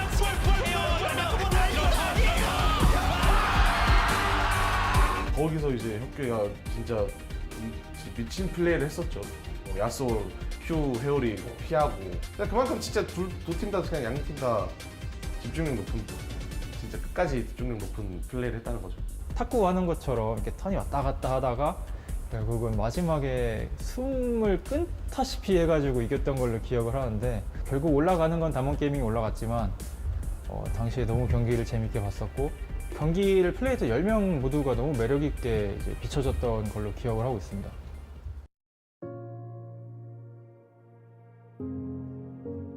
(1라운드부터) 시작해서 마지막까지 가서 또 5경기까지 가서 지니까 경기 끝나고 그냥 너무 허무하더라고요. 엄마가 보러 왔었는데 엄마를 보자마자 갑자기 또 막 눈물이 그냥 자동으로 나는 거예요. 그만큼 근데 이제 그때 울면서도 나 그냥 이렇게 울 만큼 열심히 준비했고, 팀원들도 다들 자기 할 수 있는 거 다 보여줘서 19시즌만큼은 그냥 팬분들한테도 저희 성적을 떠나서 그냥 저희 잘했어요 라고 말할 수 있는 시즌인 것 같아요.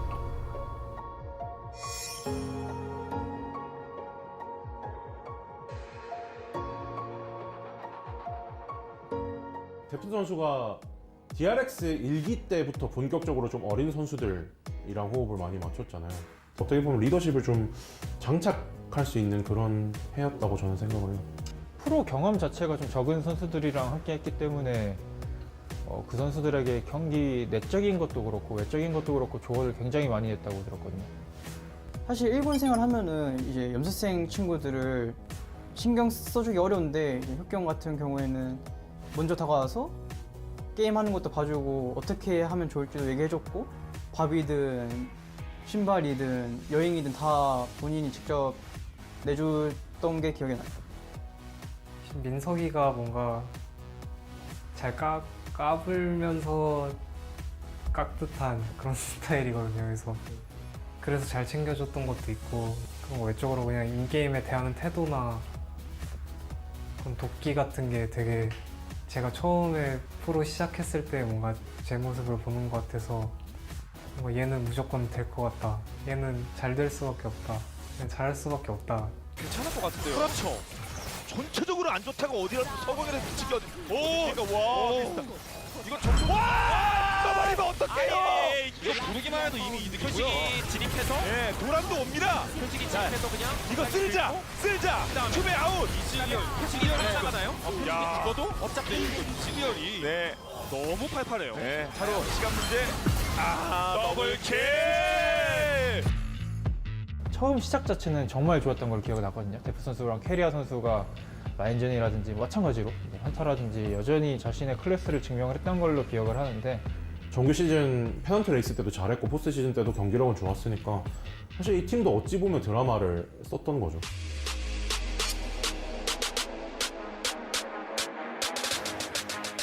그때 저희가 승승했던 걸로 기억하는데, 초반에 우리가 더 잘하는구나 생각했는데 갑자기 또 패패 당하니까는 뭔가 되게 불안하더라고요. 그래서 되게 5세트 시작했는데 좀 실수가 있어서 게임 지는 상황이 한 번 있었는데, 그 아펠리오스가 혼자 있고, 그리고 순간이동도 뒤에 자 제이스가 옵니다. 이거 옆통수 치면서 이래야 틀 없어.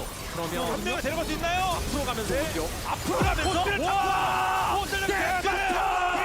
이거는 테리 찍혔을 때까지만 해도 그냥 죽었구나 싶었는데, 좀 그때 순간적으로 되게 상대방의 빈틈이 보여서 그걸 잘 찔렀던 것 같아요. 진짜 이게 데프트지라고 생각하고 게임 거의 이겼다고 생각했던 것 같아요. 그때. 와까지 하고요. 먹어볼까? 치즈. 결국 PO 2라운드 진출은 DRX로 확정이 됩니다.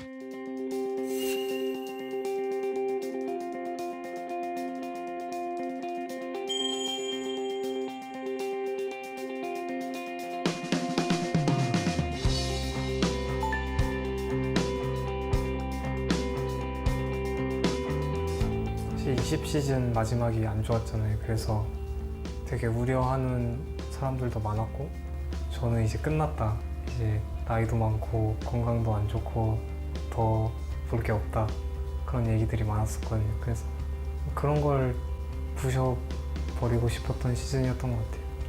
솔직히 말하면 좀 많이 걱정되긴 했던 것 같아요. 그러니까 혁경한테 이제 맞는 서폿이 될까. 근데 뭔가 하다 보니까 뭔가 제 마인드가 좀 많이 바뀐 것 같았어요. KT도 플라잉 이런 거라 해요. 데리고 재우고 강재욱이 보다가 이러면 풀피니까 차라랑 네 맞고요. 계속 하나 더 와우 어떻게 약간 사이드 샷으로 보고 있어서 지금까지 그렇죠. 통화력 터포 로켓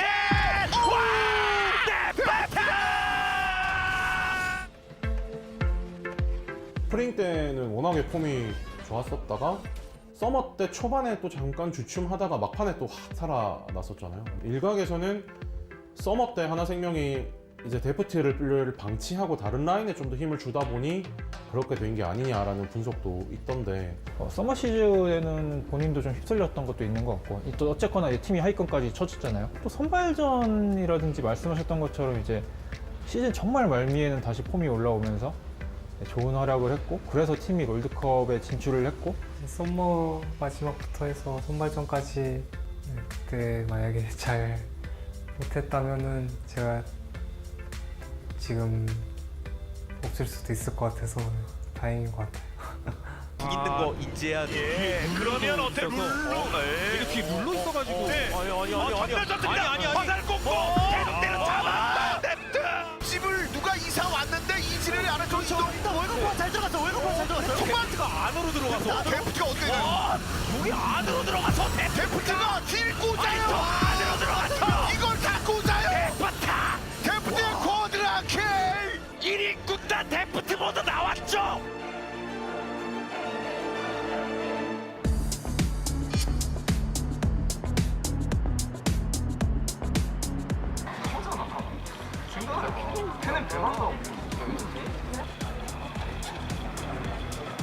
누구 팬이에요? 데프트 팬. 데프트 한마디 해요. 데프트 선수. 파이팅 응원해줘 빨리. 다시 DRX 보러 왔는데 꼭 좋은 성적으로 마무리했으면 좋겠습니다. 제가 원래 20년도부터 DRX 팬이었는데 이번에 데프트 선수가 다시 와줬잖아요. 그래서 조금 더 멋있어진 2022 DRX가 되지 않을까 싶습니다. 데프트 선수 항상 응원하고 있고요. 선수님 덕분에 항상 좋은 기운 받는 팬들 많다는 거 항상 기억해 주셨으면 좋겠습니다. 파이팅!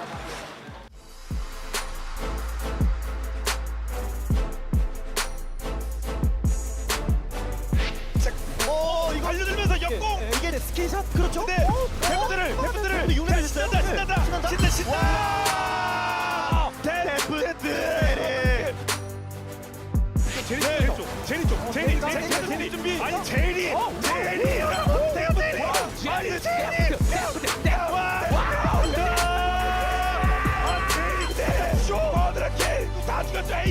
에이스! 데프트! 협경 자체는 뭔가 딱히 건드릴 게 없어요. 묵묵하게 자기 할 거 해주지만 그 이상을 더 플레이로 보여주는 선수라고 생각해요. 그냥 대단한 사람이구나. 9년 동안 쉬지도 않고 계속 앞으로 달려가는 거 보니까 되게 좀 저도 약간 저런 사람이 되고 싶다. 데프트 선수는 이제 롤 프로게이머 역사상 되게 좀 손꼽히는 원딜러라고 생각하고 너무 이미지가 좋아서 제가 뭐 별말 안 해도 진짜 배려심이 엄청나고 되게 성격도 되게 좋은 것 같아요. 연습벌레였죠. 지면 지는 대로 연습하고 이기면 이기는 대로 또 연습하고 많이 배웠죠. 데프트 선수한테.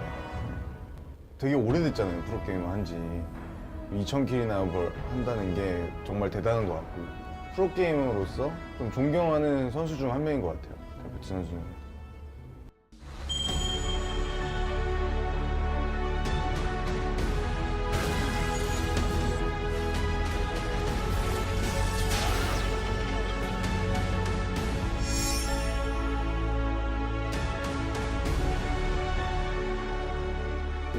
킬은 데프트 선수에게 어떤 의미인지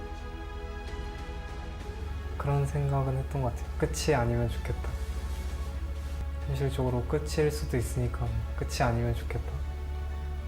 저는 이제 올해 남은 시즌을 환상적으로 보내서 올해 마지막에 제 모습으로 그냥 기억됐으면 좋겠어요. 그냥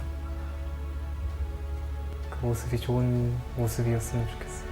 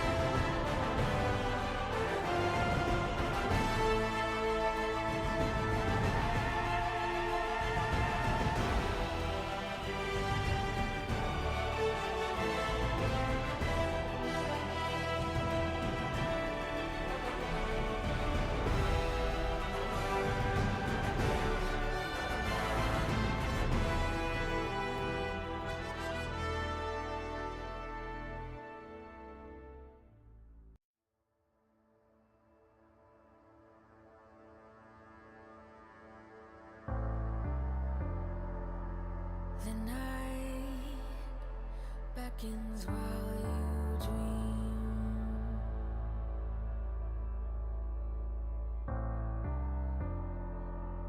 A life never lives in peace.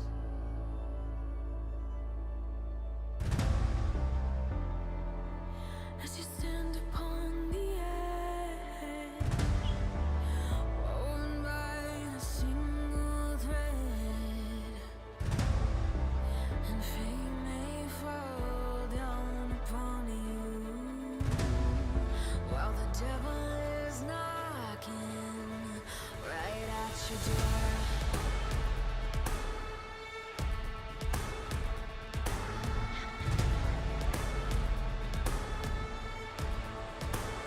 So are you restless? Each night you hear the drums of war.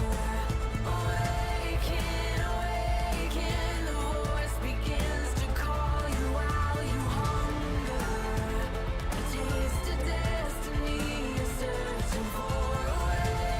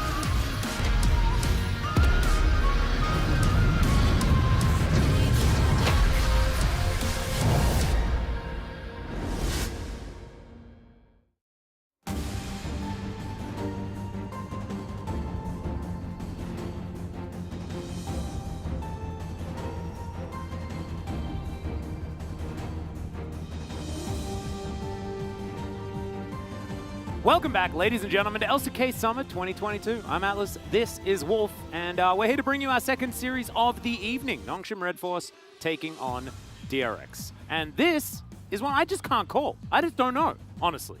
It's a tough one to call.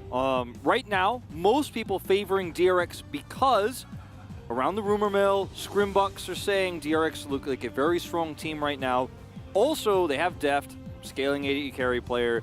Yeah. Ghost, when the meta is reliant on him, will he perform? No one knows the answer to that just yet. Also, Dread had his meta in the past, right? An early game jungler, one who likes to be aggressive, likes to play Gore Drinker champions. That's not the meta we're living in necessarily right now, so it doesn't feel like a strong one for him, but it's still early days. Well, we'll see about some changes to the rosters. Let's bring that one up onto your screen here and have a look at what has been adjusted. And it's just the coaching staff on Nongshim's side. Of course, we mentioned already, Irian has come in as the head coach, and Koku is now there as coach alongside Comet, who still remains. So both of these players, I believe, played on Zenix Storm in like 2012 Yeah, a or long 2013. time ago.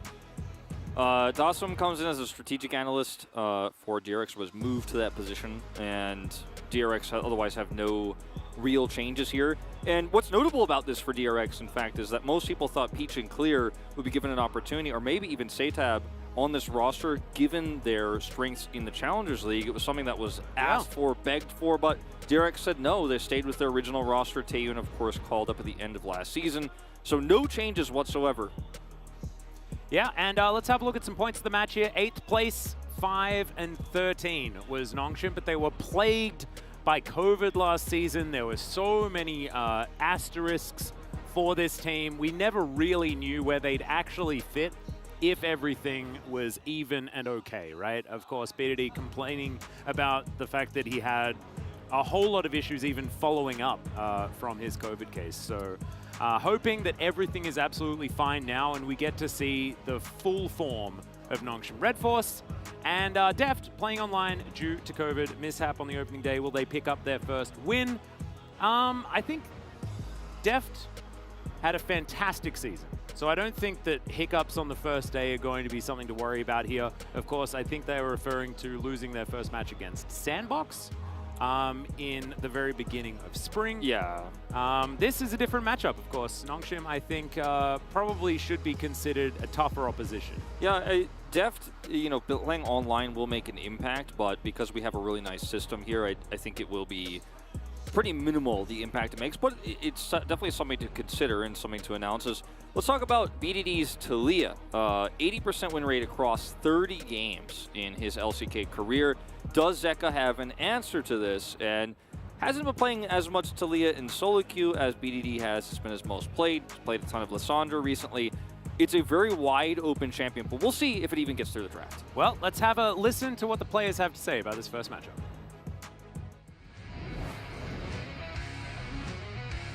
스프링에는 저희의 안 좋은 실력과 안 좋은 일이 겹쳐서 너무 불행했던 시즌 같습니다.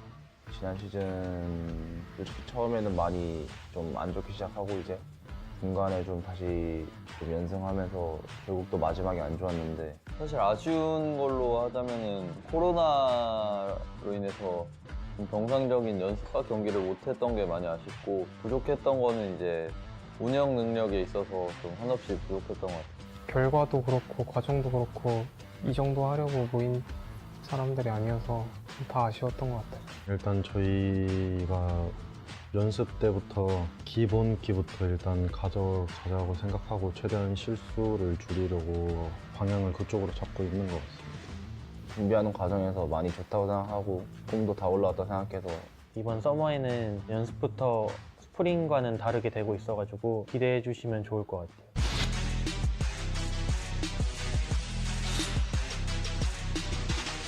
드레드 선수를 많이 봐왔지만 할 때마다 느끼는 건 제가 그냥 좀 더 상위호환이다?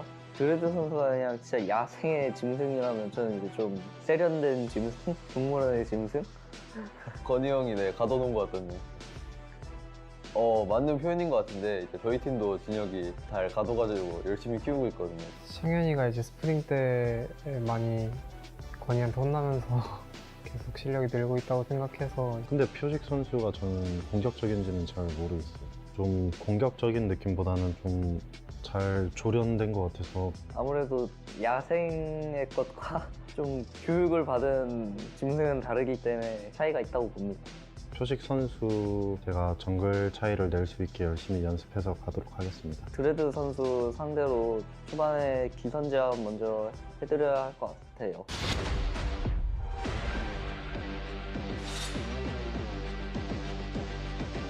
난장판이 될 것 같은데 저희가 2대0으로 이기겠습니다. 스프링 때처럼 서머에도 똑같이 그냥 2대0으로 그냥 발라드리겠습니다. 그때는 근데 이제 DRX한테 진 게 아니라 약간 코르키한테 진 느낌이어서 그때랑 결과가 다를 것 같아요. 서머 첫 경기 이기고 시원하게 제물로 맞추고 저희 쭉쭉 올라가도록 하겠습니다. 이제 혁규 형이 되게 오래 프로게이머 했고 이번이 마지막 LCK에서 할 수 있는 무대라고 말했는데 저한테 무난하게 이길 것 같아요. 올해 시작하기 전까지만 해도 되게 마음이 불편하고 그랬었는데 지금 와서는 오히려 굳이 마지막이라는 생각 안 하고 그냥 편안하게 할 수 있을 것 같아요. 좋은 모습으로 남길 수 있게 다 같이 화이팅하자. 내가 잘해서 롤드컵 보내줄게. 서머 시즌에는 많이 이겨가지고 재밌게 경기 보시고 환호도 많이 지르시고 웃으면서 인사하고 집에 갈 수 있게 불태워보겠습니다. 농심 레드포스 화이팅! DRX 화이팅!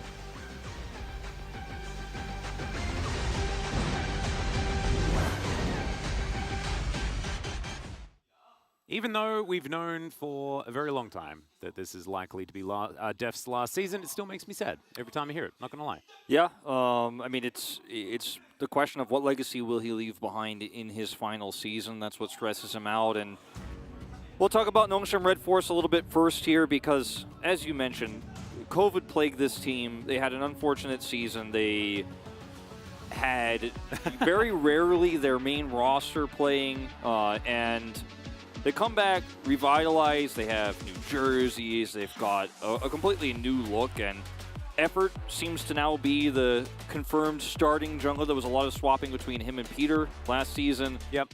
And maybe this team can realize the full potential that we were hoping for and searching for. I mean, a lot of people had this team top 3, top 4 last season in their power rankings, and they didn't even make playoffs. Nope, and they were 2-0'd pretty swiftly by DRX both times of asking as well last time around. But we have to address those extenuating circumstances, right? Can Nongshim actually prove that last season was based on unfortunate events and not based on how these players can actually perform together? Because I think most of us think the sum of these parts equals far more than what we saw in the last season. So hopefully they're going to be able to get back on their feet. Of course, just to go back to what was in a previous slide, of course, Deft is going to be playing from home.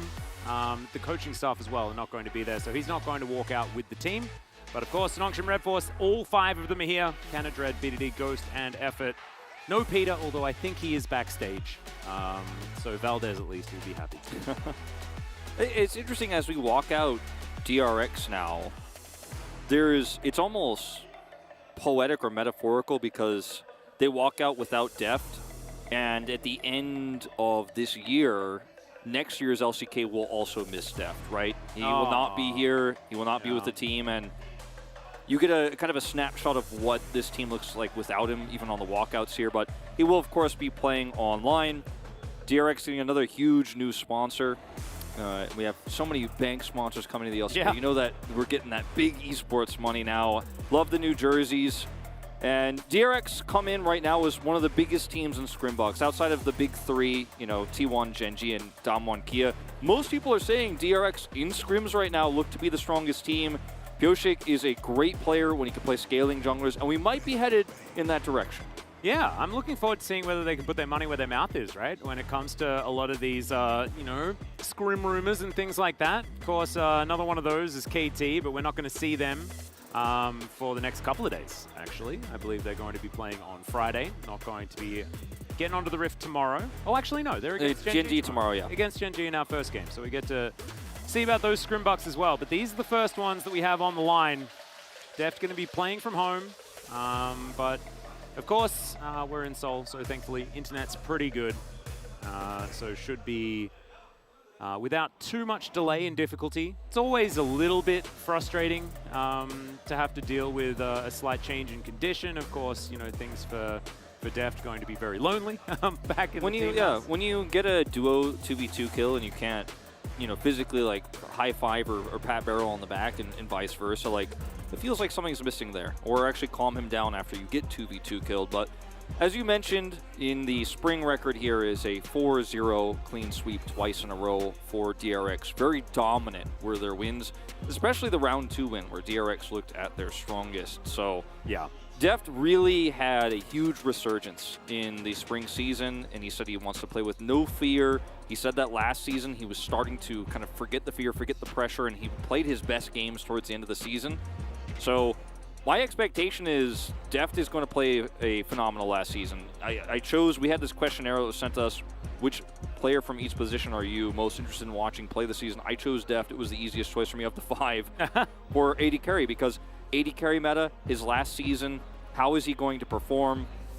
It's so much pressure, he's trying to forget it all, but there are so many people who, even though he is not physically here today, came to watch because they love him and have followed him for nearly a decade. Yeah, you can imagine that there are a whole bunch of Alpaca fans here in the audience, and even if he isn't here, he is still going to be playing with the team. So you still get to watch those sick Deft mechanics up on the screen no matter what. I'm just glad we have a system in place. You know, last year was hard for a lot of teams, especially both of these teams on your screen right now. Like, both of them went through so many hardships. We had the Challengers team come in for DRX. Nongshim had to play with subs, and to their detriment, we're never really playing with a full roster. So kind of all ironic as we go around full circle with a full audience today, Deft playing online.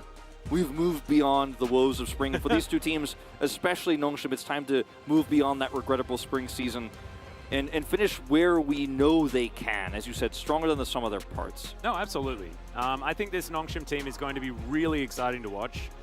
Just because, A, they're not going to be able to get COVID again, which is really, really good. There he is. Going to check in on Deft. He's going to be playing from home.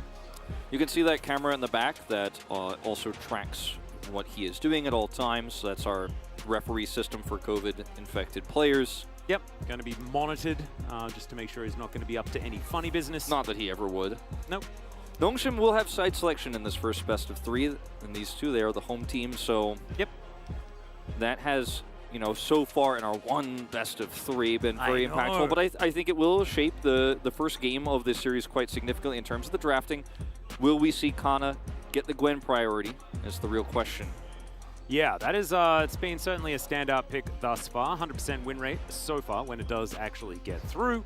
However, things like the Wukong have not found the success that they have elsewhere. So looking forward to seeing whether that can be seen as something a little bit more successful this time. I'm interested in what Zek has been cooking up as well. He was one of the pioneers for a few different meta choices in our spring season. So he might have...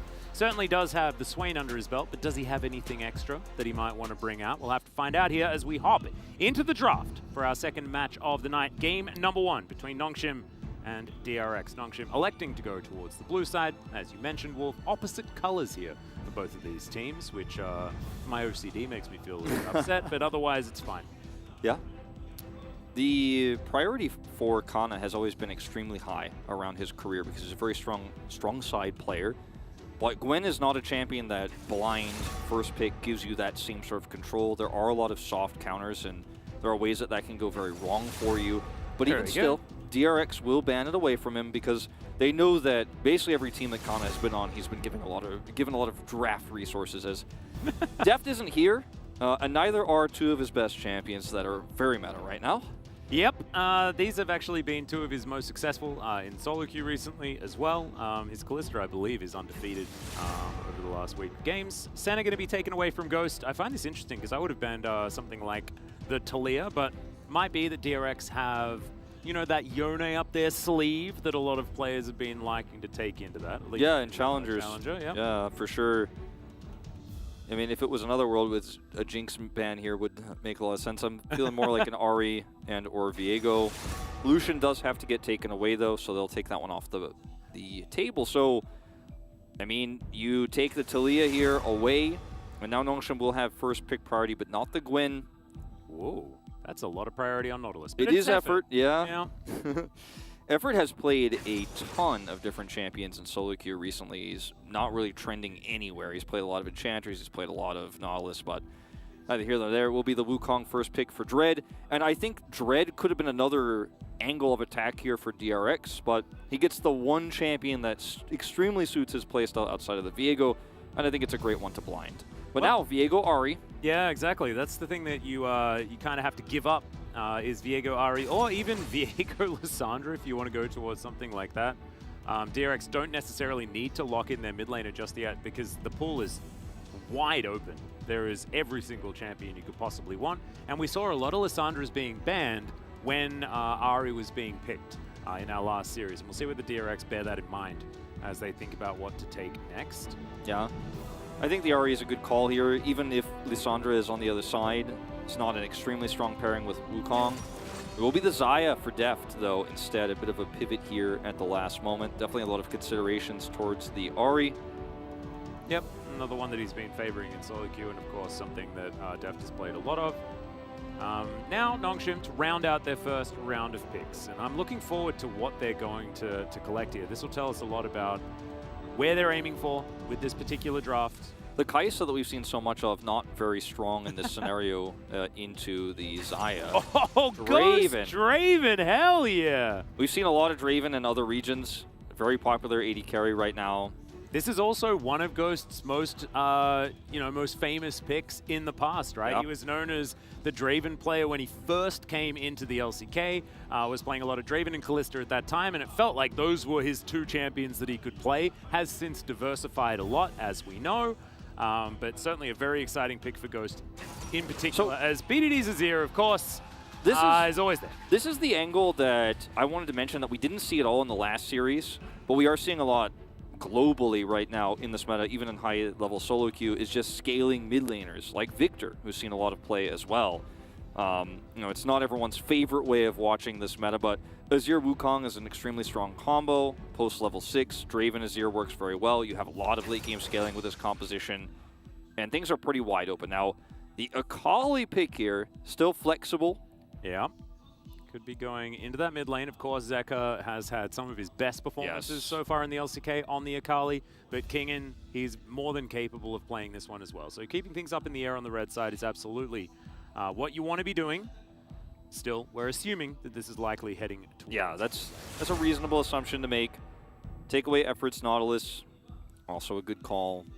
For the Xayah Akali Viego draft, it's very much focused on potential picks at the moment, in terms of where this draft is headed and how it snowballs. Nongshim is the exact opposite in terms of what they can do. Yes, Azir Wukong can give you some power at level 6, but otherwise you're kind of feeling like, all right, this is going to be a slower one. This is the scaling one. This is the one that everyone's been talking about, that it's rearing its head finally. Like, let's see how late game we can go with this.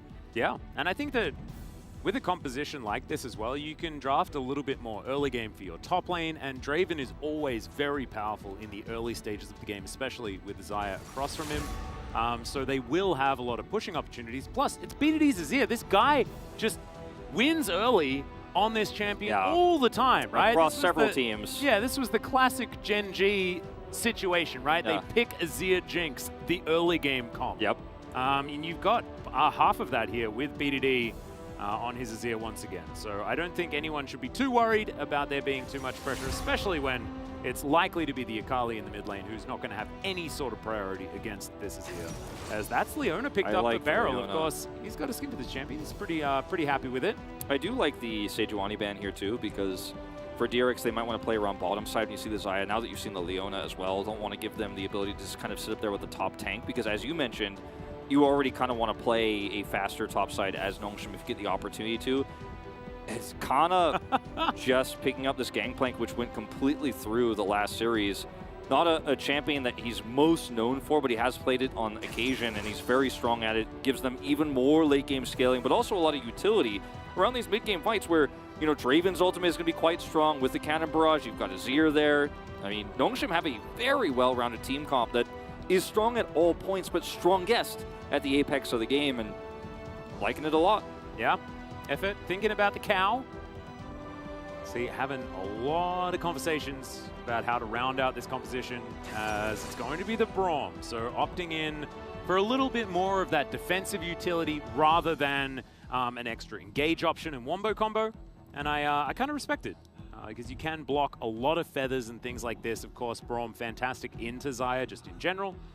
Can block the feathers either direction. DRX at a bit of a crossroads with it. Take something like a Gnar and look for more team fighting with this comp and try to shore up some of their late game engage opportunities, or something to try to kill the gameplay like an Aurelia. The Kayle, okay. The Kingan's Kayle does come through here.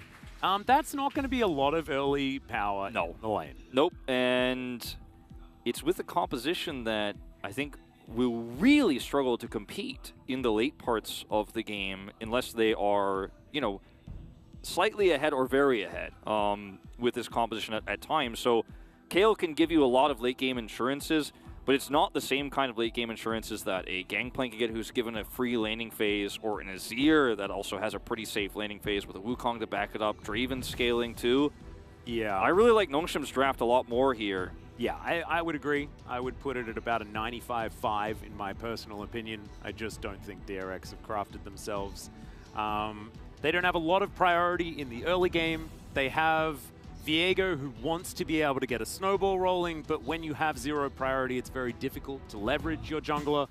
I think it's going to take a lot of outplay in order to get past this Nongshim Red Force team that is comfort across the board, as well as a far more cohesive draft. Yeah, if they had flexed the Akali top, it would have been a difficult one to play out, but they could have had a few other mid laners to try to shore up scaling instead. There were other ways they could have even tried to do something crazy like run an Aurelia, or if they wanted more engage options, a Gnar or a Cannon.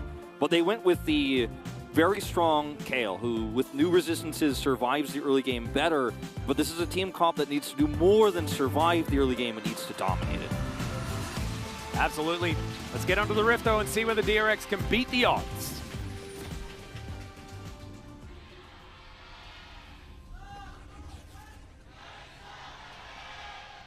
Oof. DRX fans out in force today. Not sure whether you guys could hear it, but we could. It was rumbling throughout LoL Park. As, of course, fans are allowed to cheer now. They weren't allowed to cheer in spring, but they are now. And we're allowed to fill up the entirety of LoL Park as well. It's a glorious time. It really is. I mean, it adds so much even to us as casters. I mean, you might think, oh, the play-by-play is going to get hyped by the yelling, but no, like the analyst gets hyped by the yelling too, and there's a lot of passion you can feel, and like shocking moments hit harder when you have 400 people screaming about it right next to you. Yep. And just love it. Well, you got some wards being cleared out here, as DRX just look to play some defensive League of Legends right now. I'm very frightened for every single one of DRX's lanes in the early game. Me too. And but the problem is they're running a Viego Akali Xayah comp, so there has to be some angle for this team to start to do well, right? And I mean, Xayah does better in the late game than she used to. Her crit builds got buffed many patches ago, and you know she has some extra resistances too, and you know maybe we will see the crit Xayah here coming through, but it was drafted so early. As like, look at how Kana is going to enjoy this laning phase as well as Gangplank here. Yeah, he did put his Trial by Fire on cooldown a little bit early, but that's fine. As Kingan turns up, and it's all going to be a-okay. Ghost, as we mentioned, a bit of an aficionado on this Draven. Of course, a lot of these stats are from a long time ago, as he didn't play a lot of Draven when he was with Damwon Kia.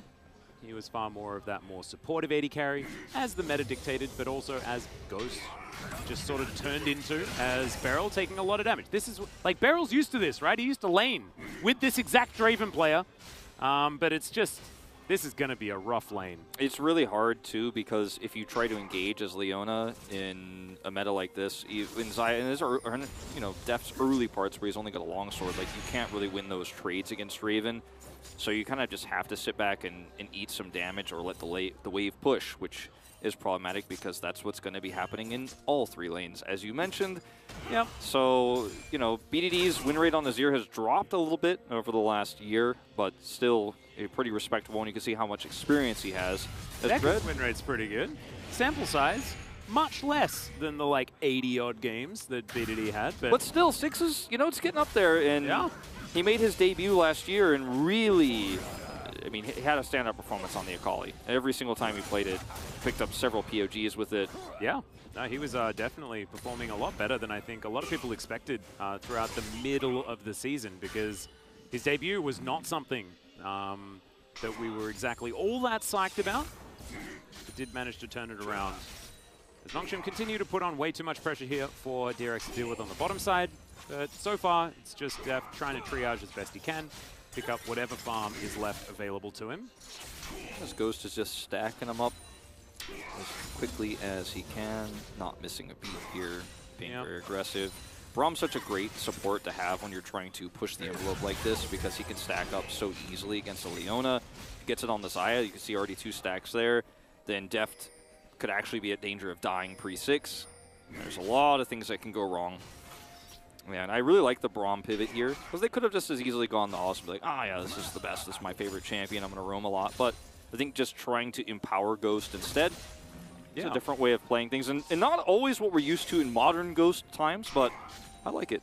No, I like it too, and I think it's a great pivot from what Ghost used to be for Damwon to what he wants to be now that he's on Nongshim as well. So I think it's very, very cool. But DRX, it's a different story. It's about playing defensively. Zeka in that boat as well. Kingen, exactly the same story. I mean, if Nongshim failed to get enough done, it probably also doesn't matter that much, because their late game's also really good. But there is still a Kayle in the game, and we do need to talk about that as being something that's pretty good. Also, Akali with Kayle ult on her is, you know, it's pretty good. Same with Viego. Just going to have a good time. Just going to be able to maybe get a reset and then start popping off. Kayle, you know, herself, obviously with the ability to do a ton of AoE damage in the fight, he's very survival and also immortal. Is really strong in isolation, but with what she offers as a kind of utility top laner in a lot of ways in team fights before that happens, you know, we have to keep that in mind. She and Gangplank both have their ultimates that are pretty long cooldown, but have so much power. As we've seen basically every blue side game, you have early prio, he will get the first Drake around pre-6. Oh, here's an aggressive trade as Deft does have his flash available. He heals, avoids the stun, as now Ghost in a bit of trouble. Beryl looking for it. Zenith Blade goes through. He's looking for the first blood, but he doesn't quite get there. Now Pyoshik chasing as he manages to grab the kill onto the Draven, but that is not before the kill does come through. It wasn't Draven that picked it up, and Pyoshik will be traded for. And it's BDD that collects that kill as well. Nongshim, great position after that one. Zeka not going to be able to really force anything back here with the wave state in mid. BDD can just shove this one through to Deft. And Zeka's just catching a wave in mid. He's not threatening anything, so his absence here definitely really felt. No teleport for him. BDD did not teleport. He had used Prio to actually make this play happen, so we'll still have it. We'll be able to return to mid to catch the wave that is sent there. But it looks all according to plan here for Nongshim. Dread smites as he walks over. And Deft has to, of course, flash over the wall, even heals here. And Beryl goes on top of Ghost, but higher resistances means Ghost gets those extra autos off. BDD has enough time to get over here. And yes, Pyoshik gets a kill and a reset here, but it's a 2-for-1, and Zeka gains nothing in the exchange. Teleported mid, actually, throughout this, so was not able to join at all. I think it was just at the beginning, before the fight actually broke out. I think DRX walking up the river was a little bit greedy, given the fact that, you know, we'd already said there's not a lot of priority here available, and Zeka wasn't even in lane. So hopefully they don't make an error like that anymore. But still, good punishment there from Nongshim. Okay, that Pyoshik was able to get that kill back, but not enough to redeem it. Yeah, good to get a kill on the Draven early too. Oh yeah, that's the big one that you end up getting out of this. You end up getting too many stacks here and cash out, or cash in rather. He does only have 64 yeah. As a result, so that is certainly good news. So at least they got the kill on the right target, but they almost did not. If he gets out of there, we're talking about a different disaster here, but small victories here for DRX. Yep. Decent Winter's Bite there from Effort, who then takes a fair bit of damage from the Blade Caller. The Rift Herald is faster grouped up by grouped up on by DRX, and Zeka with a rare moment of prio here as he does hit his ultimate and is going to allow for a faster start here. DRX have Dread nearby to deal with. They see him with this ward. I think they could just stick to this.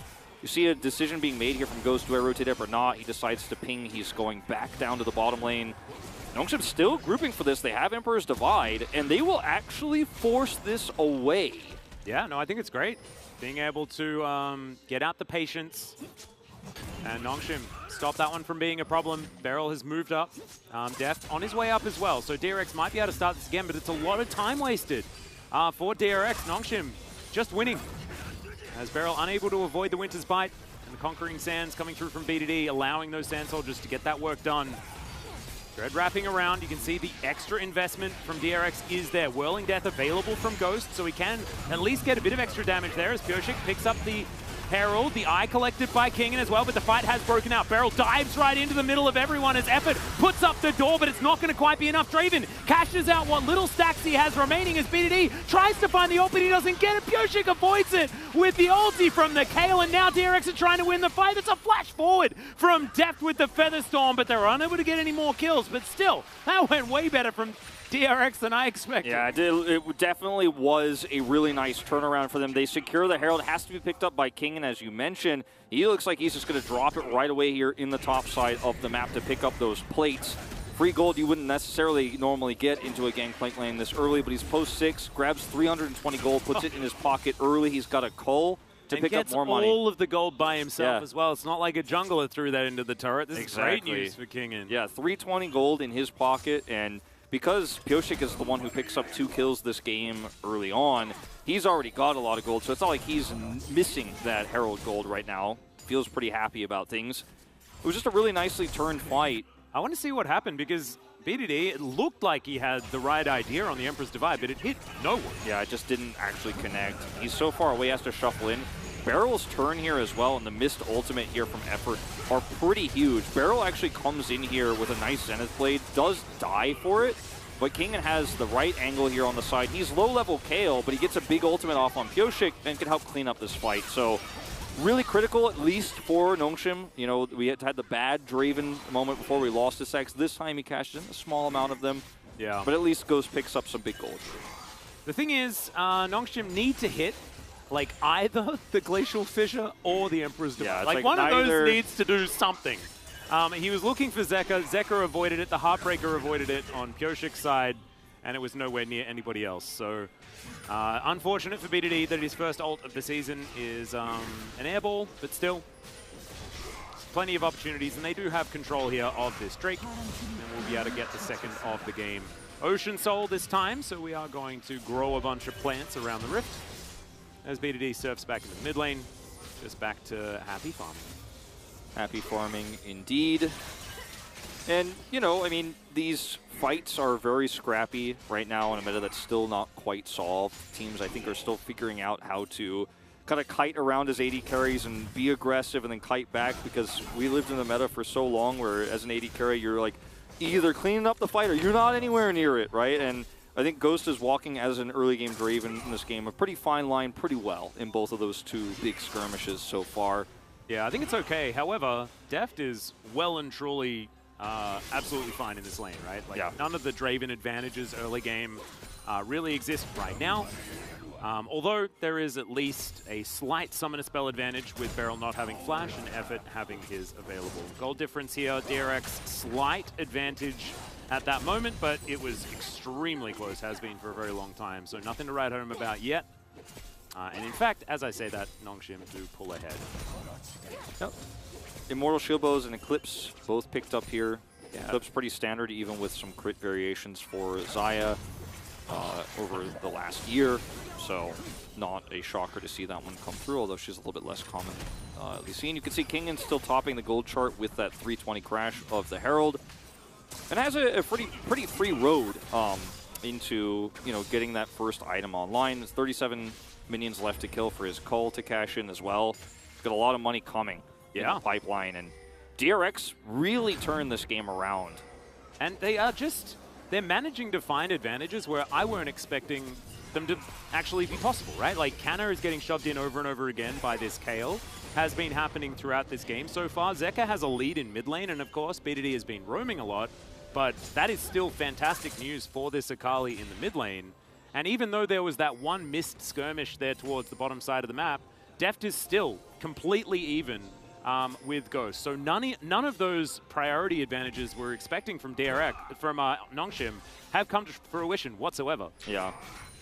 I mean, they were for a little bit until that pivotal moment, right, for DRX, where they end up winning that fight. And the Rift Herald getting so much extra gold over to Kayle means that she can pick up such an early Nashor's Tooth here before the cull is even complete.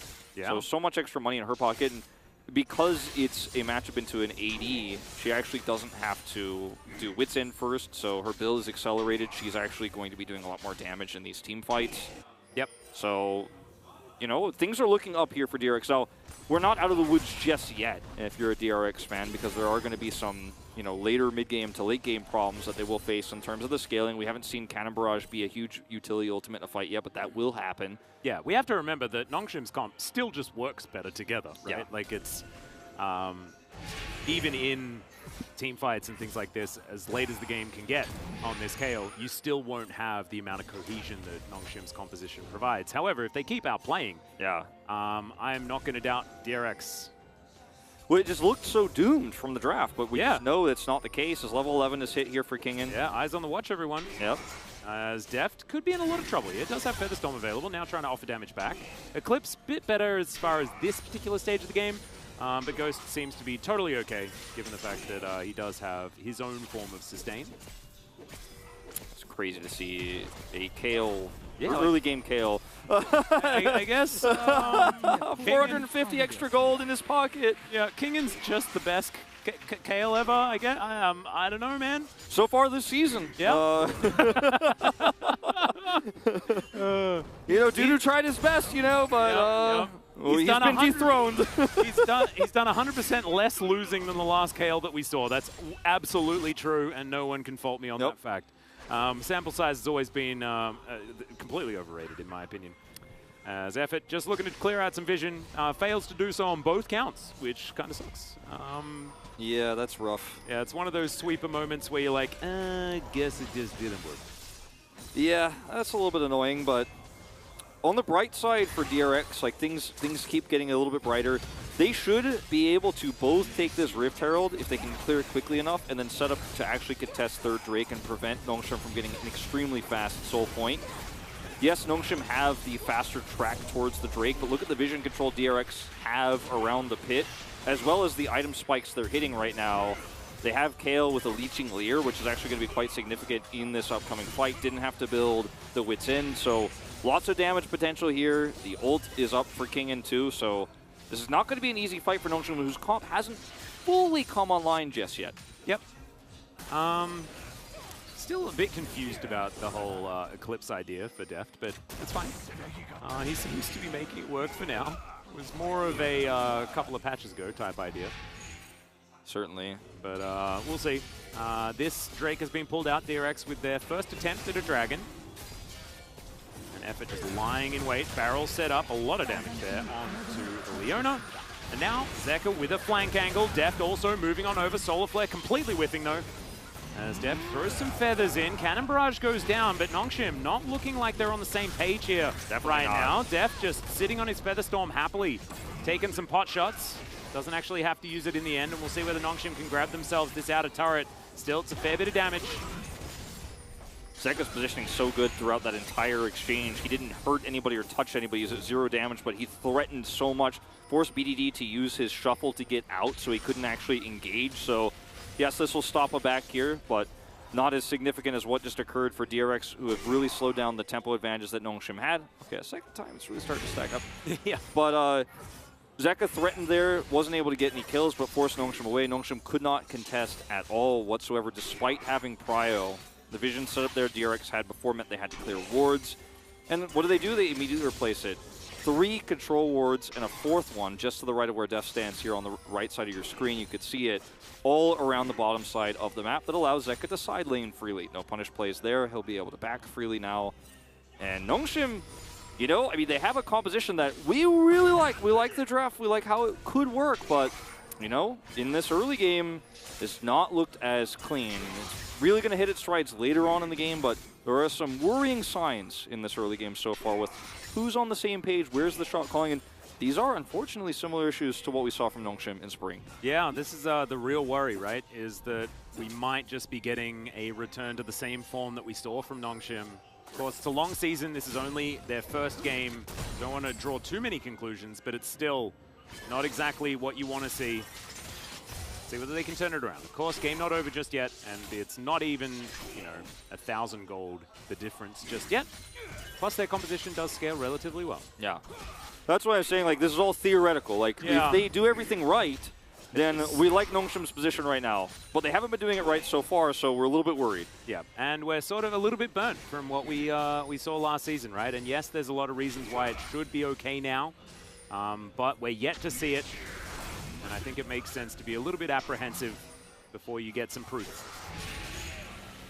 As Whirling Death comes back to Ghost as he looks to tidy up the wave. I loved how he did that. Like, so he prepped the minions for the return. So Yeah. he could just, like, cool guys don't look at explosions, walk away. To I was grab actually that wondering, CS. I'm like, why are you just walking away? Just hit the, you're not in danger, it's fine. And then it just comes back and kills them. So. He's enjoying all the stacks, too, from the extra control wards that DRX have spent the money into, catching his axes. DRX will drop down the second Rift Herald. Won't be enough to kill the turret outright, but they have a big group up here, and they want to get Zeka on the angle. They get the Cannon Barrage out from Nongshim as well, so this next, you know, with Baron spawning or something like that, you know, if Nongshim want to try and contest, it will be a little bit difficult. Of course, going for a 20-minute Baron, not going to be a thing that DRX are likely to attempt, especially with 0 tankiness on their squad. Yeah, and a lot of Eclipse Xayah. Yeah. With a second item complete, but not even fully stacked. Not going to be a thing. No. Akali, though, has... I mean, she has not done a lot of damage this game. It's sitting on 2 assists, and yes, has a significant CS lead because BDD was roaming.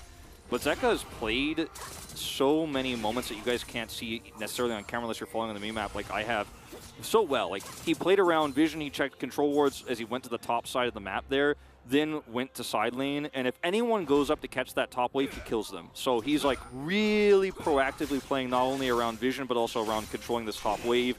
While resources were committed to defend the Herald push mid, he's looking for a flank angle, and I just love to point these small things out that he's doing right now, because otherwise it looks like a kind of standard boring, like, oh, Akali didn't get that many kills this game, but Zeka's playing it very well. Yeah, no, I think that he's about to go off, right? Like, this is the moment. Yeah, we're waiting to see whether it is actually going to come through from Zeka. He's been looking for those angles very, very adeptly, though, like you're saying. 35 seconds until what could be the equalizer in terms of Drakes here for DRX. They have the faster group up, they have vision control. The one control ward that makes it perfect, or it removes it from being perfect for DRX in terms of vision control, Death clears. Now he can sit in this brush. He's got his ultimate available. I mean, this is a really awkward spot for Nongshim. I think they'd be better off just trying to push mid and forcing DRX out of the hidey hole, because walking into this is not a good idea. Well, effort over the wall. There is a control ward now. So DRX understand exactly what's going on. This Drake, though, sole point available for Nongshim, and it looks like DRX not quite in position for as it spawns. Cannon Barrage back available once again here for Canna. And he's 2.5 items as well. I mean, this is a very scary gangplank. As Beryl, I don't know about that one, but Effort's still going to miss him. Yeah, well, that's an outcome. Day 1 LCK. All right, well, Zeko's looking for a flank. He doesn't have any opportunities. Yeah, Solar Flare comes on through, Ghost in a whole host of trouble. Empress Divide once again not necessarily hitting the mark, as there is so much AoE damage going down, but still, it's a double kill for Ghost. Pyoshik getting the resets, but into what zone? Not exactly where he wants to be. Death manages to take a Drake, but DRX lose 3 for the cost of 2. Yeah, this is still pretty significant for DRX, though. They split the fight, and they make a sacrifice to guarantee Drake. If they don't actually split like that, there's a chance they win the fight, because, Pyoshik has that extra damage. He gets resets easier if Deft is there, but then you end up potentially losing Deft because the collapse is there for Nongshim. You don't get the Drake. Dread looking deep for something.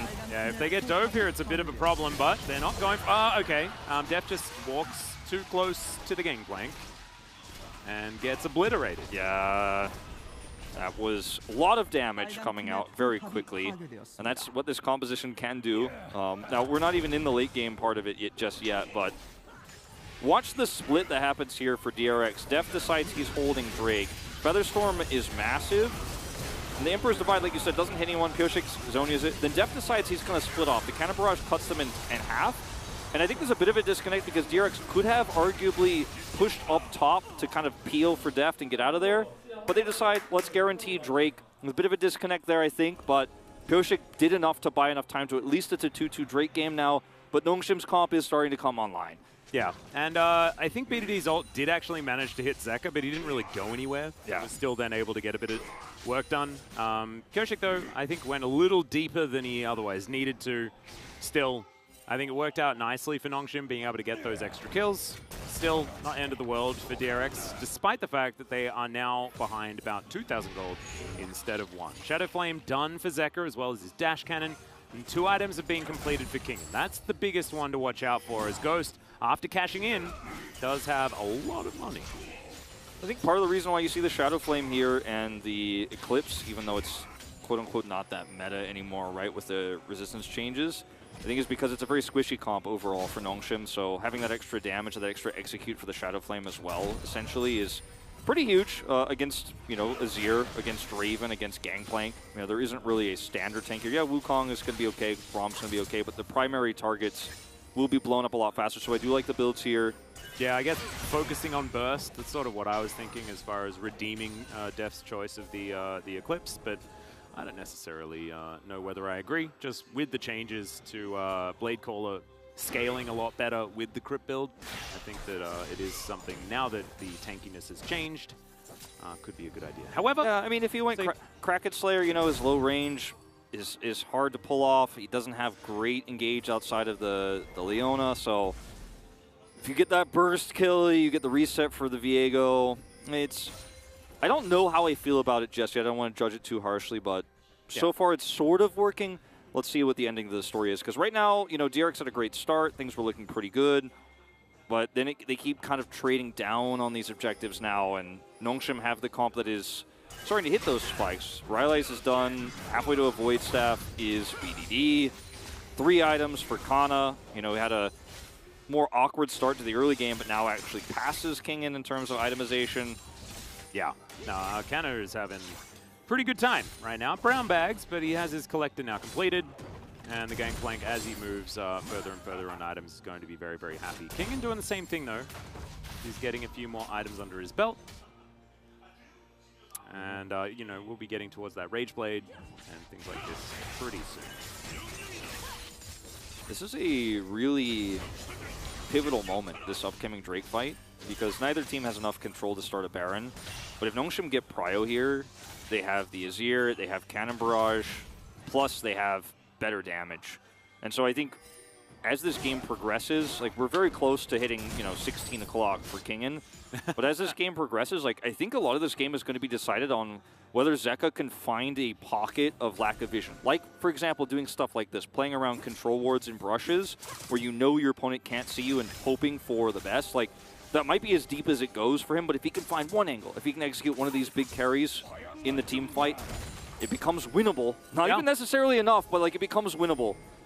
So we liked Nongshim's draft better, and this is why, guys, because, yeah, the early game didn't look so pretty, but yeah, you get to this point and things start to run smoothly. Yeah, Wit's End completed here for Kingen, so 3 items as well as level 16 about to be hit.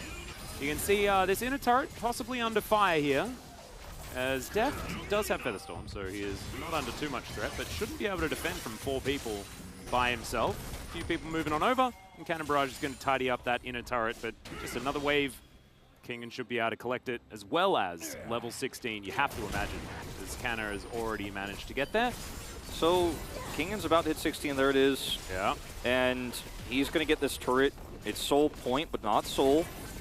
But I do like the move here for Nongshim macro-wise, because they just want to slow the game down. Like, okay, yeah, Kingen got 1 turret topside and got 16, but we got a more significant objective. We pushed mid, and it was a really nice macro play for them. There was not really any counterplay for DRX. Cannon Barrage committed means Kana picks up some of that farm, slows down the push. And, you know, Nongshim are like, yeah, so what? You didn't get anything back. And if we're both kind of going even and I'm getting the more important Drake, then I'm happy because I've got a Draven and a Azir and a Gangplank. True. I mean, it's so hard because the last time we saw the Kayle earlier today, it burnt us because we got to a later stage of the game and the Kayle did not a whole lot. This might be a different story. It might just be that now that level 16 has been gained and the game is relatively even, that Kingen should be able to be that hard carry. Cyrilda's now completed for Deft as well for his 3 items. I mean, Eclipse Xayah, you can say what you want. I mean, it still will do some damage to some stuff and will be able to keep himself alive in a lot of these team fights as well. A little bit more bursty front-loaded is the damage. Kingen is on this control ward that Zeka set up earlier, but isn't going to commit any further. There's not a lot of vision elsewhere. You could see those control wards in the river, so he's like, I don't know if Kana is alone. Don't want to commit my ultimate to this. Thinks better of it. But he can actually sit in this brush, wait for the back to come through, then split push bottom. Kingen is actually playing the side lane so incredibly well, and Kayle is so good at this. Like, we talk about how much damage she could do in team fights or utility with her ultimate, but when she hits 16, she just shoves waves, and she could defend infinity waves as well. And that one control ward on the bottom of the map has done so much. It just got deleted and replaced, but still, it did so much for DRX, so many opportunities. Yeah, and they're actually able to keep so much pressure up purely based on the fact that Kayle is free shoving so extraordinarily quickly. It's Nongshim that have to respond largely to a lot of these pushes. Deft back in his mid lane, setting up a bunch of feathers just to make sure that he is going to be A-okay. Infinity Edge done for Ghost, who's sitting on 3 items himself. So the Draven will be doing a fair bit of damage, but Nongshim haven't really been making too many moves. Yeah, they're just kind of sitting back and playing a slower version of 1-3-1. There becomes a point where the quote-unquote late-game scaling of Nongshim's comp just gets overwhelmed by the fact that everyone finishes items. And, you know, this is a very slow meta. We're cresting the 30-minute mark now, and this is where Nongshim should be actually forcing things and winning objectives with impunity, but they're not setting up for Baron takes. You know, they don't have even Baron vision right now because the side laning has been better and faster for DRX, so they don't have that going for them. And the team fight Nongshim wants to take desperately right now while they have this huge lead in terms of items and champions, they're not setting up. They're not finding it. They're not fishing for it. So DRX are like, well, we'll keep 1-3-1-ing, and, you know, that advantage you have in terms of your itemization and your champion strength will eventually slowly get closed by us the longer the game timer goes. Yeah. That's an interesting thing to talk about as well, is the 1-3-1 capabilities, because now that DRX have made it past the 30-minute mark, their comp is kind of a 1-3-1 comp, right? Yeah. Because Kayle is a bit more self-sufficient. You speed yourself up a heck of a lot with that W, so you can get away if things get spicy, but also you shove waves so fast. And now DRX are setting up for the Baron, right? I mean, Kingen basically 3 hits it right now. Yeah. It's got so much damage. He has so much damage. He has 2 rods as well, and like Nongshim don't have any vision at all whatsoever. None, zero. They have no idea. And these waves are crashing. Where do you think the DRX players are? Okay, you know now. It's time to react faster. This is a lot of symptoms of Nongshim of Spring coming back again. Like, this seems like a pretty set play. DRX don't feel confident that they can push this and take it out fast enough. I think they might have been able to, but they do chicken out in the end. You have to respect Cannon Barrage, Whirling Death. Like, there's a few options here for Nongshim, but I like that DRX was actually testing it, because so far, like, Nongshim really are not making any proactive plays at all. Yeah, there's catching waves that the faster side laning that DRX is setting up is sending them, which, you know, if we were at 22 minutes, I'd feel pretty good about earlier, but at 32 minutes, you know, we've kind of passed that point. The Kayle is becoming a force to be reckoned with. Once that death cap is finished, the big spike in terms of the AP comes through, and that's going to be any moment now as soon as she backs. She's definitely got enough for the combined cost here.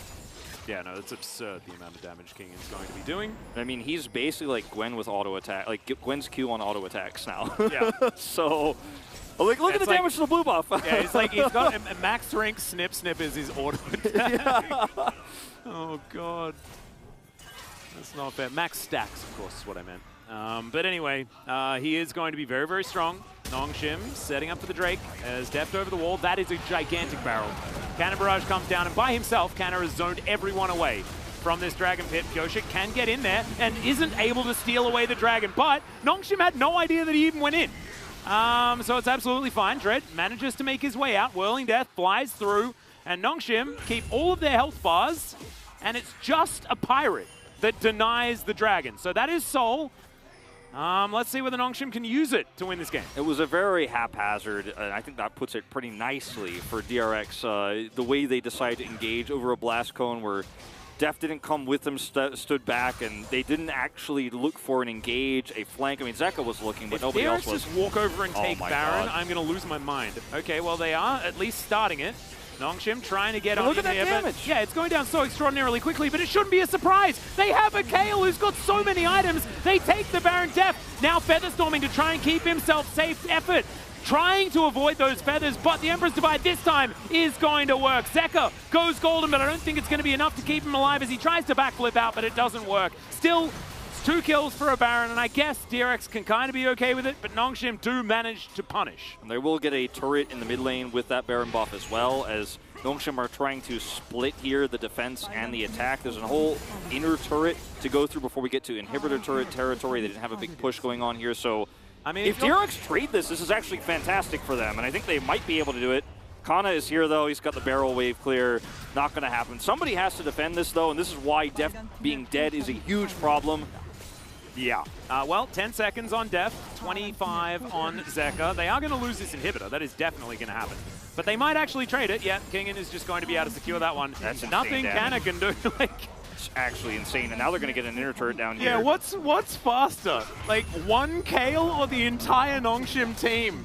Like, I don't know the answer to that one, Wolf, although it looked pretty similar. Yeah, I think the Kayle wins. They got the inhibitor first. I mean, there was an extra inner turret to go through, but they went through the mid inhibitor turret too, got half of a bottom turret here as well. We can go back to this engage. The barrel chain here was pre-set up for a leap over the bush. They had the vision set up there too. Really well premeditated here by Kana and Nongshim. But DRX are able to, quote-unquote, sneak this one away. They started off faster. Nongshim were not in position to deny. They thought, well, they'd be crazy to start this. But wasn't so crazy. They win the ensuing team fight because Dread's ultimate here is really nice. Def tries to ult and get away. Emperor's Divide follow-up is good.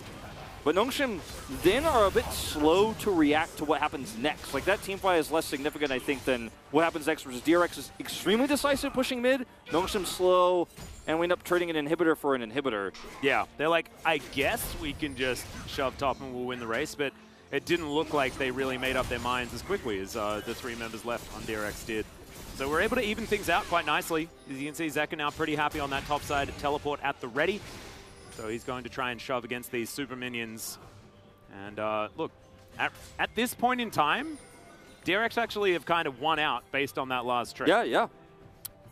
Now, Ocean Soul is up for Nongshim, but it's not a tanky composition. It's not, I mean, it's nerfed Ocean as well, so not as great as it used to be. It's not very significant, but this upcoming Elder fight is, if DRX are able to win this one, steal this one away, like, it's game-winning for them. This basically is Exodia. It's like catching the snitch. Like, everything that happened up until this point will probably moot. It's all about that Elder Drake now, because anything can happen to the one who smites it, and anything can happen for, rather, the one who smites it, because you get that, you win this fight, you have a Kayle, you have an Akali, you have those resets, the explosion. But on Nongshim's side, the same is true. You have a lot of scaling damage, you have a lot of really good engage tools. So prio to Nongshim makes me feel pretty good about their chances right now. They have mid push, they have bottom push, they have a lot of vision set up to the north of the Elder River. And Kingen is no longer in a position where he can actually freely split push anymore. He will have his teleport soon, and he's trying to play around. You can see on the top side of the map there, but decides to play around vision a little bit. If he could somehow force Nongshim away from this Elder Drake, and then they could clear vision, there's a chance here for DRX. Like, they're hanging on by a thread, but there's still that thread of hope. Kyoshik and Beryl just patrolling the area, making sure they keep their Kayle safe, like you're talking about. Zeka on the bottom side of the map, happily splitting. And the 1-3-1 kind of doing okay. They retain this kind of control. This really reminds me of Gen G when they were ahead with scaling comps in the past sometimes, where it's like, well, I'm just not going to do anything because we have the better late game comp. And then something goes wrong and you lose the game, right? Like, Dread and Nongshim here together have done very little in terms of aggressive vision control. Notice that they had it for a moment, and then it just went away, and they never contested it. They also don't have vision control around the Baron Pit right now either. You see that deep ward there that could be teleported on for Kingen if he wants to run down mid and try to end the game, for example. Like, there's so many windows that DRX have said. They're playing the map so much better, even though I really think Nongshim still has a better draft and the better comp, and we have gotten to late game. Like, if DRX just play more proactively and find a window in this game, find win conditions by playing around vision, setting up better. Like, we are 30 seconds to Elder, and where are the Nongshim players? They're not on it. They don't have vision set up. They're dealing with waves still because the macro has been so much cleaner for DRX. Yeah, and we're about to have both of these inhibitors respawn pretty quickly. As you can see, the difference is 10 seconds, so just assume they're both coming up at the same time. But DRX is here. 15 seconds. Kana takes a lot of damage there from Deft. The power of the burst build, I guess. As Zekka, I believe, standing on top of a ward. Control ward is going to get taken down here as we're just flipping for an Elder. Wolf, I don't know what to tell you. Yeah, but that's, I mean, what DRX, it's come down to. How did we get here? Like, how does DRX even have this chance with this composition at a 40-minute game? It's a question Nongshim is going to have to answer. Well, that's going to be a lot of damage coming through here. Any free autos that happen from this Kayle are just going to do so much work. Trying to set up the feathers here as well on DRX's side. That is a cannon barrage to come on through as Dread taking a lot of damage. Beryl tries to dive into the back line. The Emperor's Divide onto only Zekka, but he's still trying to fight this one out. The perfect execution is there, as now we're trying to take down this Elder, and it's Yoshik that secures it, and now it's Kingen with an Elder buff, as well as Kayle. He just gets ripped apart, but now Deft is here to try and take them down. BDD, can he be the carry for this team, is the question. Heartbreaker is going to miss, but BDD has no hope against the big old dragon, and now it's just a back from Dread. Yoshik just trying to fight this one out, but yeah, I don't think the back there from Dread is really what's going to win it. I think this is game over, and I think DRX have beaten the odds. They certainly have. They have no right to win this game with this composition in a 40-minute Elder fight. Nongshim never on the same page together in these critical objective fights, and the Elder fight was no exception. As we'll watch the fireworks This is here an as epic Pyoshik. battle. As, okay, Dread is he's burning. Pyoshik's still going to chase him, though. Yeah. Let's see. I'm glad that we get to watch this, as we do have 15 seconds on Kana. Ghost is up pretty soon. This game's probably not over, but Dread is definitely going to die. Well, they're pushing bottom. They still have that Elder buff, mind you, even though, you know, these respawns are coming through. Kingen has teleport and can join this fight immediately, as you can see here on your screen. So, yeah, and with good luck, Nongshim. Yeah, with the fact that now Dread is also dead, it's staggered backs theoretically, right? Now we've got all 5 minutes. Look at him delete the barrels. Here. No barrels allowed. Oh my god, Kingen just does so much damage. It's pretty absurd, but Okay, it looks like back away. DRX are just going to back off. They've grabbed themselves 2 inhibitors. They want to go get a bit of a reset, grab a bit more money, and then win the game, I assume. BDD... Baron is up, yeah, they just so take now it. we'll just go back and grab that as well. 2 inhibs. We can just push top and make it 3 and wait for the next Elder to spawn. Kana, where's your Smeb impression? Let's do it. Let's do it. 2 HP. Oh, it went down to 36. That's scary. Still, no vision, no idea. No barrage, no idea, no ability to time it, and let's watch this fight again because I think DRX played this so confidently. Barrel's engaged, looks suicidal, it's very Barrel-esque, right? But he goes in onto 4 to set up for Zekka. Zekka gets knocked up by BDD, who defensively uses his ultimate instead of using it on the objective fight because Barrel and Zekka are so much on the same page. Nongshim then struggle to decide what to do next. The Barrel setup isn't good for Kana, and then as the Elder is smoked, there's no way you can win the ensuing fight because you're getting Elder executed. And Nongshim just were not on the same page. They didn't have vision set. They weren't pre-set up at all for this. They were dealing with mid push from super minions from that trade of inhibitors. Mid inhibitor greater than top inhibitor when we're talking about Elder oftentimes, especially because Kingen dealt with the wave before the Elder fight. Yeah, I think it was the setup. Like normally top inhibitor being down is good. Yeah, right? it's Because usually the best harder thing to be there. But in this case, because he preemptively pushed the wave, it didn't actually end up being valuable for Nongshim. They're just getting out macroed here. Yeah. Look, I don't know what's going on. There are a lot of really weird things about this game, but I think that, honestly, DRX have just executed better throughout this game. And sometimes weird item builds don't matter. Sometimes compositions even don't matter if you just play better. Cannon Barrage comes through. That is going to try and clear out these minions. Nongshim well and truly on the back foot. You can see every time a bit of this AoE sneaks through, Nongshim just takes so much damage. And look at Def, now with 6 items complete. Doesn't really matter what build you've got as long as it gives you some AD and some relevant stats. It's just been, I mean, really phenomenal play from DRX. I see why people have been so scared of this team in scrims now. It feels like a scrim. Like, let's see if we can beat this team with the late game comp, with our inferior comp in the late game. Yeah. Feels like a scrim. Oh, another Glacial Fissure going wide.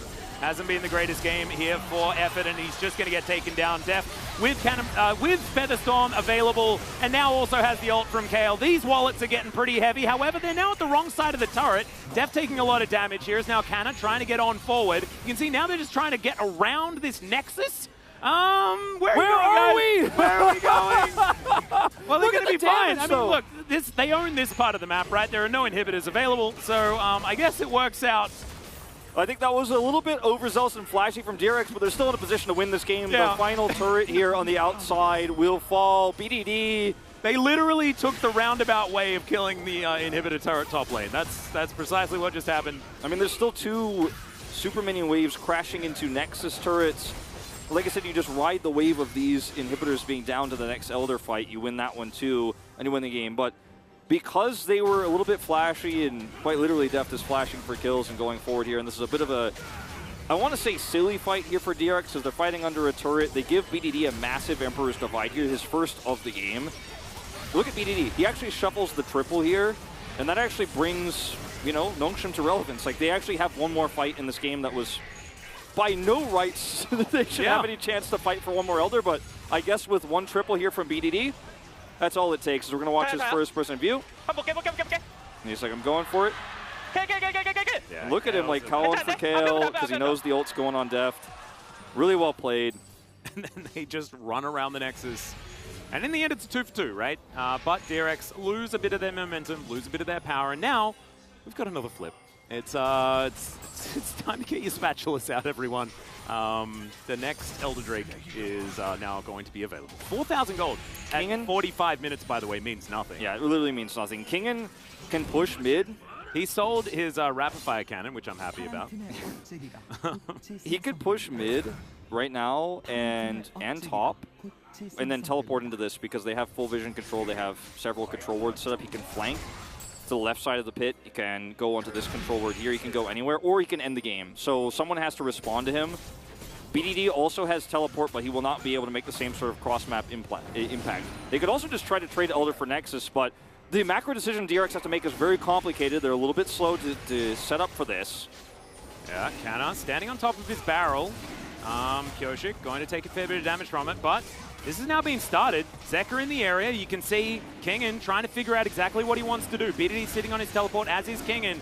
And now we're going to go 4v4, looking to try and get this flip happening. It is going to be secured by Nongshim, but can they win the ensuing fight is the question. Already Zeka has taken down Effort, and Canna is being taken as well. As BDD trying to get the work done, but it does not work. Zeka just out of dragon range, and now Dread's trying to get his work done, but Kingen is just a raid boss, a monster, and DRX will ace them and will finally win the game. That you and I were the ones shaking our heads at the Kale pit. You and I were saying, well, I don't know about this. It doesn't fit the comp. It doesn't fit the late game. How is it going to come together? And I tell you what, 320 gold in his pocket early. He had a free early mid. He came into the late game extremely powerful, and he's, with split pushing, with prepping waves, going to basically single-handedly take this game by himself. DRX in a 47-minute game are going to close it out against Gangplank, Azir, Draven. Oh my god, Kingen will finish off this Nexus. The Kale reigns supreme, demonstrates that late game prowess. But that game was a mess. It was a big mess. But I think it said more about DRX's understanding of weak conditions, their macro, how to play around and set up objectives, try to pull Nongshim around, than it said about Nongshim's ability to draft, because I think most people would pretty universally agree, maybe even the DRX coach, that actually Nongshim walked away with blue side, but a better draft, but they didn't play to their win conditions. They never set up vision around Baron when it mattered most. We're going to watch this final fight here, as this one gets crazy, because Nongshim are Elder buffed. So they can actually win this ensuing fight, get those executes if they can do enough damage. And it's late game Azir. It's a big ultimate trying to come through for BDD. Look at the angle here for Barrel though. Flare. Barrel had so many great engages, but look, this is when the Elder buff comes through and it looks like, okay, maybe Nongshim can win this, but BDD isn't here until the last possible moment. Why? Because he's cleaning up waves mid that once again were set up from Kingen, who's at full health at the end of this fight. He's never going into Elder range.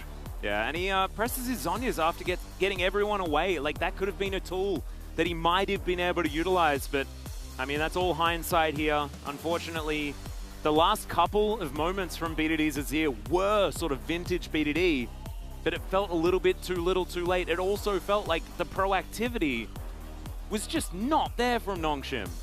Yeah, it just really wasn't, and it's still early in the season. It's still early in this series. By the way, you can say what you want about Eclipse Xayah, but apparently it still does a lot of damage. Yeah, it does. I mean, the things we said about Afrika's evolution, things we said about Hanwha's evolution in their first games, you know, earlier on in game one of our previous series, sadly, I don't think we could say just yet about Nongshim. Drafting, much improved. You could see, look at him shaking the shirt. It's a sweaty night. It's summer season. That was a sweaty game, nearly 50 minutes, and they lose it in the end. Yeah, but congratulations to DRX. We'll see whether Nongshim can turn things around as we move towards game number 2 and, of course, the carpet space in a few moments' time.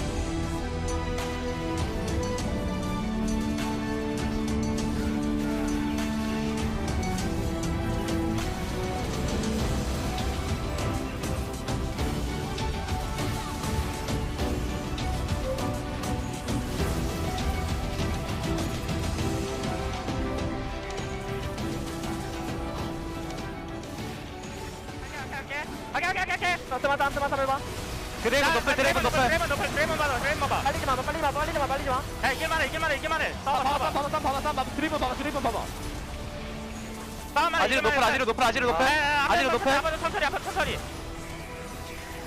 잡아 나이스 야 텀 탑으로 갈래? 바텀 가운데로 가 미드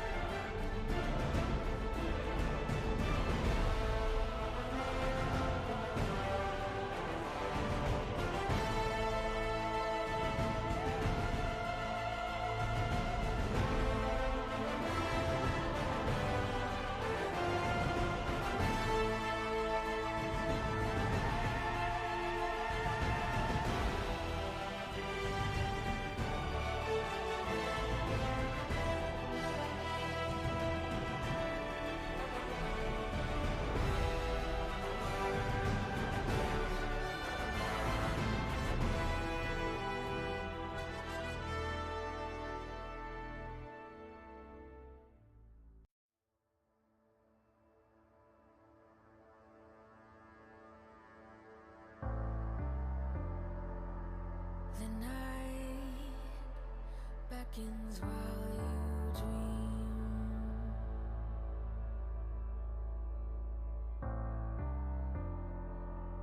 A life never lives in peace.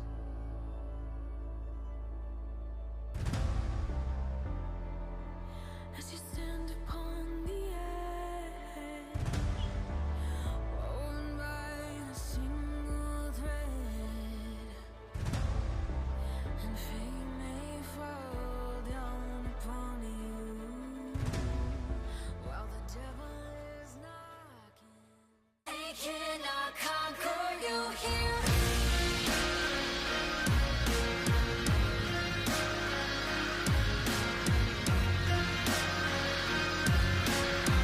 They cannot conquer you here.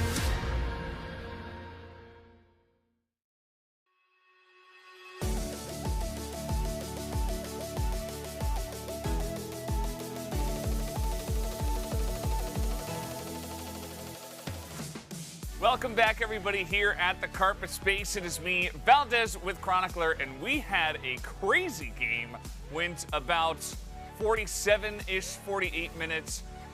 Really back and forth, a bit sloppy. I think there were many mistakes, but also some really cool plays as well. What do you think about this draft, Chronicler? The draft to me was the least. Talk to me about the draft. The one thing that I think was really well done by DRX is how they set up to have a good bot side, whereas Effort was forced to go to Brom. It's not good. It was not an enjoyable performance. Yeah. And they also R5 to kill that ended up being arguably the pivotal factor. Also, Deft ignoring every nerf and everyone saying that Lethality Xayah is a thing anymore. But the drafts gave us two compositions, which in theory work very well at like different points of the game. Obviously, Kali and Viego, like snowballing early, you have a really strong, powerful combo there. But Xayah late game, even lethality, in addition to the kill, means that as DRX you have some late game insurance. For Nongshim, we saw the Gangplank work, we saw the Azir work. It became more, as pointed out by the casters as well, about how the teams moved around the map and what happened. And boy, that was a lot. And not a lot of it made sense, but that's okay, you know. And even with them losing and them looking kind of clueless on the map, at least Nongshim looked better than last split, and I was kind of worried it was going to be just as bad. Yeah, I mean, they started off spring well as well, so hopefully they can continue with it a little bit longer. Obviously, there were some issues that caused some of that downfall, but either way, guys, we do have some highlights to get into. Let's talk about number one here, which is big, boomy barrels and Gangplanks and Pirates. This is where you're feeling, if you're Nongshim, you're like, yeah, that's a good moment. They get the big barrels, immediate response from Kana as well, and it feels great. And it works well, right? It gets the job done. They get themselves the Drake, and that's all fine. But that Drake isn't actually going to be relevant at all. Also note that everyone's like level 12, 10 there because this game went long. We picked a couple of other highlights and we had to scrap them because it just kept on going. It kept on going, and there were more and more fights. Yeah. There were a lot of fights, and that was only the beginning. Let's talk about the second one here, which is the first Elder Drake. Very interesting how these were even starting as well. Yeah, both teams kind of running at each other and flipping it. This time the flip goes the way of DRX, and they do a lot of work for that, to be completely honest. Barrow, as pointed out, together with Zeka, they don't actually do as much. Obviously, Zeka outputs a lot of damage, but it's mainly about making sure that the rest of the team can't join the fight. So while that's happening, they're actually able to completely zone out Dread, who goes into his GA, so that all the flip goes their way, and then it's just easy cleanup for Pioshik and Deft, and that we get a really fun, yakety, sexy chase for about like a minute, where Pioshik is like, I'm getting you. I'm not letting you get away, Wukong. And he did. And he did. He got him. Yeah. At the end. It worked. And the funny thing as well was that there was so much damage in this game on both sides that even when the Elder was taken, they're like, no, we're just going to kill KL anyway. Yeah. KL, level 16, probably level 18 at that point. Let's take a look at the last highlight, which is the second Elder. This one even stranger, Kron. We've had first Elder, yeah, but what about second Elder? You know, there's never enough Elders. I've seen a fair amount of Elder flips in my Challengers time, and I've seen that the meta has spread to the LCK, because this one does go to Nongshim, and you're thinking, great, wonderful. But, crucially, BDD doesn't have vision, and the teleport of him comes way later, so this is going to be a situation where, at least right now, with Vero having a really nice flank as well, Def doing so much damage, the initial setup is good, and then this hits from BDD, and you're like, maybe they can do it. But, crucially, he hits the Zhonyas, and that is all the time that Kingen needs, right? Because of that, it takes longer for Def to die, Zeka stays alive for a little bit longer, and then Kingen, despite the fact that there is a buff, is still a free-build kill, and at that point all you need is like a couple of seconds. And unfortunately, kill reigns supreme in the end. Unfortunately for Nongshim, because they got Elder and they still Just so much damage, you know, it was insane what the kill was able to do, even against Elder buff. Let's take a look at the POG from that game. Kind of confusing about what we would choose, who we would choose, but Kingen kind of earned it in the end. Yeah, Def did, I don't know what it was, like 50k damage, something ridiculous. Yeah. but he also had some moments that were not so great. And Kingen's consistency, also highlighting what I think is a really underrated part, and I was talking to you about this during the game as well, is that kill is not a guaranteed win, right? The moment you hit level 60, you don't auto-win. But it's knowing when to play defensively. I mean, I do think that play in particular, where he like flashes in with ult on him, it was maybe a little bit much. Yeah. But here, it's all about maximizing autos, right? And like being able to actually kite your way through the fight. They really use that ebb and flow that you get in late game team fights. And yeah, with the amount of autos he gets off and the flash aggressively there as well, knowing that like he only has 75% of his health bar effectively, so needs to make the most of it. 7 out of 3. I'm not surprised at all that we have votes for 4 different players here. Yeah, kind of insane. It was a hard one. It was a hard one. It was very back and forth. It was all over the place. I only hope that we get 2 more games of that action. But guys, let's throw it over to the casters now for game number 2. Thank you so much, Valdez. I agree. More of that. Just more of that. I love it. My favorite kitchen implement is a spatula, and I just love that kind of League of Legends.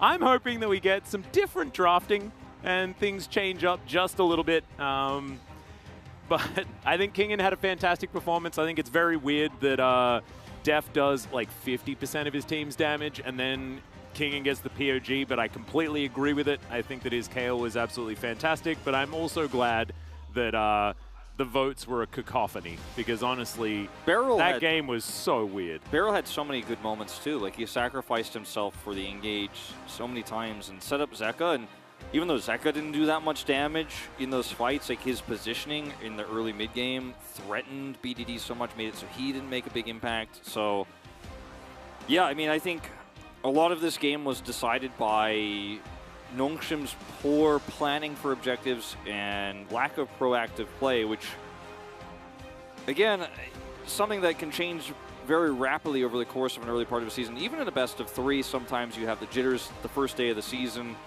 Yeah, I think that that's a very good point. I think that we shouldn't draw too many conclusions from just this.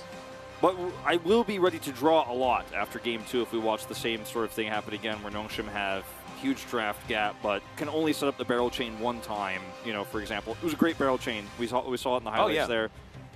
But man, Def looks ready to flex on some people, man. Yeah, he looks like he's not too affected by contracting a little bit of COVID-19. You know, the Wizard of Oz, like the man behind the curtain, like the powerful figure that Oz appears to be. Like, we know Deft is actually more powerful than Oz in real life or in the image, but like, I don't know, when I see Deft on the screen, I want to like do what he says, you know? Yeah, he does kind of look like the Overlord, and I find it really interesting that like that's the complete opposite of his personality. That's actually just the best. But here you we will go. build Eclipse again. Yes, Master. he went back home and he went back in time. He's actually now on a different patch, and that's why he built those items.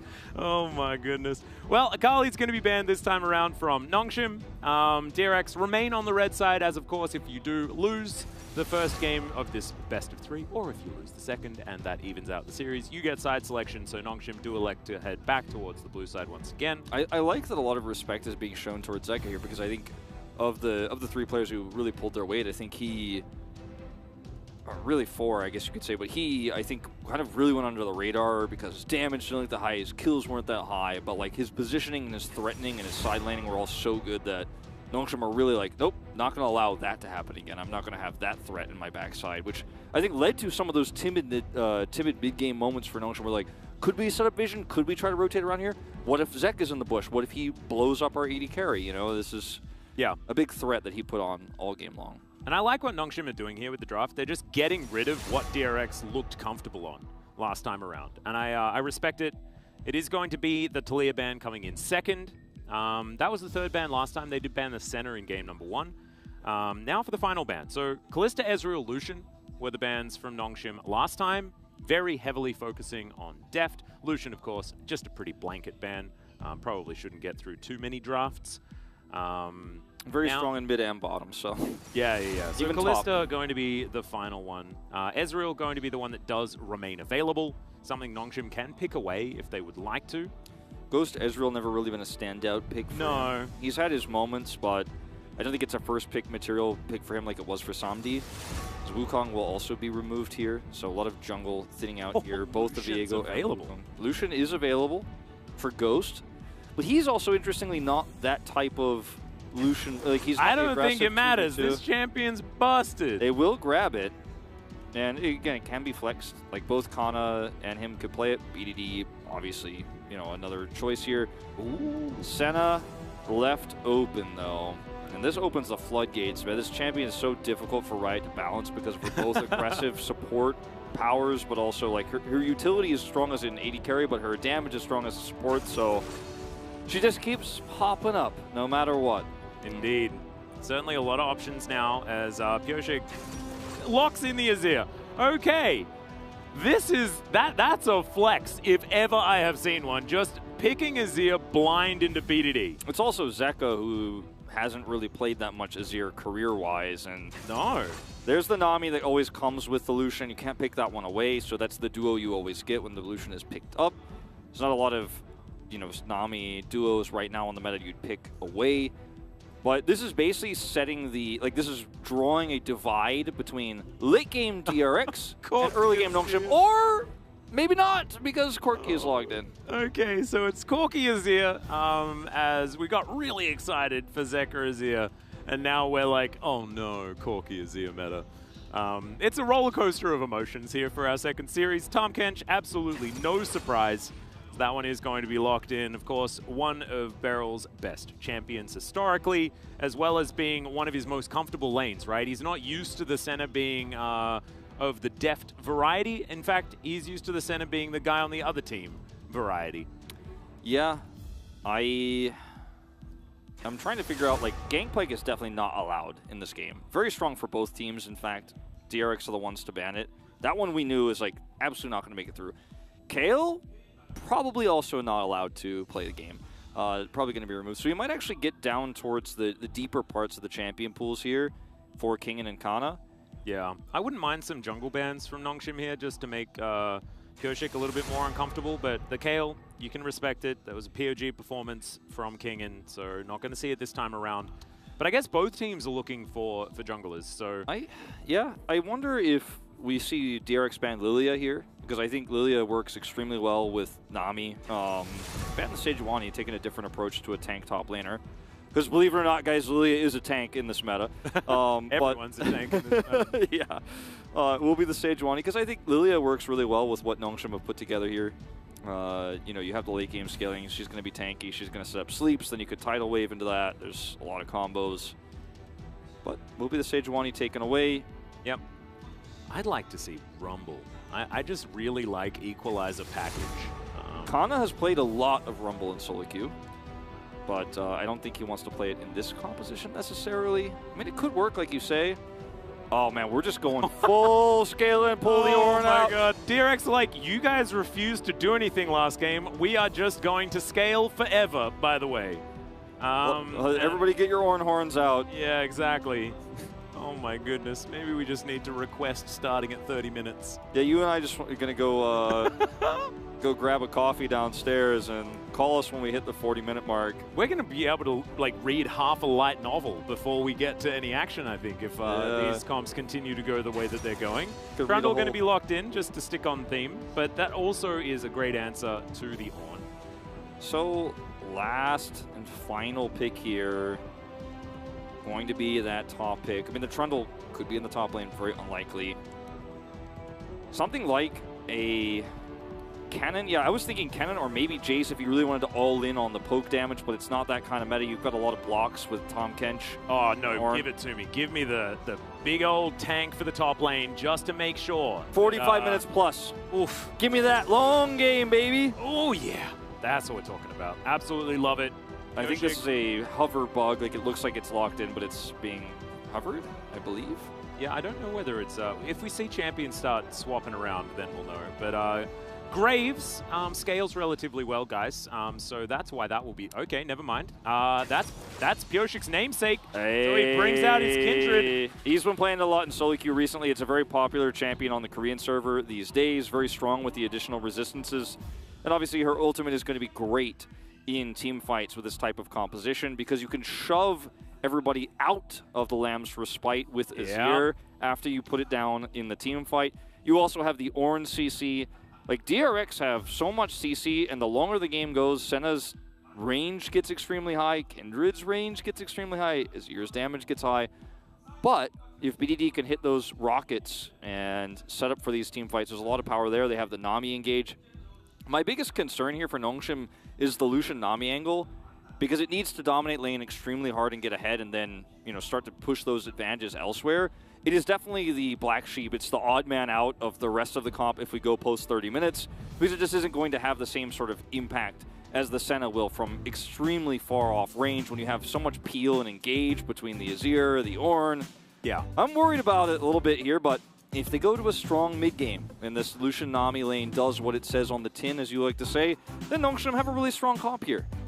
I agree. I actually think that because DRX look like they have a way better draft, I think that this is almost 100% a Nongshim victory. Game 3-er? Oh yeah, I think it's guaranteed.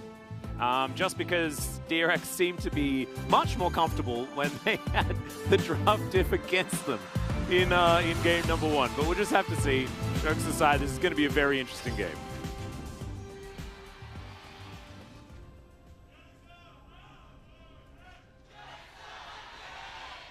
All right, Nongshim are getting completely dominated in the fan cheers this evening. It has been very DRX focused. Of course, a lot of fans DRX have picked up, of course, getting that huge sponsorship for themselves in Shinhan Bank, which is really good news for the organization. Just joining the bevy of teams that we have with bank sponsorships as well as the LCK itself. Yep, Sandbox being the other one, the other big sponsor. And yep, Bank, one of the bigger ones. Yeah, I think that, like, it is... I think just a sign of health of an esport when you have, like, the big sponsors coming through. So just, you know. Yep. Just kind of tooting our own horns here a little bit. But, you know, it's like LCK is pretty big. It's pretty popular. It's just good to see that, you know, teams are thriving. It's absolutely true. And also thank you guys for being the reason. So thanks for watching. Exactly. If you weren't here, then neither would Shinhan Bank be here.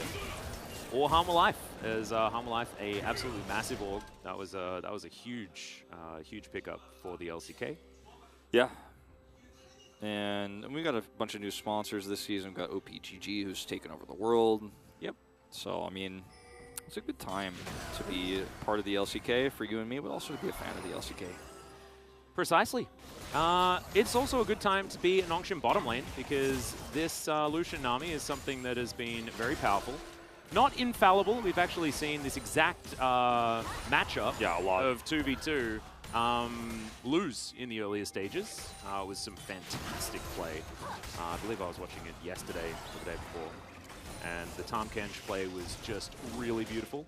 Can't quite remember who it was, but it was very, very good to watch. The power that Senna has against this, though, is it cannot be, like, I think, overstated. Like, not to say that she actually crushes this or wins this, but because of her Q offering both sustain to her and the Tahm Kench, who's already pretty tanky, he now has those extra resistances as well. Like, knows how Deft can actually kind of hold his own and bully, especially because they hit level 2 faster. That's when things can really change, obviously. But when Ghost can double proc his passive and start harassing the Kench, then it makes it more difficult for Deft to then CS while also queuing to sustain. But, like, this matchup is skill-based, and you could see why Deft picks this one up early. They left the Lucian up feeling pretty comfortable that Deft Barrel would be able to play the Senna Kench into this. And so far, it's going very well. Yeah, working out so far. Deft picking up whatever souls he can find, of course.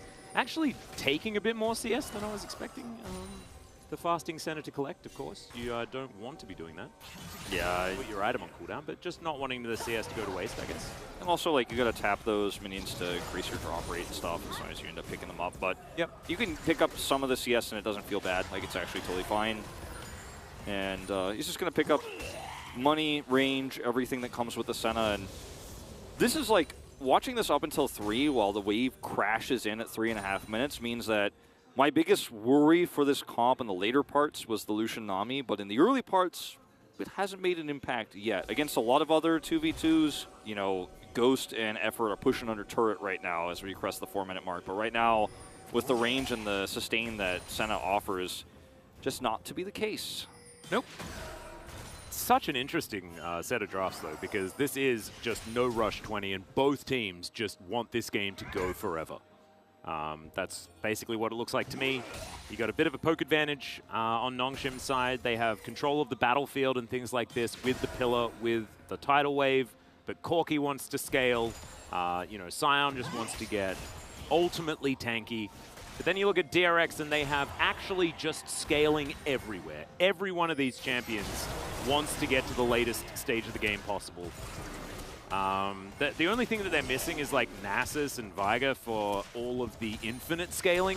They don't quite have that, but I guess Senna does. Yeah. Because you just keep stacking up the stacks over and over again. I mean, eventually definitely hitting them from Fountain if we have a game like last game. Yeah, Kingen not quite able to get the knockup, but does close the gap and gets the flash out of Canna. Nice little gank there from Pyoshik, who does get this wave shoved in as well, as the teleport going to be available for Kingen, but he may not even need it as this wave is now crashing into the turret, and he can have a very comfy back timing. Oh, man. Oh, God. This is like the essence of Corki Azir. This is what's going to give Atlas nightmares tonight, friends. God. You know, I did honestly have a bad dream about the LCK last night. I imagined that I completely botched a call and said, like, the wrong team won the game. And then I looked up at the team names, and they were both DEX. Oh, no. I don't even know why they were called DEX. There is no team called DEX. But they were both called that, Wolf. And I felt so silly. And even though they both had the same name, I still, in the dream, knew that I called it the wrong team. The wrong decks. Even though they were exactly the same. Oh, I felt so stupid. I woke up, I was like, oh, thank God it was a dream. It's one of those times, you know, you wake up and you're like, it felt so real. Yeah, I usually only have that about, like, I was in university in my dream and I, like, didn't go to any of my classes. And oh, I have that dream all the time. And then I just wake up and I'm like, oh my God, I have the test tomorrow. And I'm like, wait, no. I'm in Korea. This is, yeah. I dropped out of school to become an esports commentator. It's okay, like. He is still regretting that in his subconscious to this day, everyone. No, I'm definitely not. Got to him. As Pyoshik moves down towards the bottom side. Ghost taking a fair bit of damage. Dread gonna back away as well. Not going to get too much action. I think we can talk about bad dreams for about 20 minutes if we want to. Well, it's going to be the rare red side prio bottom leads to a early red side dragon. Not as early as some of the ones we've seen around 6 or like 540, but it's still a fast break take here for DRX. Yeah. Let's see what soul we're going to potentially have. This Infernal would be pretty massive, okay? Big chances of that with the Ocean Mountain gone. Yeah, definitely a fun one as Dav looking to try and get in there to try and start this one up. Good bubble onto Barrel, but he should be able to keep himself alive. Effort flashing out of the way. Dread, fantastic pillar placement as Pyosik not able to dance enough arrows to get himself away. Beryl as well going to be taken down. It's a double kill for the Trundle to start this game off, and Nongshim fight back.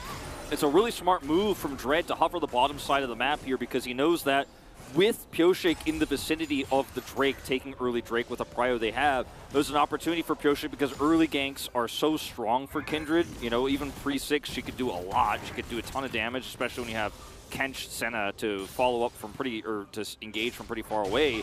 He knows that this is a possibility, and so he actually surfs around the bottom side unseen, is in this tri-brush, and the second he sees the Abyssal Voyage, or whatever that's called now, coming forward here for Beryl, he actually decides, okay, I'm going to return in, pillars up, grabs 2 kills here.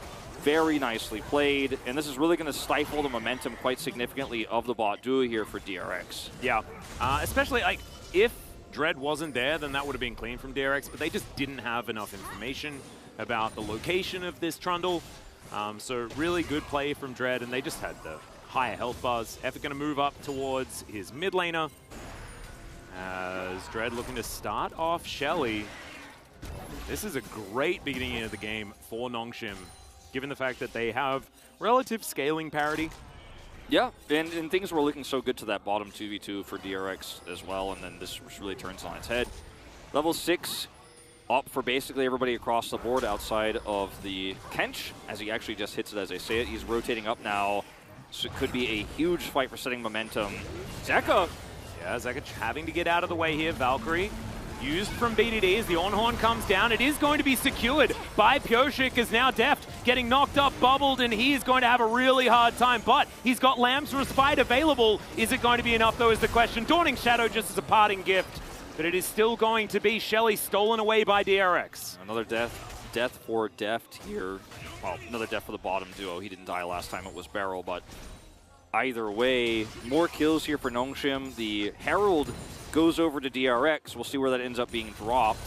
If we can get it in the bottom side of the map, that would be pretty nice. Mid obviously going to be strong as well, but very weird that Nongshim weren't able to secure that Herald because Dread didn't look like actually smited. I saw his smite was off cooldown afterwards. This is the UI bug, so I'm curious to see how that one goes because Pyosik is just like, all right, thank you very much. Let's see this here. Yeah, I think it's just the call of the Forge God being able to come through at the same time as Pyosik just getting there. And it went down very, very low, so it might have been an early smite, or maybe it was just the fact that they did a lot of burst damage. Yeah, it's miscalculated here by Dread and just didn't hit it. Ends up being stolen away. Still, could have been much better for Nongshim if he does secure that and they win that ensuing fight and he gets 3 kills and then some more gold. But, I mean, look, if you look at the total gold graph here, I think regardless, he's feeling pretty good about the situation at the moment. According to my dream, DEX would have been able to DEX would have gotten that Rift Herald. Because that team was great. They also lost, but they also won at the same time. Are you playing any games right now with a dexterity stat that like might be affecting your subconscious right now? I did watch a video about a certain game that is going to be released that just had another game that looked terrible released. But maybe this game that is going to be released is going to be better than the game that was recently released and was bad? Are you sure this was not a dream? Like, this sounds like a dream. You know, it was a bad dream. Definitely a bad dream. If you guys know which game I'm talking about, I don't want to give it any extra airtime, I'm not going to lie. Zeka is going to shift some sands to get out of the way. BDD tries to get a rocket through, but Zeka, nice sidestep. That was Concrete great. Sands comes in. Yeah, nice footwork. Yeah, that was great from Zeka. That was a really good trade from him. Uh-oh. Oh dear, Canna in a bit of trouble here. Bellow's Breath comes down. Good brittle proc, but yet Scion. And Zeka not able to dodge the Frost Bomb, which does a lot of damage. And now, oh, BDD. That was not the right one. And Zeka is going to flash later, and that is going to secure his escape. Just BDD trying to predict the flash over the wall, and it didn't actually come through. Zeka just not biting. Still, I mean, BDD is going to be happy for this. It's a flash trade, which, you know, does favor the Azir in terms of level 6 and ganks, but it's a Kindred game. Doesn't have a lot of, you know, CC lockdown or anything like that, and does mean that BDD will get the push in for free, pull Zeka's teleport out early. And he'll just be able to secure a nice back. Tidal wave, yeah. Deft gonna flash to get himself out of the way. Dread coming through for some more kills. Gets the flash out of Beryl, and there's the Devour. So Deft should survive this one. Beryl just going to eat the Grey Health, and he'll be okay as well. Dawning Shadow just to make sure that they're all fine. And they get a lot of summoner spells, but no kills this time. Yep. Rift Herald will get crashed in the mid. That's why Pyosik was hanging around there instead of helping out bottom side. So 2 plates being split between him and Zeka at the same time. And, you know, this bottom attempt could have actually been pretty massive if they get the kill there because, you know, Lucian's starting to stack up the CS quite significantly. You know, if you add up the Senna farm and the Tom Kench farm and you consider the passive and all that, like it's pretty even, but he's in a nice spot in terms of laning if he gets that kill and gets a few extra plates, because then he can actually start to do a lot. He's got his Mythic already, now his Gale Force is locked in, but nice escape there on the bottom side.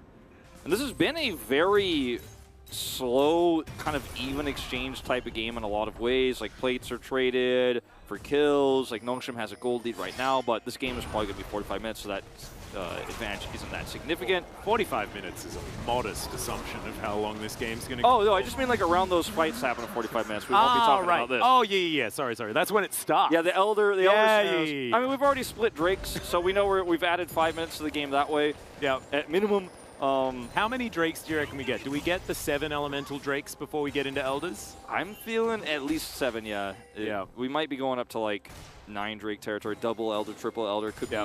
I think we'll have between 7 and 7 elemental Drakes. Elemental only, sorry. I thought you meant regular Drake. Yeah. But yeah, 7 and 7 for sure. Yeah, between 7 and 7. I'll give it that range. As Deft looking to try and get some damage back onto Ghost here, who has been relatively quiet in this lane. Still farming out very effectively, as you were talking about, but still, it's no breakaway lead or anything like that. Couple of assists have been picked up as Effort taking a lot of damage here. Tidal Wave is going to land onto Deft, and Beryl takes a lot of damage here. Deft is now trying to escape as the culling comes through, and I feel like I cast a curse DRX right here because Nongshim are really trying to put it to them right now. Ghost dancing around, but the bubble's going to be there to guarantee it for him. And the Lucian picks up the double. You see that control ward and the tri-brush just below the Drake? Oh, hold that thought. Yeah. BDD is now cornered, and he's going to be able to answer back. That was a lot of burst damage. Yeah, I mean, Kindred is so strong right now, and obviously Pyosik has Kraken Slayer, so tons of damage coming through on that third auto. But Zeka died. Yeah. I guess it was mainly turret damage, but... Yeah, but still the damage coming through kills the Corki, so it's at least a 1-for-1. True. I don't know if he picked up the mark for that. I don't know how many marks he has right now. I think just the 1, but going back to the bottom gank, as we will see, he has 3, in fact, actually, so getting closer to that first range upgrade. Managed to get his last one. But going back to that bottom gank, we'll go back to it one day. Yeah. We're actually going to have some action in this game, so I'm happy for it. Deft moving on over here, as of course Pyosik getting to work on this Rift Herald. Should be able to grab it as Ghost now just fighting against this center. Pyosik secures it. Can he get the eye though is the question. He dives on top of it. Might cost him his life. As you can see, King and Lucian to knock up Ghost. A lot of damage comes through, and it's Zeka that collects it. And there's the Lamb's Respite. Canna has to flash out early. And BDD doesn't find the rocket, and he was just straight up baited. You're exactly right. I'm glad that you said it because I was baited as well. Pyosik survives. Yeah, he's got his ult, so he's able to survive there. Now they can push this away. Kana teleported to mid-inhibitor turret to escape, so loses teleport because if they chase him, he dies for sure. He's at least able to walk away with his life. And the Herald Crash will come through. It's not enough for the turret. Oh, Deft. Okay, he's trying to escape here. Just heads into the mist, and he'll be all right. So I got a little bit frightened for no reason. Yeah, it's going to be okay. So a lot of exchanges here in this game. This DRX will even up the gold quite significantly. If they got that mid turret, would have been massive, but yeah, this has been a fiery game. Like a lot of aggression, a lot of engages, a lot of very powerful starts to team fights on both sides. Like neither comp has arguably the better comp or rather the better engage, but this is what I wanted to talk about. This replay, where again, Dread is counting on Deft and Beryl making aggressive plays, and even though it's against the Lucian Nami, they keep doing it. And every single time, we saw this in MSI actually in the early parts of MSI in the group stage, where okay, you're gonna all in on top of the Lucian. Nami just ults, buys enough time for the jungle to come through. And then the jungler actually is able to help get that kill. Ooh, yeah, that was just poor jungle. Poor aggro juggling, yeah. Yeah, Zeka took 3 turret shots and died. He barely took any damage from the Cocky at all. Yeah, that was just bad juggling. This is where Pioshek, you know, just is like, all right, Kana, like, you're going to have to flash over the wall and teleport out. And that he does. They, you know, collapse on him and force him away. Lamster Spike gets a little bit of heal there. BDD almost hits him with the rocket there. But it's not enough, so... Yeah. Herald goes into the mid turret, which still stands. Still stands today. To this day. To this day. Exists. Fantastic.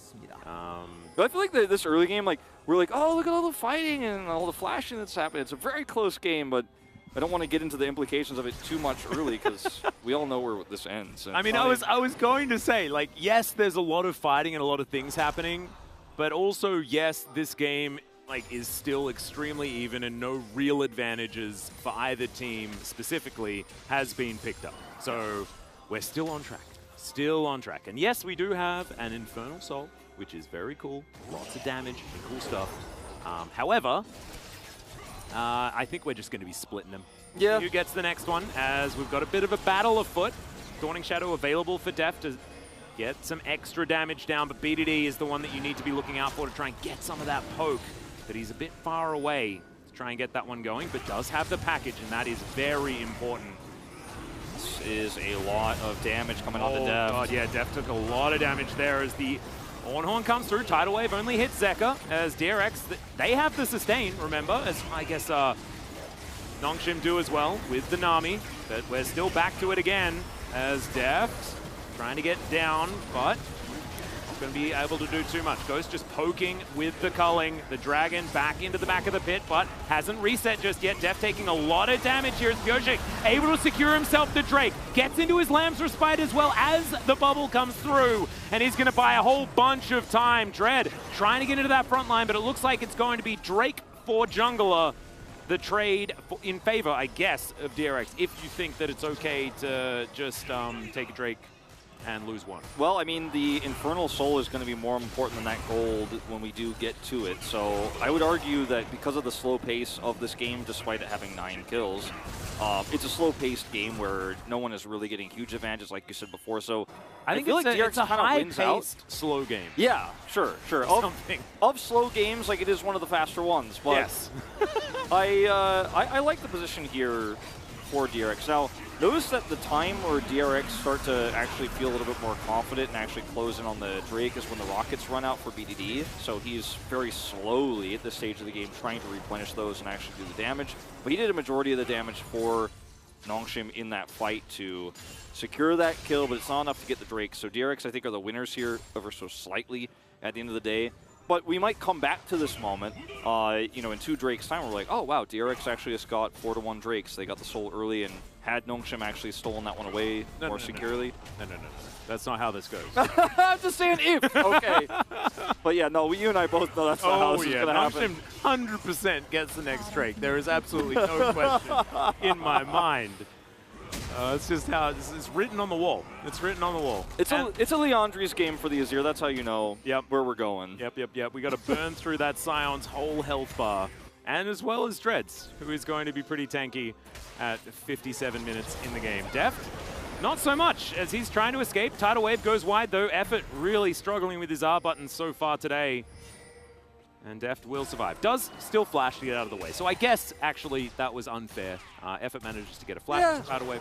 Yep, and, I mean, angle wasn't bad. His defensive Tidal Waves on the bottom side that led to those kills were pretty good. And Lucian's ahead, but it's tough in this comp to get value out of it. But I wanted to talk about, I guess, the build here for Deft, because this is pretty common for Senna, especially these days. We've seen a lot in the LPL already, is the Umbral Glaive actually allows you to do a lot of damage early to squishy targets, but more importantly allows you to control vision around objectives, which makes it very frustrating to play Corki, because Corki needs those wards. Yeah, so setup. I like that, you know, so far. I mean, it's, again, the standard. It's not like this is a weird build from Deft or anything, but just wanted to explain why he's picked it, why it's so strong. You see that on cooldown all the time. It's just going to be getting value, and when you remove vision like this, then you force BDD to move away. Like, he cannot safely side lane when he doesn't know where the enemies are. Well, he might just do it anyway. Oh dear, he is going to get snared up, and the Foss Bomb even avoided. So very comfortable kill for DRX, and BDD just too far up. Beryl might be in trouble here. We'll see whether the Abyssal Dive is going to be enough to keep him alive. He doesn't even need to use it. He just walks away. The tactical walking strategy is what he They've got a lot of damage. Yeah, I mean, Baron is just going to get started. Kingen looking for a flank angle and does have Call of the Forge God. Just blast cones his way in to be with the rest of his team. And here it is, the re-engage, getting all three of them. Zeka with a massive ulti and wipes out the bottom lane instantly. This fight is 100% over, and Canna just flashes on top of the Azir. It's a double kill as he shifts his way towards the Baron. DRX in a brilliant position now. I mean, now we're talking about, I don't think Nongshim is getting that next Drake, because this is going to be full control here. And it all starts with a pick on the Corki. You can't fight for neutral without the Corki here. As Nongshim, they have vision control around Baron. They start off, they have an Azir with burn damage. Now he's got double that with the 2 mask build he's going for here.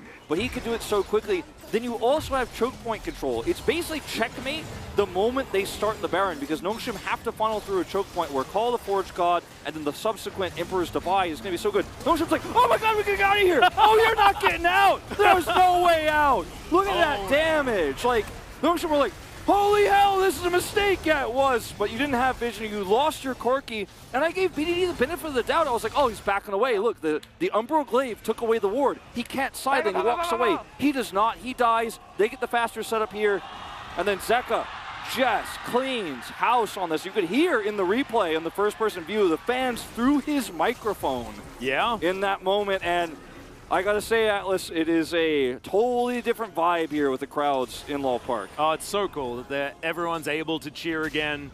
But also, that was just a great play. And this was without needing Lamb's Respite, Devour, or Dawning Shadow. That is three really big tools that DRX have for teamfights, and they didn't need them at all. It was 2 ultis. As that big one goes wide, Kingen takes a fair bit of damage, but yeah, he doesn't really care too much. He is on, and there is Piercing Darkness. Death needs to try and avoid these rockets as BDD moving up, getting the shots that he can.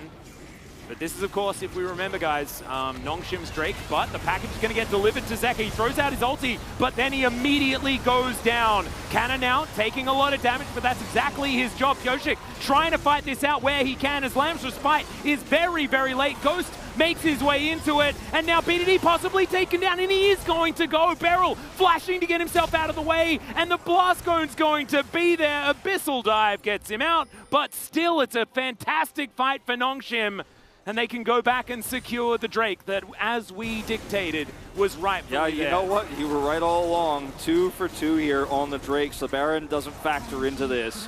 And now that they end up losing 3 of those Baron buffs, they won't have the same amount of map control. You see Beryl is trying to use a little bit of this over here to try to come down and push this through. But Zeka being picked is the crux of this, because Deft isn't playing a traditional AD carry. He can slowly threaten and do a lot of damage, but he isn't just going to kite forward and pop off. It's not like he's playing a Kraken Slayer AD carry here.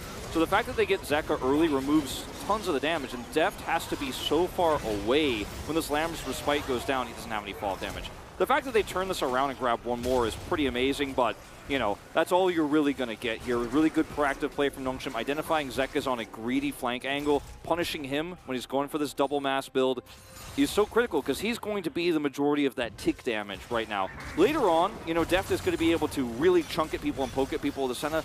He's almost there, but not quite yet. Yeah, not quite. We do have a couple of items completed for Ghost. Gone for an early Lord Dominic's yet again. Don't know whether I agree with that necessarily, but that is fine. Anathema's done here for the Trundle as well, so 2 items for him. Pioshik going to have to dance some arrows to get himself out of the way. Not going to be interrupted this time, so he'll make it to safety. Zeka on the bottom side, splitting as the Azir secures the turret. Can set up his own if he'd like to, but honestly, it's just mirrors on this map right now. Mirrored Drakes. Kraken Slayer, almost mirrored Mud.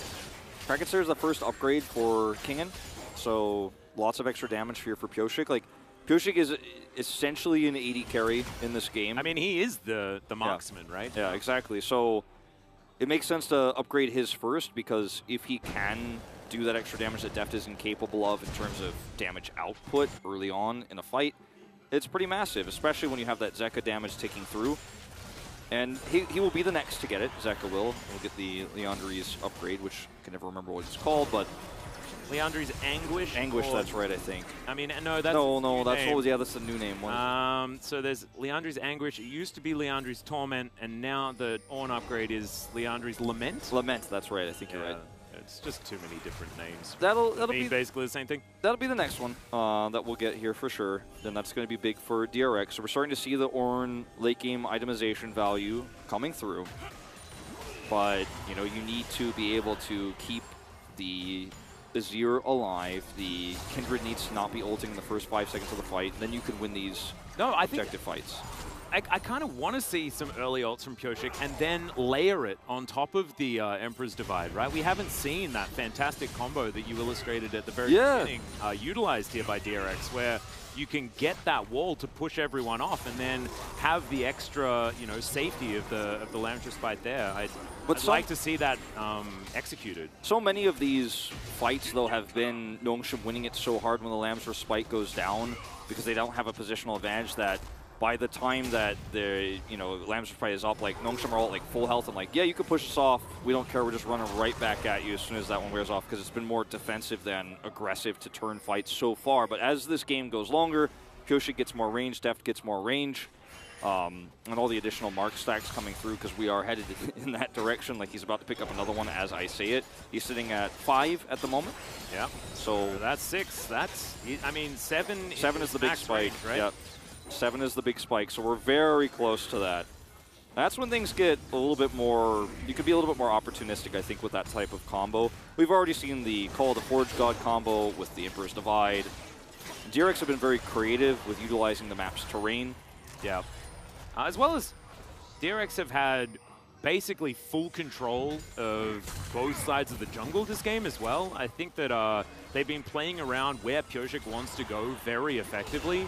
And so he's been able to secure so many of these marks, which has been some of the banes of a lot of the Kindreds that haven't worked, especially here in the LCK, is that because it's predictable, the pathing of the Kindred, that it's hard to make sure that you can actually get there and secure it. But now Baron being taken down relatively low. Def just almost explodes. The heal comes down. Great devour from Beryl, but the damage may have already been done. It's already 2 kills coming on through here. Def not going to flash, but doesn't actually need to, as the Baron's down extraordinarily low. Can Pyosik get back and actually secure it? No, he cannot, as BDD looks to lock down that kill, and the Baron is taken by Nongshim. They were just waiting for DRX to overstep. I mean, DRX were really well set up to turn, but they decided to hold onto the Baron instead of controlling the choke point. The reason why they won their last objective fight around this with the layered ultimates was because they played around the choke point and turned extremely well onto Nongshim. This time they stuck to the Baron, allowed Nongshim to spill through, and then BDD is able to hit a massive rocket onto Def. The fight is basically over there. They're going to take Baron, they're going to take their own Infernal Drake now, 2 stacked up with Soul Point in their pockets. And this could be a pretty significant turning point in this game, not because of the gold, but because of the amount of map control and vision this is going to provide. The ability to ignore the next Drake fight, for example, is pretty massive. DRX stick to the Drake. The rocket over the wall. Insane. And if you notice, Kingen is not in position to control choke here. He's on the wrong side of this fight, so only hits effort with his Call of the Forge guys. He desperately tries to peel. Then Nongshim do not focus Baron. They wait out the Lamb's Respite so that Pyosik can't come back in for a Smite Seal, so Pyosik thinks better of it and then just decides to Blast Cone away instead. Really nice stop on the Baron there, hold it at 2,500 so there's no potential to steal. And look at that, proactive play from Nongshim we didn't see in Game 1. Yeah, exactly. We need to see more of this. I really like the poke style because it's non-committal, as Deft, again, takes more than half of his health bar, right? Like, he is free food for BDD at this point in the game. 3.5 items now completed, also has a stopwatch available. This Corki is well and truly online. We mentioned both of these teams loving the late game. Well, BDD is in about the happiest position that a Corki can be in, hitting those 3 items. Very, very pleased with how this game is situated right now. But DRX still, they have some fight in them, and we'll see whether Nongshim can make the right decisions, because it was their decision-making that was the bane of their existence in game number 1. Yeah, and I think the right decision here is to sort of slow down, back out. There's a lot of ults up. Yeah, BDD. well, Valkyrie coming on through here, still gets knocked up. There's the flash forward. Knock up going to be there as BDD is going to break his stopwatch. Teleport going to come down from Canna as BDD taken down by Zeka. Well, as I was, man, BDD, I've just cast her curse. I'm like, the right decision is back away. Nope, not for him. That's a flash forward. Beryl now looking for the back line, but he may have just bitten off more than he can chew. Dawning Shadow comes down to keep him alive, but it's not going to be quite enough. Zeka now gets in there. As, not able to shuffle far enough is Zeka. The bubble going to go wide as well. The Bellows Breath coming in just for fun of it from Kingin, as both of these teams making some odd plays. The pressure is definitely on. You really see it in some of these moves and overextensions. As Kingin looking for the flash play, he's able to successfully find BDD. We'll watch this one again. As the moment where I say, okay, now's the time to back out, he's like, I want one more Phosphorus. I want one more set of minions. And that's when Kingin catches him with the ult, flashes forward, procs the brittle, and everybody else piles in here. He loses his stopwatch in this moment as well, as Kana desperately tries to use his Q to peel. And then over here, Beryl decides he's also going to flash for the play, and then gets caught. That's a lot of damage here. Dominic's is available, like Beryl's getting burned down so quickly, and Kingin doesn't have his ult anymore to catch anybody, so Nongshim just get out for free. Yeah, it was definitely an overly enthusiastic play from Beryl, but ultimately doesn't really cost them too much. And, you know, I think talking about the gold is kind of irrelevant. However, just to mention, it is slightly over 2,000 in favor of Nongshim. The next Drake does need to go to DRX in order for us to retain equilibrium this game. Yeah, I think the real story is that our new dragon icon that says 3 for Nongshim and 2 for DRX. I think it looks like a chocobo head. Yeah. Yeah, that's the Drake counter. And that is. It's sole point for Nongshim, and they can either side lane and ignore it and try to get an inhibitor here, or just fight for it. And they're in such a good position. Look at the damage for Lucian, by the way, in a 33-minute game. Like, he is been relevant all game long. And this is actually like 300 damage different is like pretty crazy. But being even with a Corki at this stage of the game, after what we've seen BDD has been able to do in a lot of these, at least setups for these fights, is absolutely huge for Ghost, who was quite quiet in the laning phase for the majority of the time, but he's slowly but surely made his way to 5, 1, and 7 on this Lucian. And 3.5 items. I liked how Deft and Beryl played the early 2v2s where they were starting to harass and be annoying, but then they actually started to look for kills and got punished by Dread. Dread was in the right place every time in the early game. Like, it's hard to even remember that because it was so long ago where he got those 2 critical kills and then was able to set up a 3rd kill for Ghost. Those moments made Ghost so powerful early that he's been relevant all game long, and why he's able to keep up with BDD this game. Because Deft and Beryl, even though they had a good start, had some bad decisions that they made. And now this is 30 seconds to Infernal Soul with a Corki comp. You cannot lose this one DRX, but you don't have Prio, so yeah, rocking a hard place. Very difficult, because walking towards this Corki when he has map control is just really rough. Plus, Canna is a brick wall. As you can see, he's got about 1 billion health, I think is the official number, as Emperor's Divide doesn't quite... Oh, yes, it does! Picks up effort, but now Zeka needs to try and win this fight. Ghost throws down the culling, but Zeka is going to be kept alive, and he's even looking for more. Ghost backs away, and I think DRX may have done enough. Yeah, and with that burn damage coming through, Ghost cannot fight him, cannot contest. The wave is going to push through, and it looks like we are going to 7 Elemental Drakes. Nongshim trying to posture around this, but BDD does not have any big rockets. Yeah, and like a prophet, man, you said it, 7 Elemental Drakes. We knew it was coming. You knew it was coming. I was like, well, what if they just actually get a 4-1? And you were like, Wolf, no, no, no, no, no. That could happen in a crazy world, and then the DRX gets around. I'm like, come on, Atlas, it's probably going to happen, right? No, it did not. And that was a great play from Zeka. He is able to identify that Nongshim are trapped around that zone of the map. Hits a big Emperor's Divide. Looked like it was going to miss, but it actually connects. Almost takes out 2. And that's why you don't need Call of the Forge God to hit. You just need it to move players into predictable positions. Yep. And that's precisely what Kingin did there. Really nicely done. Great follow-up, as you were talking about. Now, Nongshim, when I said be more proactive around these objectives, I don't know if this is exactly what I had in mind. When there is vision here, okay, they see it, they remove it. Teleport's coming through. DRX not in position to contest this. Goshik has flash, but no smite for a few more seconds. Yeah, remember, Lambs with Spite not available, so yeah, like you're saying, it's going to be a potentially tough one, as BDD with the package available. Beryl just walks up to him. I'm not sure about that one, mate. He's just going to get taken down. The train is going to pass Kingin, and Kingin is caught by himself. Call of Fortune comes down, and immediately the Corki is eliminated, and now Pioshik is free hitting. He is massive on this Kindred right now. He's Great going to try respite. and keep the zombie alive, but it does not work. And late game Kindred is no joke, ladies and gentlemen. They even out the fight. And it's so good when you have an Azir in these situations because you can eventually allow his burn damage to win these extended trades, but so many good Emperor's Divides from Zeka have been the defining moment post 30 minutes here where he's hitting these every single fight when it matters most. Nongshim not confident. They don't know exactly whether Pioshik has Smite. Does he have Lamb's Respite? They don't want to take this fight around so many engaged tools, and so they back away from the Baron.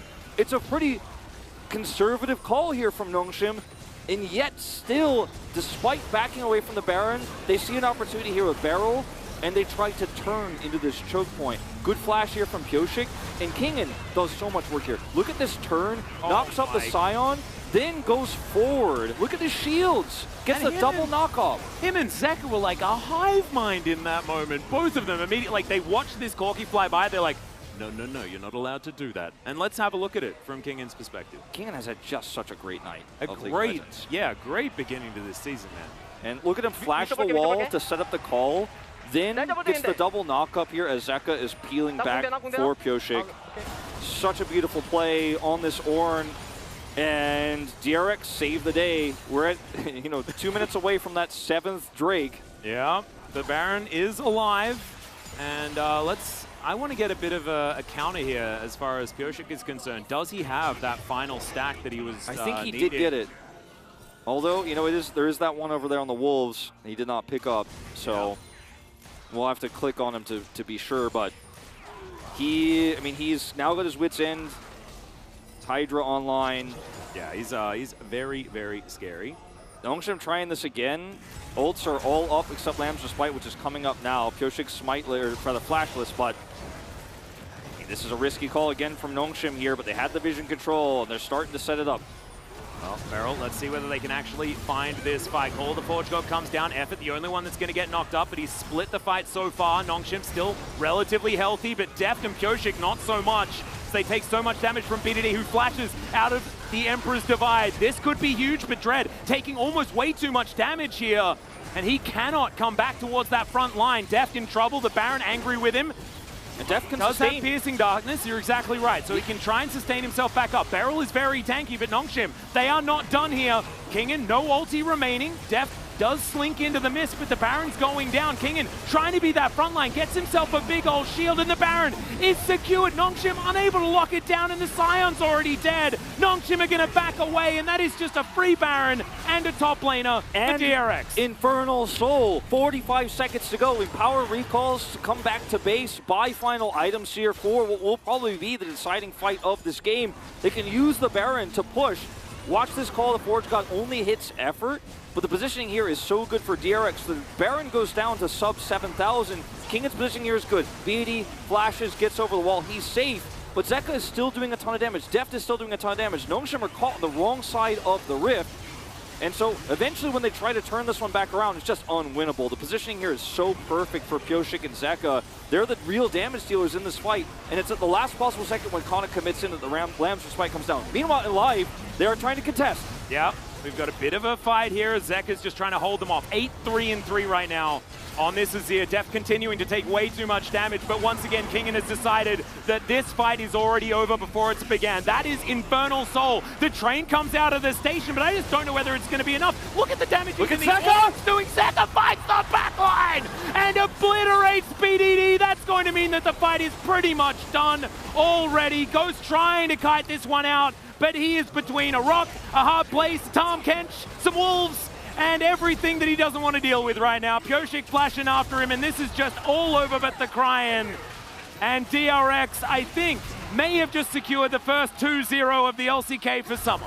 Absolutely phenomenal performances between this top and mid lane of the solo laners for DRX. As you said, Hive Mind completely linked. They are on the same page tonight, and they're playing this so well. Zeka with the flank angle. They buy enough time, secure the Infernal Soul, and he goes over the wall, hits a massive backline Emperor's Divide, several of which he hit to mid to late game. Look at Kana's face. He's feeling the pressure. It's been a long 2 games, 90 minutes of game time total, but they're finishing off. Oh no, that is just an easy kill. That's the first death for Dread this game, and now these Nexus turrets just destroyed. Pioshik now 1-0 on his Kindred for the summer season. Fantastic to get a win in their first match with his namesake champion. DRX, I mean, it wasn't clean, but it's still a 2-0, Wolf. Wasn't clean, but I think some of the things that we can really look at here are the synergy for this roster that was unchanged. People were screaming for, I want Peach, I want Clear. Some people wanted Satab. Zeka's performances weren't enough to sell people, but this roster said no. The coaching staff said no, we will not bring the Challengers roster up. We will keep this team together. We've built synergy for an entire season, and we're going to keep it there. And I think we're seeing some of the reminiscences now. This is against Nongshim, and like I don't want to overhype this, but some of the moments we saw, especially between Zeka and King in there, some of the things you'll see a team that makes top 4 of the LCK pull off in that semifinal. How far this team goes, it's way too early to tell, but I think right now they lived up to the scrim hype at least. They absolutely did. I think that even the idea of replacing Kingen after seeing his performance this evening seems ludicrous now. He looked so incredibly good on both the Kayle and the Ornn, two vastly different playstyles. I guess both of them are very late game focused for both champs, but still, he just looked so good today. It was obscene.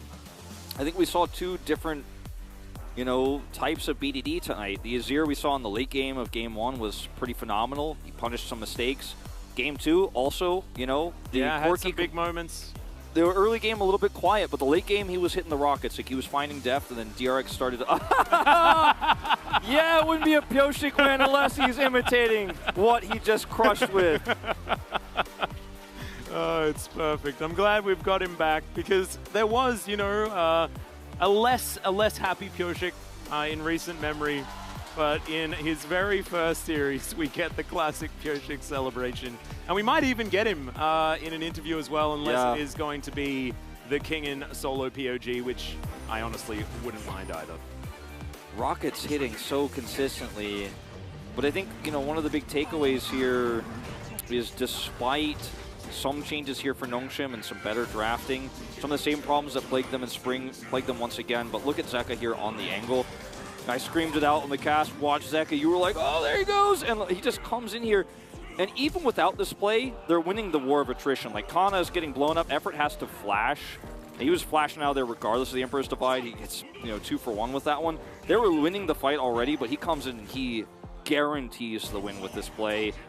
It's just coordination that DRX has shown us at some of their best games, the weird ones that we've seen. Remember last season all the time, we're like, why is this DRX only today but not tomorrow? Like, when are we going to see the consistency? And in those 2 games, like, I hope it happens in the next series at least. They're playing against Frederick Brion as their next opponent.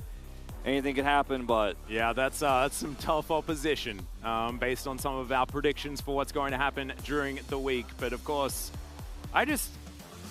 I want to look at the positives, right? Because there are certainly a lot of conclusions that you can take from how messy these 2 games were. Nongshim as well, not looking like they've tidied up their play. But I think you highlighted it beautifully. What we need to focus on is the coordination that DRX have, especially in the microclasm of teamfights. Because Zeka and Kingen looked linked mentally, like it was obscene. Plus, there were moments where it was Beryl and Zeka both trying to get these plays to work. Speaking of, this was... one of those examples. Yes, they had some of those whoopsies, but we were, talking about how amazing Carrier was all last season, and he also made a couple of whoopsies, right? Sure. Making overly aggressive plays, but what you want to see is these aggressive plays. And what Nongshim were not showing us was the ability to be proactive, and that's where DRX thrived. And, in this fight in particular, they did very well. They identified that Zeka was off on the angle. Zeka thought he was safe because he had Emperor's Divide, but it whiffed. He wasn't able to survive, but... it's and this is another moment where Def gets rocketed, and then this is a win for Nongshim. They're able to secure this Baron fight. But, like, I don't know. Again, it's so early to tell, and I want to draw so many conclusions because I feel like I've been waiting so long for summer to start. And yeah, I know. Now I saw 5 games, and I know everything. No, I don't. I don't know anything. We don't know anything until this week is over, but...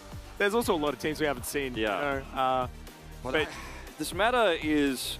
very different. It is very different from what we saw all year all last 2 seasons, like last spring. I think that we should summer. not draw any meta conclusions from what's happened today because these are very different teams. You know, Hanwha Kwangdong in our first series, as well as here, DRX and Nongshim. DRX have been a team that have been famous for playing towards their opposition a lot, and sometimes even just playing towards a meta that doesn't actually exist, namely a few item builds that we even saw today, but it never fails to entertain.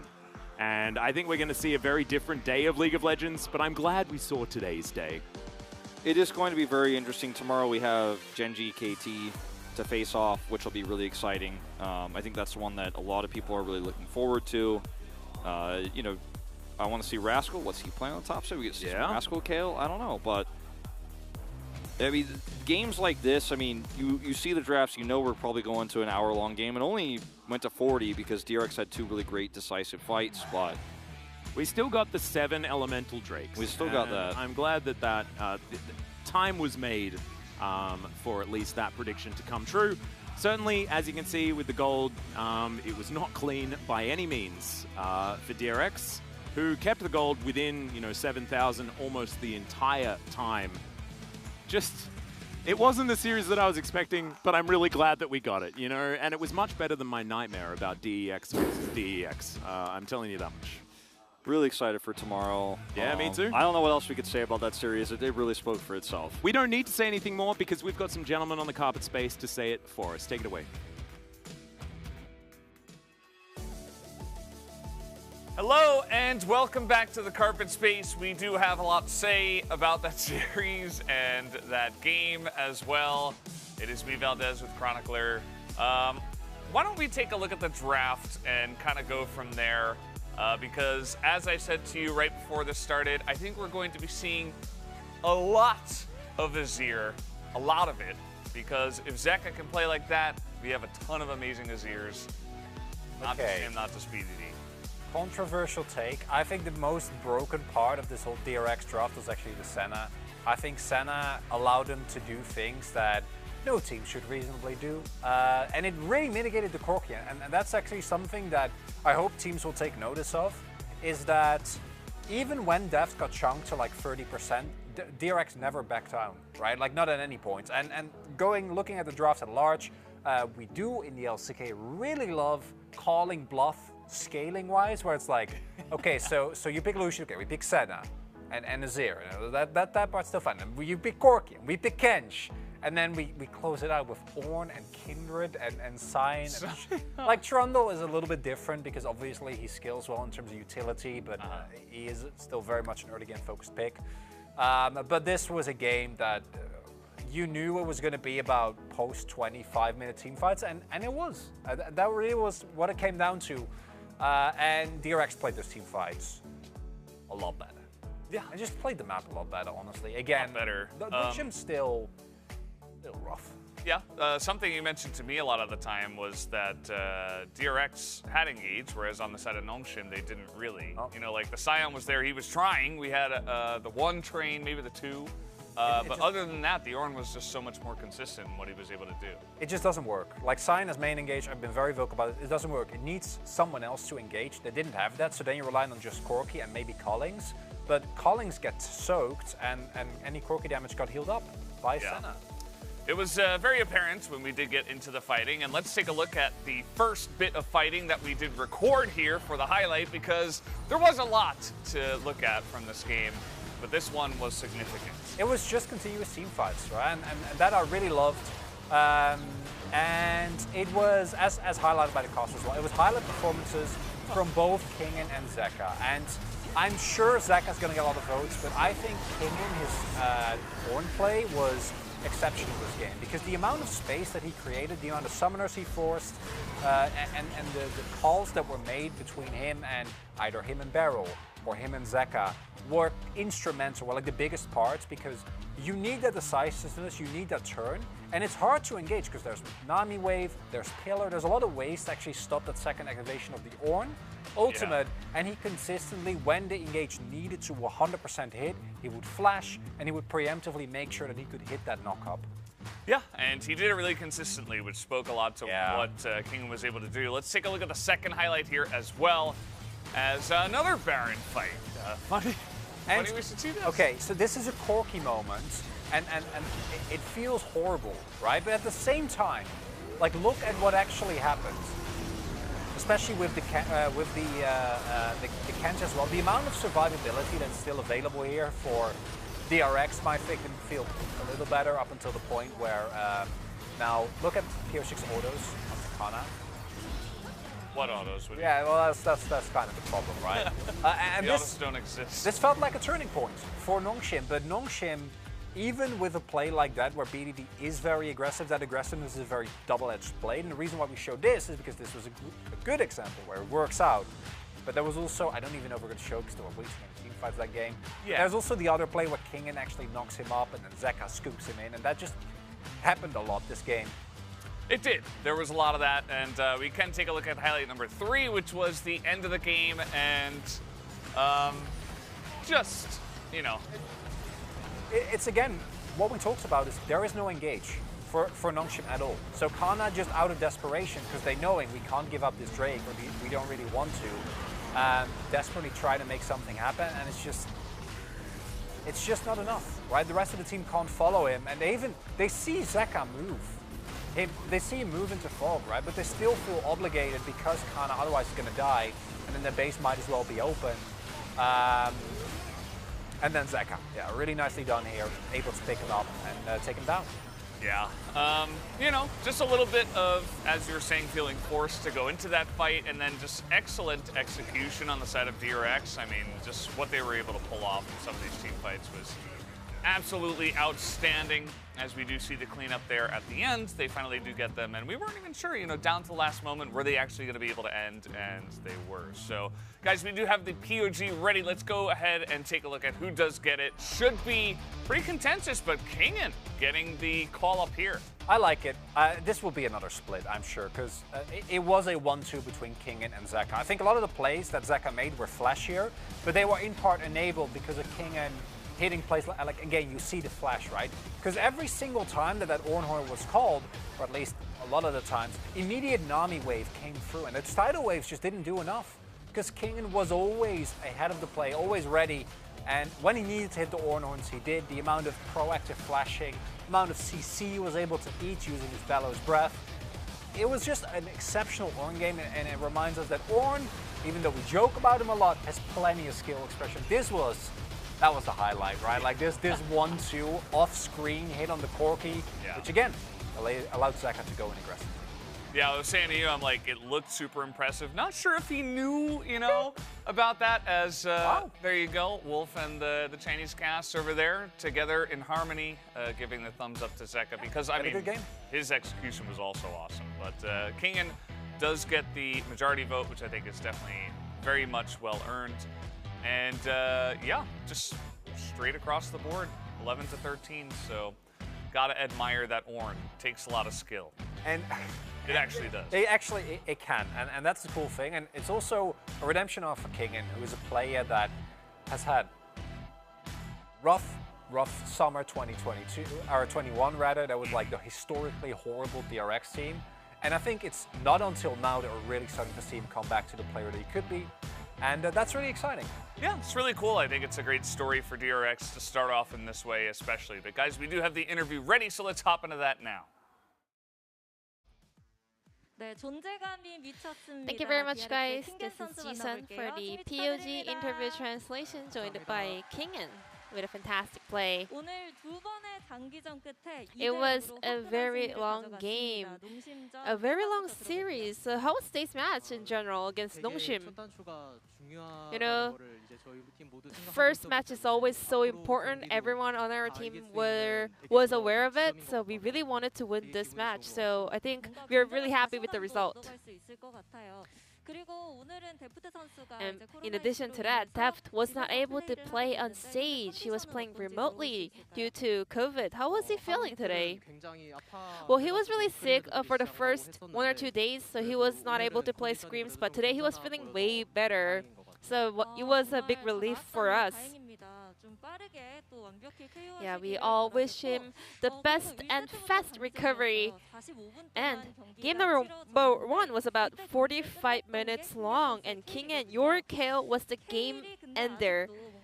However, a lot of conversation is going on around that KO. What are your thoughts on that pick right now? I mean, KO kind of requires a specific draft on both sides, you know? The opponent has to be a really good kind of comp for KO to pop off, and also your teammates also needs to kind of support you. So it's a little bit dicey, but as long as a good pilot can play her, it's a really good pick. Then what about today? Was it you getting her the victory? To be honest, I thought Deft will pick up the POG because he was doing a fantastic job. But yeah, I'm just flattered that everyone voted for me for the POG, so I want to say thank you all. Looking at your KO performance today, I guess you would be pretty satisfied with your performance, right? There were like a couple of times where I died in order to protect Deft, and then I later on realized I'm actually stronger than Deft, so I was like, I don't really have to ult for Deft, I just have to like save and like defend myself. And then I kind of played around me in the later fights, and it was working really well, for sure. In game number 2, the early game was in favor of Nongshim Red Force. So when was the turning point for DRX? I thought it was like 50-50 situation, you know, so the better team would definitely win. But I guess DRX us played the team fight better. Speaking of team fights, tell us about your play in the late game. You actually kind of ulted onto Corky when he was out of vision. Could you break down the play over there? If I aim to Lucian, you know, I was pretty sure that our damage carriers will not be able to reach out to him, so I just decided to kind of jump over to Corky, or where Corky is going to use his Valkyrie. So I was not actually knowing that it actually landed on him, but it was lucky, you know. I got really lucky. I was able to kind of predict my ult the right direction, so it worked really well. But not only that, I think in both game 1 and 2, you were just like doing so much for your team. So how are you able to step up so much during the break? So during the off season, you know, we have a lot of veteran players and a very... I mean, our players on the bottom side of the map, they are the best in the LCK, you know. They have all the experience, they have all the game knowledge, so they were just teaching us all the lessons about League of Legends, and we had a lot of conversation during the off-season to learn and improve ourselves, and I think all the effort kind of was able to show the best result. And today, DRX was showing the best teamwork possible. Here, the first match of the split. And your next opponent is Freddy Brion. What is your mindset heading to the second one of the split? I think based on our performance today, I think we will be able to defeat Brion as well. So we are also excited to kind of show kind of diverse draft and a lot of new strategy for the fans. Yeah, we are so excited to see more of DRX here during the LCK Summer Split. I don't want to be too like bossy, but I do really want to be the LCK first team top laner this season. And we are also super excited to see how you will make it into the LCK first team at the end of the split. So any message over to the fans out here? This is our, you know, first match of the summer. So I was not expecting this much of a crowd, you know. I don't know how I should actually put this, but I'm just so happy to see so many people showing up to watch our first match. I not only want to win many games, but I also want to kind of pull off different strategies and picks and like plays, so we will keep working hard in order to make it happen. Once again, congratulations, Kingen, and thank you very much for the POG interview. So this was Kingen from DRX, the double POG of DRX, but we have a special guest joining us on the stage. So would you like to join me, Kingen? Yeah, of course. Yeah, of course. Then let's welcome the special guest up to the stage, which will be 네. the guy from the Korean analyst desk, 누군지 예상이 가시나요? Kuro. 안녕하세요. 네, Hi, 군대 Kuro. 잘 가라고 한마디 해주세요. He's joining the army tomorrow. 가시는 거예요? Oh, you're leaving tomorrow? Oh my god.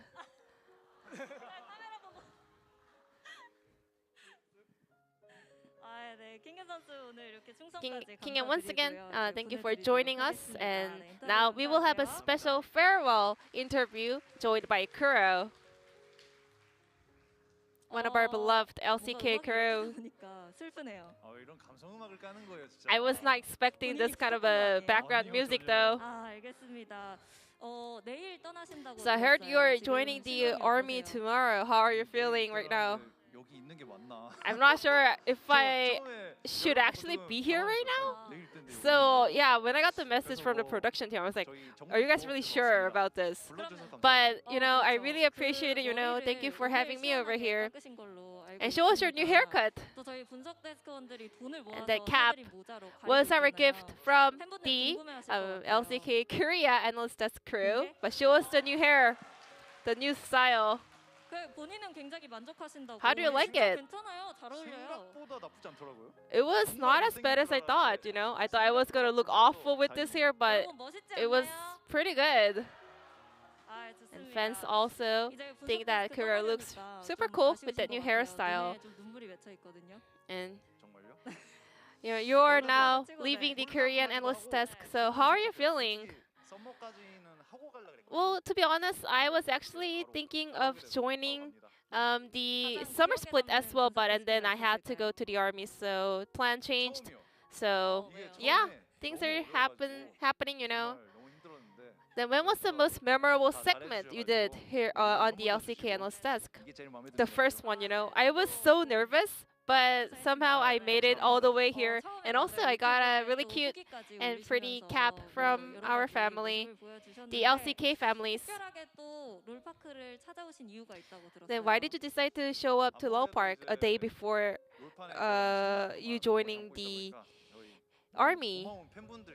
I mean, because I have been, you know, part of the league scene for about 10 years, so I wanted to say goodbye to all the LCK fans before I leave. 오랫동안 떠나본 적이 없잖아요. 그렇죠. 네. Yeah, you'll be away for about 21 months from now, so yeah, we also really appreciate you joining us for your farewell interview and wish you all the best of luck for the upcoming 21 months in the army. 네, 크로님 그동안 정말 고생 많으셨고요. Farewell over 저희 to 분석 Kuro, 데스크 그리고 and also LCK thank you so much 크루들도 for 함께 participating in 너무너무 all of the 행복했습니다. LCK 또 돌아오셔서 content, 다시 만날 수도 analyst 있으니까요. desk, and 건강히 all of your work 다녀오시고 was a pleasure for 내일부터 us. 3주간 훈련소에 입소해서 훈련을 받으실 So Kuro will be 예정인데요. joining the army for about 편지 3 weeks from now, so 팬분들도 you guys can also write him some letters online. 이름이랑 생년월일만 알면 된다라고 하더라고요. As long as you guys know his birthday and also his real name in Korean. So also looking forward to many letters for Kuro. 한마디 부탁드립니다. Any last message before you leave? 딱히 이제 많이 할 말은 없는 것 같고 팬분들 Nothing much. LCK 항상 Well, 응원해 주셔서 I always appreciate all the love from the LCK fans. 라고 생각합니다. And I always believe that LCK is the best region and league around the world. So keep support all the players and all the people in the LCK. 응원하도록 하겠습니다. 자, 이렇게 해서 쿠로님 And let's say 만나봤고요. goodbye 저는 over to 이어서 Kuro, and I'm gonna toss it 개막 to 첫 the 번째 날 analyst 어떤 carpet 결과가 space. 나왔는지 Back to 순위표 Valdez and 살펴보겠습니다. Chronicler. Thank you, Ji-sun, as always, for translating all of that, especially the special interview there at the end. Always sad to send one of our own off to the army here. Of course, conscription is mandatory here in Korea, so he does have to go for now. But he'll be back, hopefully, here at the LCK. I gotta be honest, like between the super wholesome King and interviewers, like Yeah. our bot lane is the best, and like I want to be first in the top lane. Like, it's like, and I loved then it. that interview So is, good. I need a moment. That's It was great. tugging at the heartstrings. Yeah, very wholesome moments here at the LCK for sure. But we do have the standings as well, so we can take a little moment to take a look at DRX on top. Back to business. DRX are on top here. They are currently ahead of the Kwangdong Freaks, who are +1. Undefeated, Elvis. 0. Undefeated. Undefeated. Not even dropping a game. Yeah. A really nice start for DRX. Not the cleanest game, but their team fighting power is something that I think a lot of other teams, regardless of where you are in the standings, how powerful you are, you're gonna have to respect. For Nongshim, I'd personally say that that team looks better. That doesn't mean they look good. They just look better. I think the players look a lot more like themselves. One step at a time. The problem is, what is very clearly shown here is that they still have a long way to go. They do. It is very true. And LCK, of course, does not end today. This is day 1 of 5. Tomorrow, day 2, will be KT Rolster up against Genji, and then Fred Brion up against Damwon Kia. So actually a pretty exciting day tomorrow. We get to see if KT can upset against Genji, get to see Genji again, and then Fred Brion against Damwon. That is always a matchup that we have a lot of history with here, and we get to see Nuguri in the top lane as well. He's back. Nuguri is back. So make sure you guys don't miss that. We had a great time here at the LCK tonight. I hope you did as well. And goodbye to everybody who is watching, and have a great day.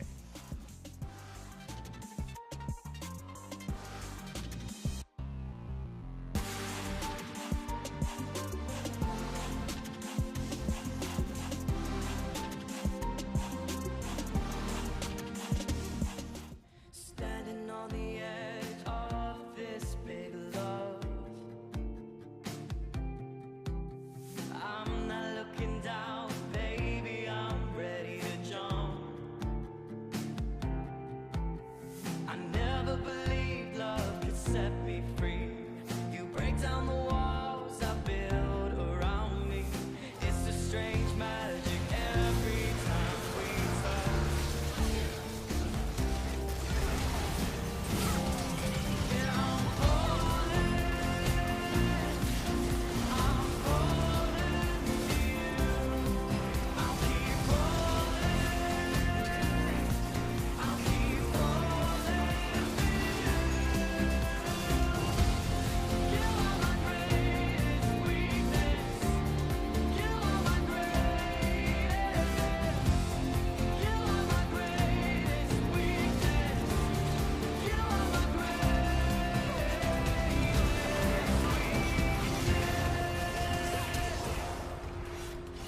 Standing on the edge of this big love, I'm not looking down, baby, I'm ready to jump. I'm ready to jump.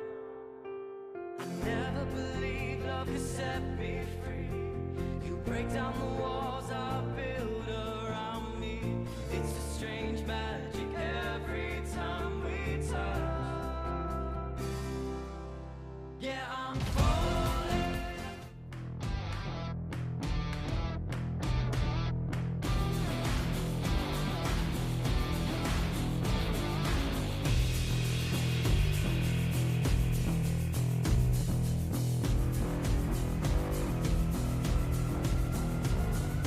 제가 100m 때 죽었을 때 그런 생각이 나면서 마음이 아팠어요.